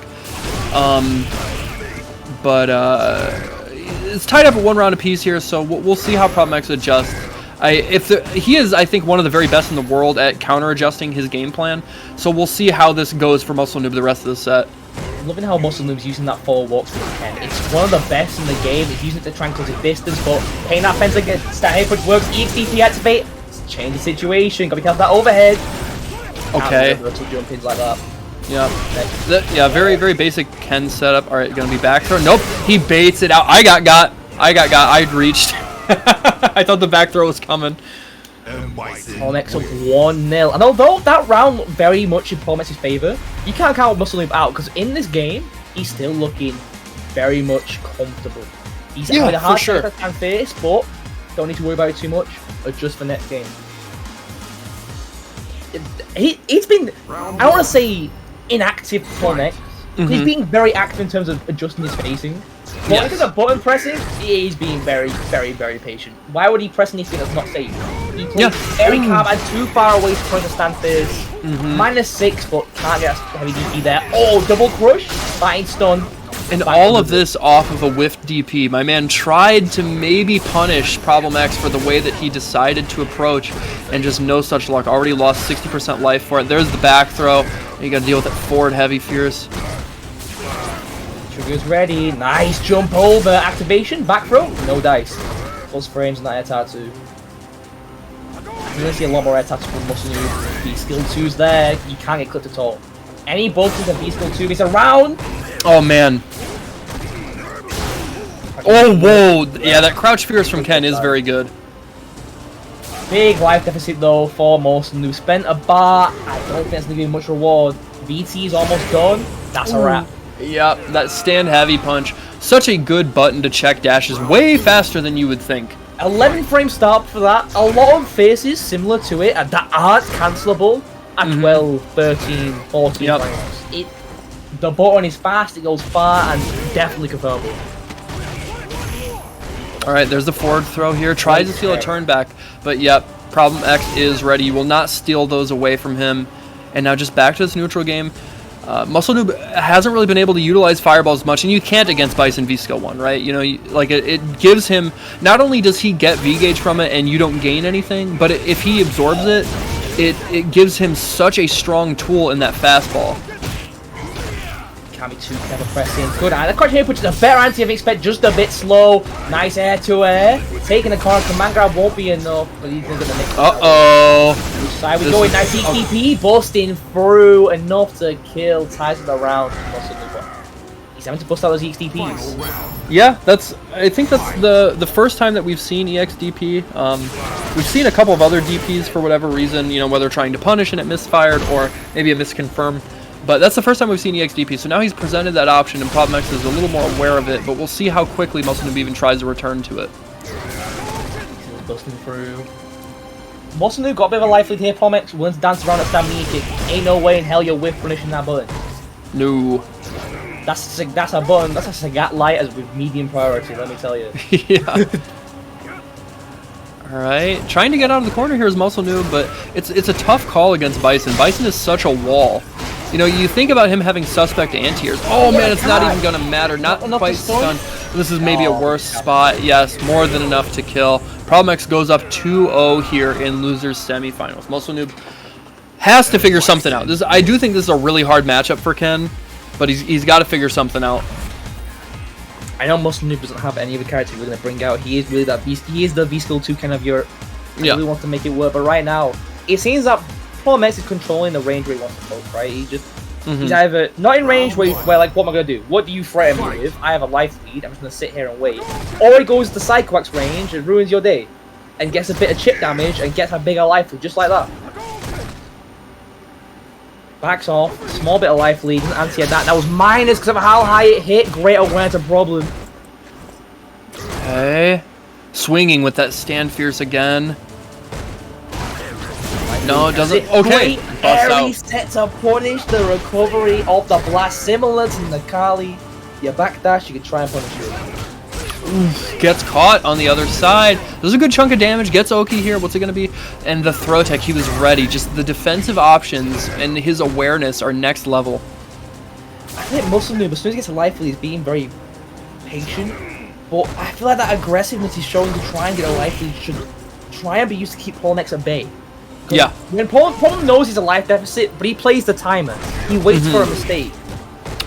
And although you may be forcing a mistake by being more aggressive, the defense gives Paul Nex time to try and push to that corner and make a forced mistake much easier. As soon as that corner, forced mistakes come a dime a dozen. Oh no, bro. Nice delay, gets the corner. One more hit. A back throw will do it. Oh, and the 3-piece able to confirm there off of the counter hit. Closes it out, and Muscle Noob maybe trying to breathe some life back into this set. Hopefully he can tie it up, or not tie it up, put a game on the board and get some momentum back on his side. Nice jump out, gets up the corner. Still in Psycho X range. Not willing to backdash for the EX. Great, the micro walk as well to pick up off the neutral jump, baiting out that Psycho to stand heavy button. He's out of the corner. That EX dive kick from Ken was a good decision just to better position yourself in the screen so that you don't get oppressed so heavily by Bison. Something he does so well. He's out of the corner. Comment is doing a great job of just walking Muscle Noob to the corner, even from the mid-screen. Back in it we go. VT2's ready for problem. Slight fate maybe plus more on this. V-reversal. Just stop him getting out of there. Yeah, V-reversal too fast from Ken for you to properly option select it into the command grab there. But it's still not a bad draw. Like, look, yeah, Problem X is just so comfortable in this spot. I'm still afraid of... Oh, great punish. Miss faces that stand heavy punch. Great into again and B shifts the command grab on the board. Good stuff from Muscle Noob there. Good composure more than anything. When you're down 2-0 against somebody like Problem X, it's really easy to feel like you're out of options. Like, they figured me out. You know, I've tried everything. I've, you know, gone through my offensive wheel of options, and defensively they've got just the beat on me. But he's not counting himself out yet, and proving that he is more of a worthy adversary than maybe the score was representing for a time. Most amazing from there, Muscle Noob. Very uncharacteristic. Still got that 2-1 lead. Oh, good whiff punish. Can't be whiffing that though. Ready for the back throw. Just going for Psycho X to the V-shift. Problem X showing the V-shift, although it can deal with Psycho X quite well, it was a big boost for Bison. V-shift into light scissors or crouch me to the X's is a great way to punish a lot of tools that characters like using the neutral. Ken not one of them most of the time, but it's still there to escape, stuck in a corner, huge life lead. No EX fireball, no punish either. Oh, that will do it. The down medium punch into the EX fireball. Muscle Noob, another round on the board, maybe looking to tie it up here, take it down to a last game. Chin Buster is the most +/-2 move in the game. So they were like, right? And medium punch. But they press it. You don't want to press it after it though, because you never know what's coming. Great whiff punish. Okay, punch no anti at that time. Call next. Not prepared for it. Can't pick up there. Great block on the overhead. Gets the activation. Command grab. What's the mix? ECB? Great tech. Blocks the slide, and yep, that is the threat. You have to worry about the... What a block! Oh, wow, that was tricky. -3, but no punish. Huge crush. Not going to the Psycho Crush just yet. Saving it for a rainy day. Yeah, the right confirm will go into Psycho Crusher and kill. Oh, he got clipped! I think he tried to DP. Too late. Gets clipped by the bomb. Command grab into the full conversion. Forward throw. Doesn't even need to build meter. That particular round end is very tough because he didn't even have to spend meter. You know, Muscle Noob was fighting and clawing for his life, but ultimately Problem X didn't even have to spend meter to close it out. That feels brutal. Nobody knows air tattoos, because if Problem X goes for a crouch heavy push that range, he doesn't do the tattoo. It whiffs, and because of the big recovery on it, we're going to get whiff range. Muscle Noob trying to find his way in. This spacing still like he's just having no threat. Problem X knows it. These EX tattoos to beat the crouch HP. Yes. So good. Like that is what has been able to actually get him to start his offense. It's been his bread and butter neutral approach. Because Problem X is just playing so calm and composed, and he's not really overextending except for those rare moments where he thinks he can anti with crouch heavy punch. But even then, just still so much confidence and belief in his strategy on his side. He's not wavering from that at all. Bit too late in the V reversal there. Even at a life deficit, Problem X feels comfortable that even with the 45 seconds left of the clock, he'll be like, and he hasn't done it yet. It's never on the front of your mind. It's the double dash. We play the America right now. It's a dodge, blast, and to the corner we go again. BT2 almost there for Problem. If he blocks one more medium, he'll have it. It's ready to go, and that'll be a sweep activate. All right. There is V trigger. When is it going to come? Are we going to get slide to activate? Maybe stand heavy punch. He feels it coming. That's all these matchups. Oh, Yo, one light DP. Good. Called out the. Yep, he called out the throw. I'm so afraid of that slide activate. Good V reversal. Just trying to build some distance away from that corner. Yeah. Free anti-air slide. There it Man grab's coming. 10 seconds. Pomet's got a life lead. He can just back away now. And that's what he's going to do. Yeah. What do you do? He could have blocked a punish! That could have just been it, but Muscle Noob let the Inferno hit. Punish either the Crusher or the blocked Inferno, and then waited around a timeout. Unfortunate there. Try dealing with the Inferno preemptively, and Promex taking it 3-1 over Muscle Noob. Moving on to face Shivs in the losers finals. After a few dud weeks, probably. Yeah. Where he's not been able to make top 8. This is a beautiful showing. Oh yes, this is the Problem X that we are used to. Yeah. Muscle Noob honestly played so well today in this bracket. Even against Problem X, there were just a couple of instances where if things had gone slightly differently, I think maybe he could have won that, or it could have been 2-2. But nevertheless, he will bow out in 4th place, meaning that he still gets a lot of points. But I do want to remind you guys again, we still have room to go before we reach that $150 mark in the match arena. We are close actually, thanks to the $9.60 donation from Frank Fossil. We are $111 now, which means we are only 39 away, right? Mm-hmm. Yeah, thank you guys so much, and that will allow us to pay out top 3. So again, there are still sponsor quests. You guys used up all the codes. Thank you for that. There are still sponsor quests, and of course you can still donate directly through that contribution button up at the top right. Or you can also buy merch, whether that is Saltmine League merch or the Matcherino merch.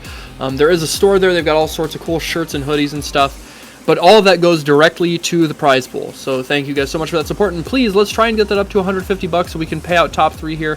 Make sure that people get a little bit of something for putting on such a great bracket today. We are seeing some of the finest action in the world, not even just Europe. I will harp on it until I'm red in the face.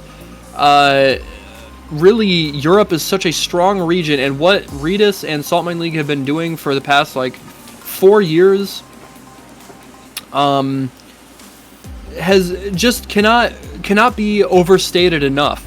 Like really just putting a lot of the Street Fighter community on its back during this online era, and you know, they deserve all the support in the world. So thank you guys so much for that. Please keep doing it.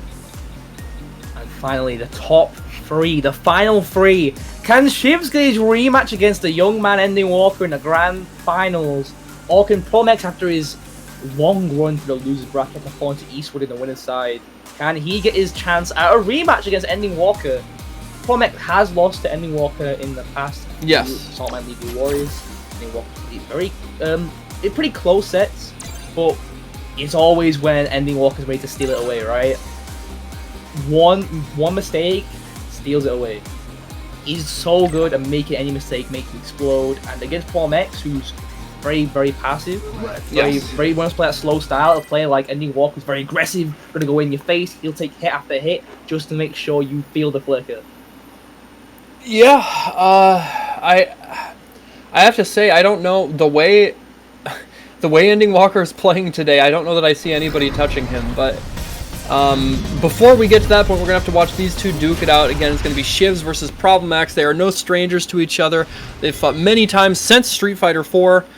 I actually don't know who gets the better of these sets. I'm gonna guess Problem X, as I think he actually has a winning record versus like everybody in Europe. But everyone in Europe except the young man. That is true, yeah. I believe is currently on a winning record against Problem X in That's so crazy. He's got Ending Walker got a winning record against most players in Europe right now. They jump back. Nice EXs, the punish, the grab, whip, and wake up instant throw. No shimmies today. Good check on the V skills. Yeah, not letting her get away with that command dash, and now starting up this pressure, and there is the reaction to just Problem X in complete control, using the EX to close out the round. You do not want to give her the chance to rob you. Problem X taking that first one, and now we move on to the second round. Already doing a great start of checking all these claps of the crouch knee kick. Bias and crouch knee kick, great tool for going just underneath that clap. Although Bias struggles to maintain spacing against Laura, I don't think Tell doesn't pay off. Man, job at making sure you can't use clap as usual. Big crush counter, getting to the other side there. Alright, there's a little bit of a block string. Oh, actually catches him. Alright, starting a little bit of something here, but immediately ready for the throw tech. And now we're going to see the next layer evolve, but is it even going to matter? Will Problem X even give him the opportunity to try and mix him? I'd love to see Problem X try and use the EX, the V reverse against the EX clap. It is possible from starting H, but jumps in the corner again. B skills, gonna get the corner back. Push, right, cross the push is coming, right? Oh, that was so cheap that stayed in front. He's dead! Oh my god, that damage was mad! And he stayed in front, that cheeky setup. I thought maybe he was doing... Yeah, I thought maybe he was doing a frame kill to go for a cross-up Psycho Crusher. Yeah. But just, jumped, stayed in front, it was real tricky, and built just enough bar to get that EX scissors kick into the Psycho Crusher at the end to kill. Just that crazy. Was so cheap. Yeah! It was very cheap. 1-0 to Problem X, off to a great start against this Laura. Shivs. Be more careful with these button presses, these light elbows, because preemptive start head faces in an early corner, and you can't throw past the problem. That crouch knee kick spacing is going so. Oh, but just knee to the face. Can't kill her. He gets the game. Not quite guess for game. Now it's guess for game. He cannot take a throw. Crouch knee again. Yeah. Oh. He knew it was a done deal once started holding the clap. Done deal. 7 golden letters in the tail below Problem X. It is looking good for him, but this in on the crouch base. And just dashes up and steals his turn, gets a big counter hit conversion. V-skilling under the jump attempt from Problem X is Shivs. Okay, no counter hit though, not able to follow up after the clap. There is the down strong into the knee press, or down forward, excuse me. Big EX, and now put into the corner is Shivs. The bait on the beautiful bait on the EX elbow. Shivs really wanted to escape and get the VT1 activated, but that is 2-0. I think this has been about 50 seconds. Yeah, between the first 2 games. It is absolutely insane how quick Problem X is doing right now. Shivs, I feel like maybe bringing out the Rose might be worth it. I know Rose is terrible against Bison as well. Yeah. But right now, Pormex is facing against the clap. Pormex is preempting this against the elbows and the forward heavy punch. He's really not giving Shivs the time to get the That's how you feel, Shivs? That's how you feel? Oh, no punish! Okay, but he gets the whiff punish. Yep, automatic whiff punish there on the spacing. Able to punish that too with that 3-frame stand short, and now Problem X has the ball rolling. Absolutely pushed into the corner here is Shivs, and he is struggling. Look at that sweep, no crush counter, no way out. No escape, gets jabbed out of the 2-frame jab, not allowed this time. EX is not enough. Needs one tap. Oh, the shimmy, the slow man shimmy, bringing Problem to set point. There's probably somewhere to be. Problem put something in the microwave right now. He's got something to cook up. Because he is playing mad quick. Alright, yep, jumping in there, getting the meaty jump, heavy kick. Nice with the EX grab for the projectile invincibility, burst through the blast. Oh, he mistimes the meaty elbow. Okay, he just gets out of dodge though. And this is still not a bad spot. Look at that. The 4th row did a grip because of all that gray damage. Big crush counter, and he's just swinging for the fences. My man is a heavyweight boxer in here. Shivs pulls his way out and checks the EX grab. No escape. Shivs gets CC. Oh, he's dead! And the set. Problem X just shut down everything. That was one of the fastest versus reads I have ever seen. That was a 3-minute first to 3. Yeah, dead ass. Like 100%. That was crazy. You nailed it. Problem X does have somewhere to be, and it is a date with Ending Walker. My man wants his revenge. He wants to tell us to shut the hell up. He is the OG. I can't believe the swiftness that my man ran through that. He is hungry for this rematch. And that was a complete change of pace from what we saw from Problem X usually. Like against Muscle Noob, you notice how patient he was. Against this, he was walking Shivs down. He was blowing up everything. He is the only person tonight who I've seen blow up that EX grab on reaction. Yeah. Twice! He has been on point, and you could be on point too in these Saltmine League weekly tournaments. We got the weekly every Saturday, unless we're running the World Warrior events, and Sunday at 7 PM EDT every week for the East Coast Open Bracket. Get involved in either of these regions, Europe or NA East Coast. And of course, the World Warrior tournaments are coming. We've got UK and Ireland today, and every month onwards, October 2nd is the next one. So if you're in chat and you don't sign up and you're like, I saw nothing about it, you can still sign up. You can still sign up right now because the registration will be up very shortly. After this one, of course, Europe West, Europe East, Nordic and Baltic, and Germany, all free to sign up for. This is your last chance to sign up for Europe West. It starts tomorrow. So in Europe West, so Italy, Spain, get involved, get signed up, and get ready to try and make the top 8 at the end of the season. In December, the Christmas miracles might happen to send you to Capcom Cup. But before we get to that final, we have our own matches to finish up. It is perhaps the 2 best players in the region, and right now one of them is proving that he is on another level. And you might think that I'm talking about Problem X. Would you imagine I am talking about 16-year-old Ending Walker using Ed, no less? My man has not dropped a single game today. He has won the first 2 World Warrior events and the last 3 Saltmine Leagues. Just before that, he went to his very first offline event and placed 3rd against the likes of Punk and Jester Power. He is showing everybody that he is a generational talent, and he is among the very best in the world. We are going to see him up against Problem X, who is a legacy player. He has been one of the best in the world since Street Fighter IV. He won EVO in 2018. He's been, done very well in Street Fighter League. He has been invited to Red Bull Kumite. He's done well at Capcom Cup.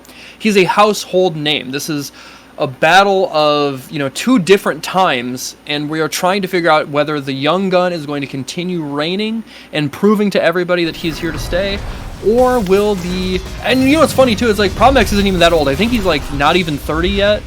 But will the OG player that's been around since the early days of Street Fighter IV remind everybody where he comes from and to put some respect on his name?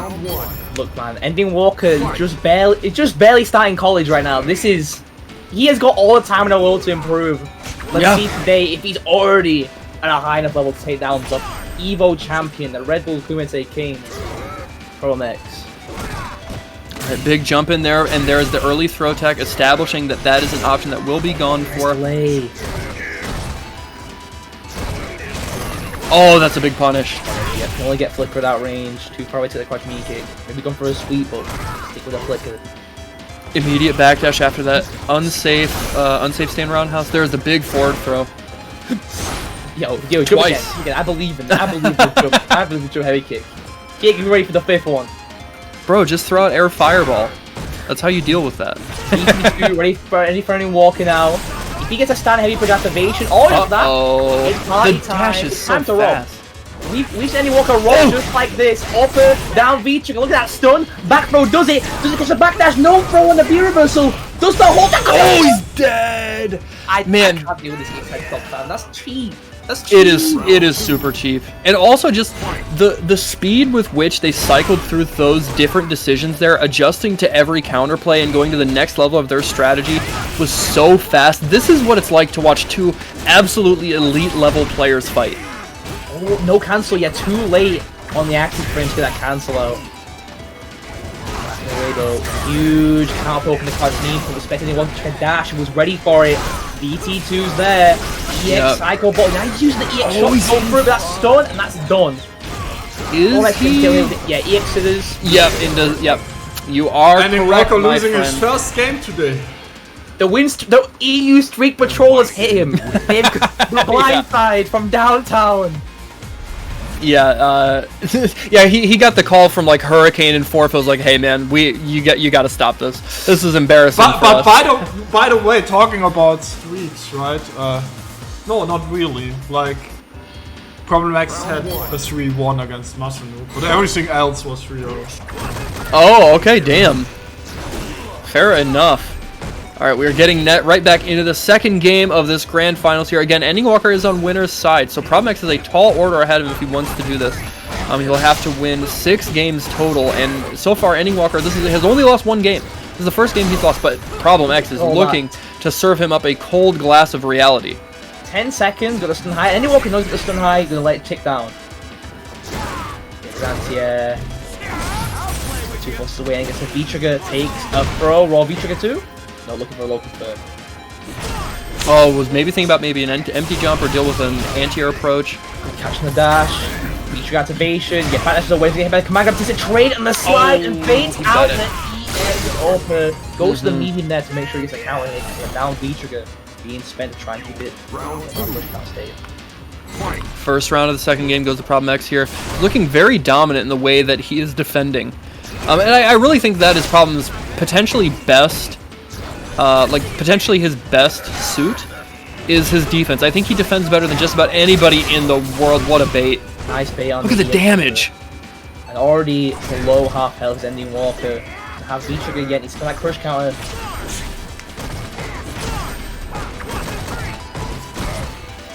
He's willing to take some chip right now. He'll build that VT quicker. If you hold V-skill to try and get it, but great check, can't convert with that. Not the V-skill too. Oh my god, the interrupt, not quite dead, but it is knocking on the door. The forward throw will do it, another tick throw.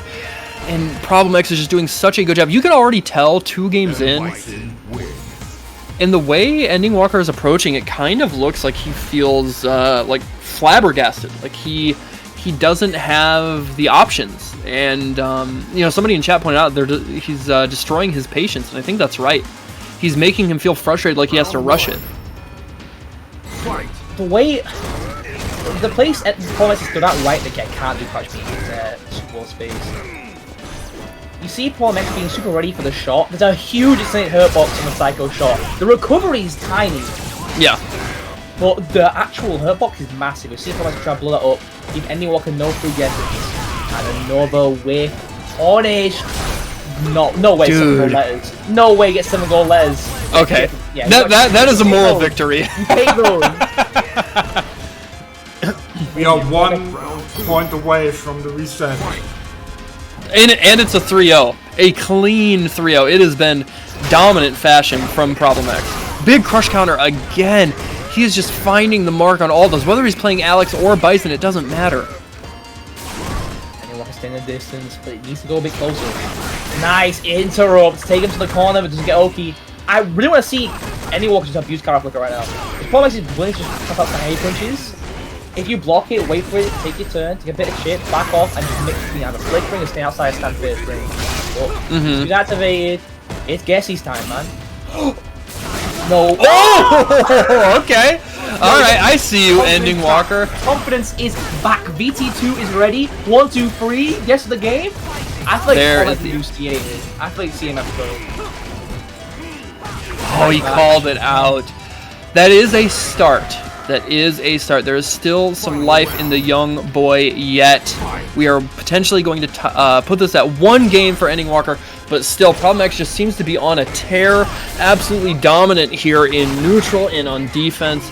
And so far, Ending Walker has barely had anything of an answer. Ready to interrupt CA on Problem X's deck. Spend on all these EX bars, going into the hard beat. And even if Tom went for the like light scissors. Oh, just out of range. Oh, and the down heavy punch just so strong against Ed, who doesn't have great air approach. Nice check on the back dash. That should be stunned. And that is definitely done. Yeah, even with the high ceiling. Bison hurts, and we have a reset already. We get a reset!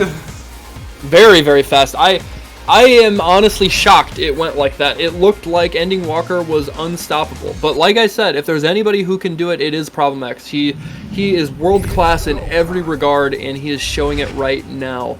Ending Walker really has to take a second here and rethink his approach.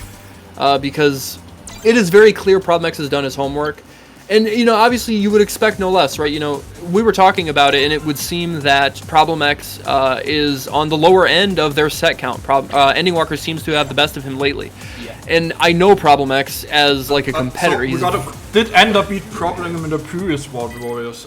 Problem X didn't even make top 8 in the last 2. Oh, yeah. Yeah, he got eliminated way before they did met each other. I believe they faced in CPT and Ending Walker took it there, if I'm not mistaken. Could be wrong? Yes, I think so. I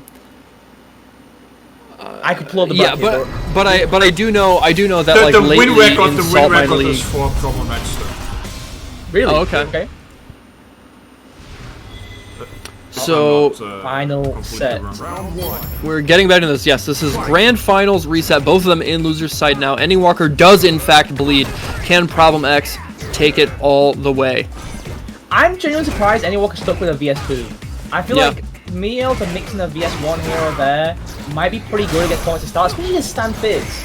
Even just the whip was not that long. B skill 2. Now after the buffs, you can't actually get a low confirm against it as like a too light low confirm. Yeah. Like it's like a race gun to crouch knee kick which is 7 frames. I have to wonder if maybe the better option is just guaranteeing the corner carry with V skill 2. Again. Okay. Oh, big whiff punish though. He's actually at a range where the last few hits didn't connect. Clip. Dashes through the command grab. Oh, big crush counter. Standing heavy kick. Yeah, that was so good. Goes for a reset.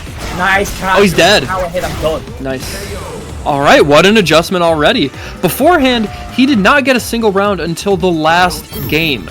But now he's already changed this up a little bit, able to get around on the board first. Strike iron first. Can he carry this momentum through to take a game? Look where he stood and look where he's trying to dash in. A range where if you withstand face, there's no way to press stand face twice, right? He's trying to dash in, close distance, close a flicker. And he finally got a jump in too. Nice, he sees both the jab, base of the eat circle just in case. Too far away for that phase. Try going for the jump in. Strange shots on the back there. Oh, the sweep, the raw sweep. Okay. Oh, he tried to get flicker, but it just didn't come out. B skill 2, it's activation there. I think they save the feature just for a bit. Oh, what a cross up! Oof, super plus. You gotta hold that. Now you gotta take these plus frames, and the throw will do it, no matter whether it's back or forward. Open OV shift there. Crosses up, faces the reversal. Presses! So good. Audacity from Problem. And big jump in. I think these Psycho Sparks and the shots aren't doing what Ending Walker's hoping right now. And honestly, standing heavy kick is not being used as much as it probably should against Bison. His lights do not have as much range as any Shoto. That is true. It's not the best bugs in the world, but it certainly might be enough to try and catch Problem X, try and check a dash preemptively. Nice. Okay, here's a big. Yeah, this is a big opportunity. It's a good chunk of damage. And the corner carry is huge. Here is the chip. He should be able to kill here, I think. He spent the bar though. I think he might be close. Upper, yeah, not enough. Oh no. But he spent the bar and he ekes up. Okay. He still get the shimmy. Ending Walker taking his first game after the reset as well. Stand off strong after it. I was feeling some kind of way. I've seen Problem X make comebacks like that before. He's on the board though. He's got his first game after the reset, looking much stronger. Doing a lot less than what he's doing before. Range is where starting able to reach. No sparks whatsoever. He's not risking. Yes. He doesn't want to get counter hit with a stand base into the Inferno, into high damage. Nice slide. Quick rise here. And another jump. He has made, the biggest adjustment I've seen him make is more confidence and better ranges for these jump-ins. He's landed a couple of them and at the very least made Problem X block where before he was just so comfortable with the down fierce anti-air. Found out. Oh, great whip. Huge. Down V skill. Look at all this V-meter gain. All the way to the corner. Gets clipped low. Upper. Close to the stun. Back roll. Do it. No stamina push buff for the activation just yet. Nice delayed reversal. Oh, good punish. You can have BT keep it safe. And that's activation station. No! Oh, that is brutal. Oh, he has to deal with all. Look at all the gray help. Oh! Nice. Yeah, he nice. saw the dash. And that is a downside of Bison. That slow 17 frame dash, very telegraphed because of the visual animation, right? It's 22 frames. 22 frame dash. Oh, I thought it was 17. No, I think it's frame 17 of invincibility starts. Oh, that's probably what it was. Yes. But nevertheless, very slow, and we know Ending Walker has those reactions, but it doesn't even matter right now. We are 12 seconds in, and he is stunned. That's not a perfect. Won't be able to kill, even if he spends the bar here. Going to be able to kill with a counter hit, though. It's party time. He spent the meter? It's party time, Starfleet. It's robbery time. We'll see. Freeze heads into it. Let's go. Okay. Gotta keep the pressure. No shimmy. No cancel the crash. Are we anti-air? No way. No anti-air problem. No way does he make this comeback. No shot does he make this comeback. This is our UK young man. He's dead. Highway robbery. Look at this adjustment. Look at it, and people try and say Ed isn't cheap still. I swear, I wish there was a Kumite where literally everybody just fought Ending Walker. That was the Kumite. They would realize how cheap this character is and how godlike Ending Walker is. He got 3-0'd in the quickest fashion by Problem X in the first set, and look at how he has adjusted. Round one. Fight.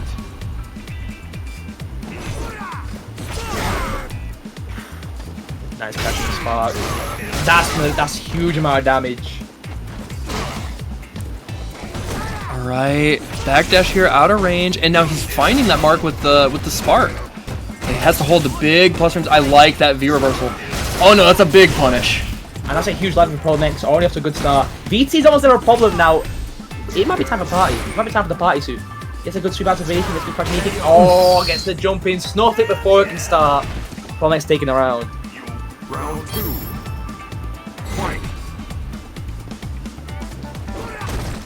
Tried to jump in there, and even though it didn't land its mark, he got a little space. But that, yeah, big crush counter sweep there, able to get a ton of ground back is Problem X, and he has him caged. And now we're seeing the anti-airs again. Nice view of us just to get the corner. Problem X really could up flinch because he didn't have charge. Oh, no anti-air that time. Wow. To the corner. Yeah, He's going to try and bait a V reversal. I think reversal doesn't follow after the flip it. Maybe try and not spin it just yet. Walking for it Nice just dash the wrong underneath time. with the Wow. jump back. The fadeaway gets to the corner. What a punish. Oh, right back at you, though. Okay, all he gets is the sweep, but still, this is a good spot for Ending Walker to find something. And just look at the chase down. Back no way. Couldn't anti-air that neutral jump. ET2 still there for Problem X, and this is against the game. Which side the push going to land on? Doesn't even go for it. Oh, he got the other side. The slide underneath gets the corner. Nice counter hit. Still pressing. He's dead! That's done. Oh my gosh, I That's cannot. tournament point for ending Don't count Walker. this kid out. Don't The count this kid way out. he has brought these back from the clutches of defeat, Problem X has to be sweating. I can only imagine how frustrated he's feeling right now.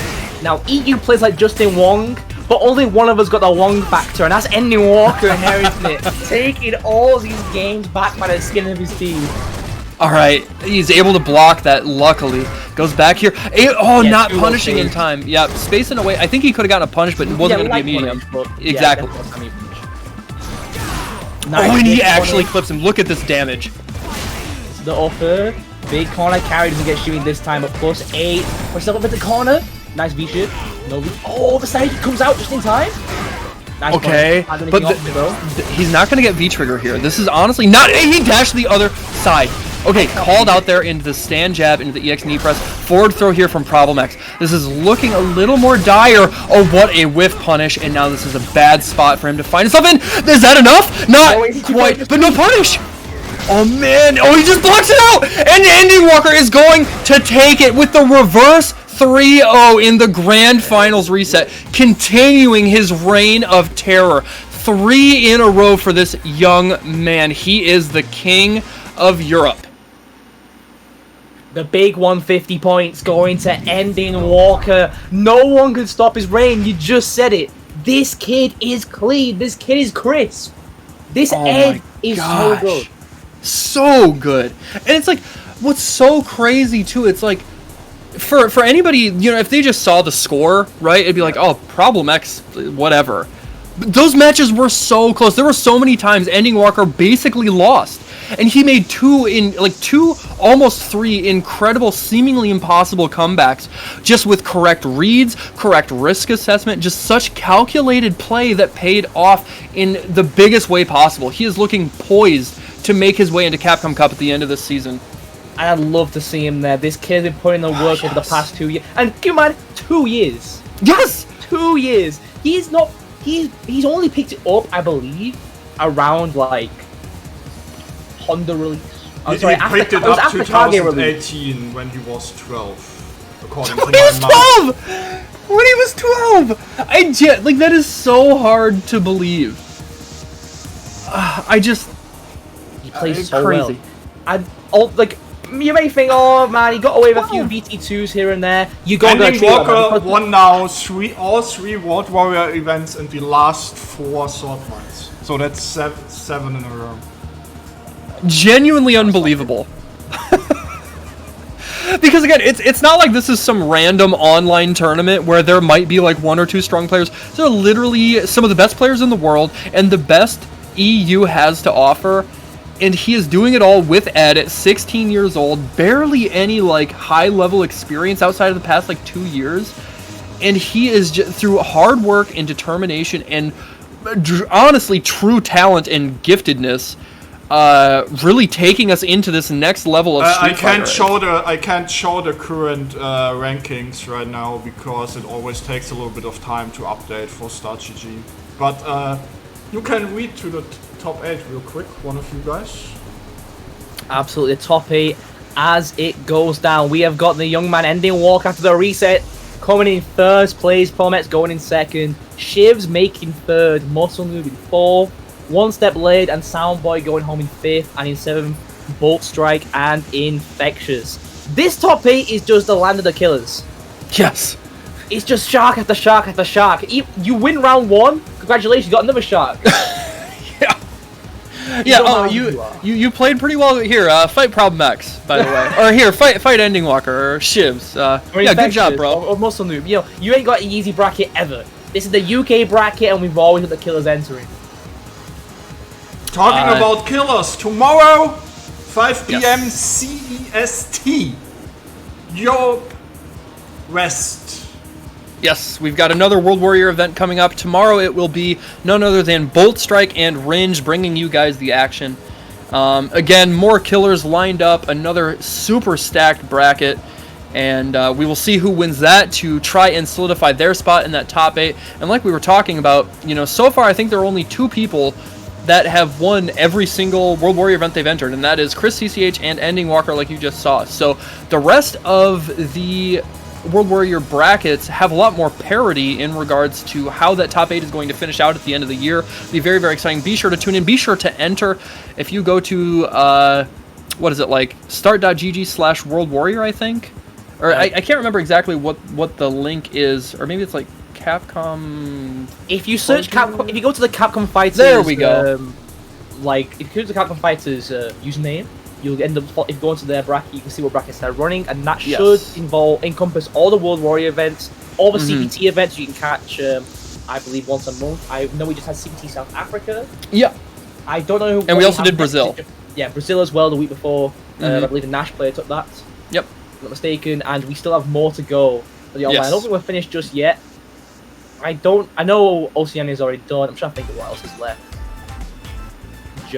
Forfeits is already qualified for Capcom Cup, yes. so he actually can enter the World Warrior events, but he doesn't get anything from entering. Yep. It's practice. Yeah. Is there anything else? Oh, thank you very much to very much to Mr. Mustafli in Crossroom for commentating today. It was fun to having you on. Thank you very much to everyone for watching, tuning in. Hope to see you tomorrow as well. And yeah, I think there's not much more else to say. Have a good evening, morning, whatever time zone you are in, and see you tomorrow. Yeah, have a good one, guys. Thanks so much for tuning in. We'll see you again soon. Let me rate Muscle. Ah, good idea. See you. See you guys.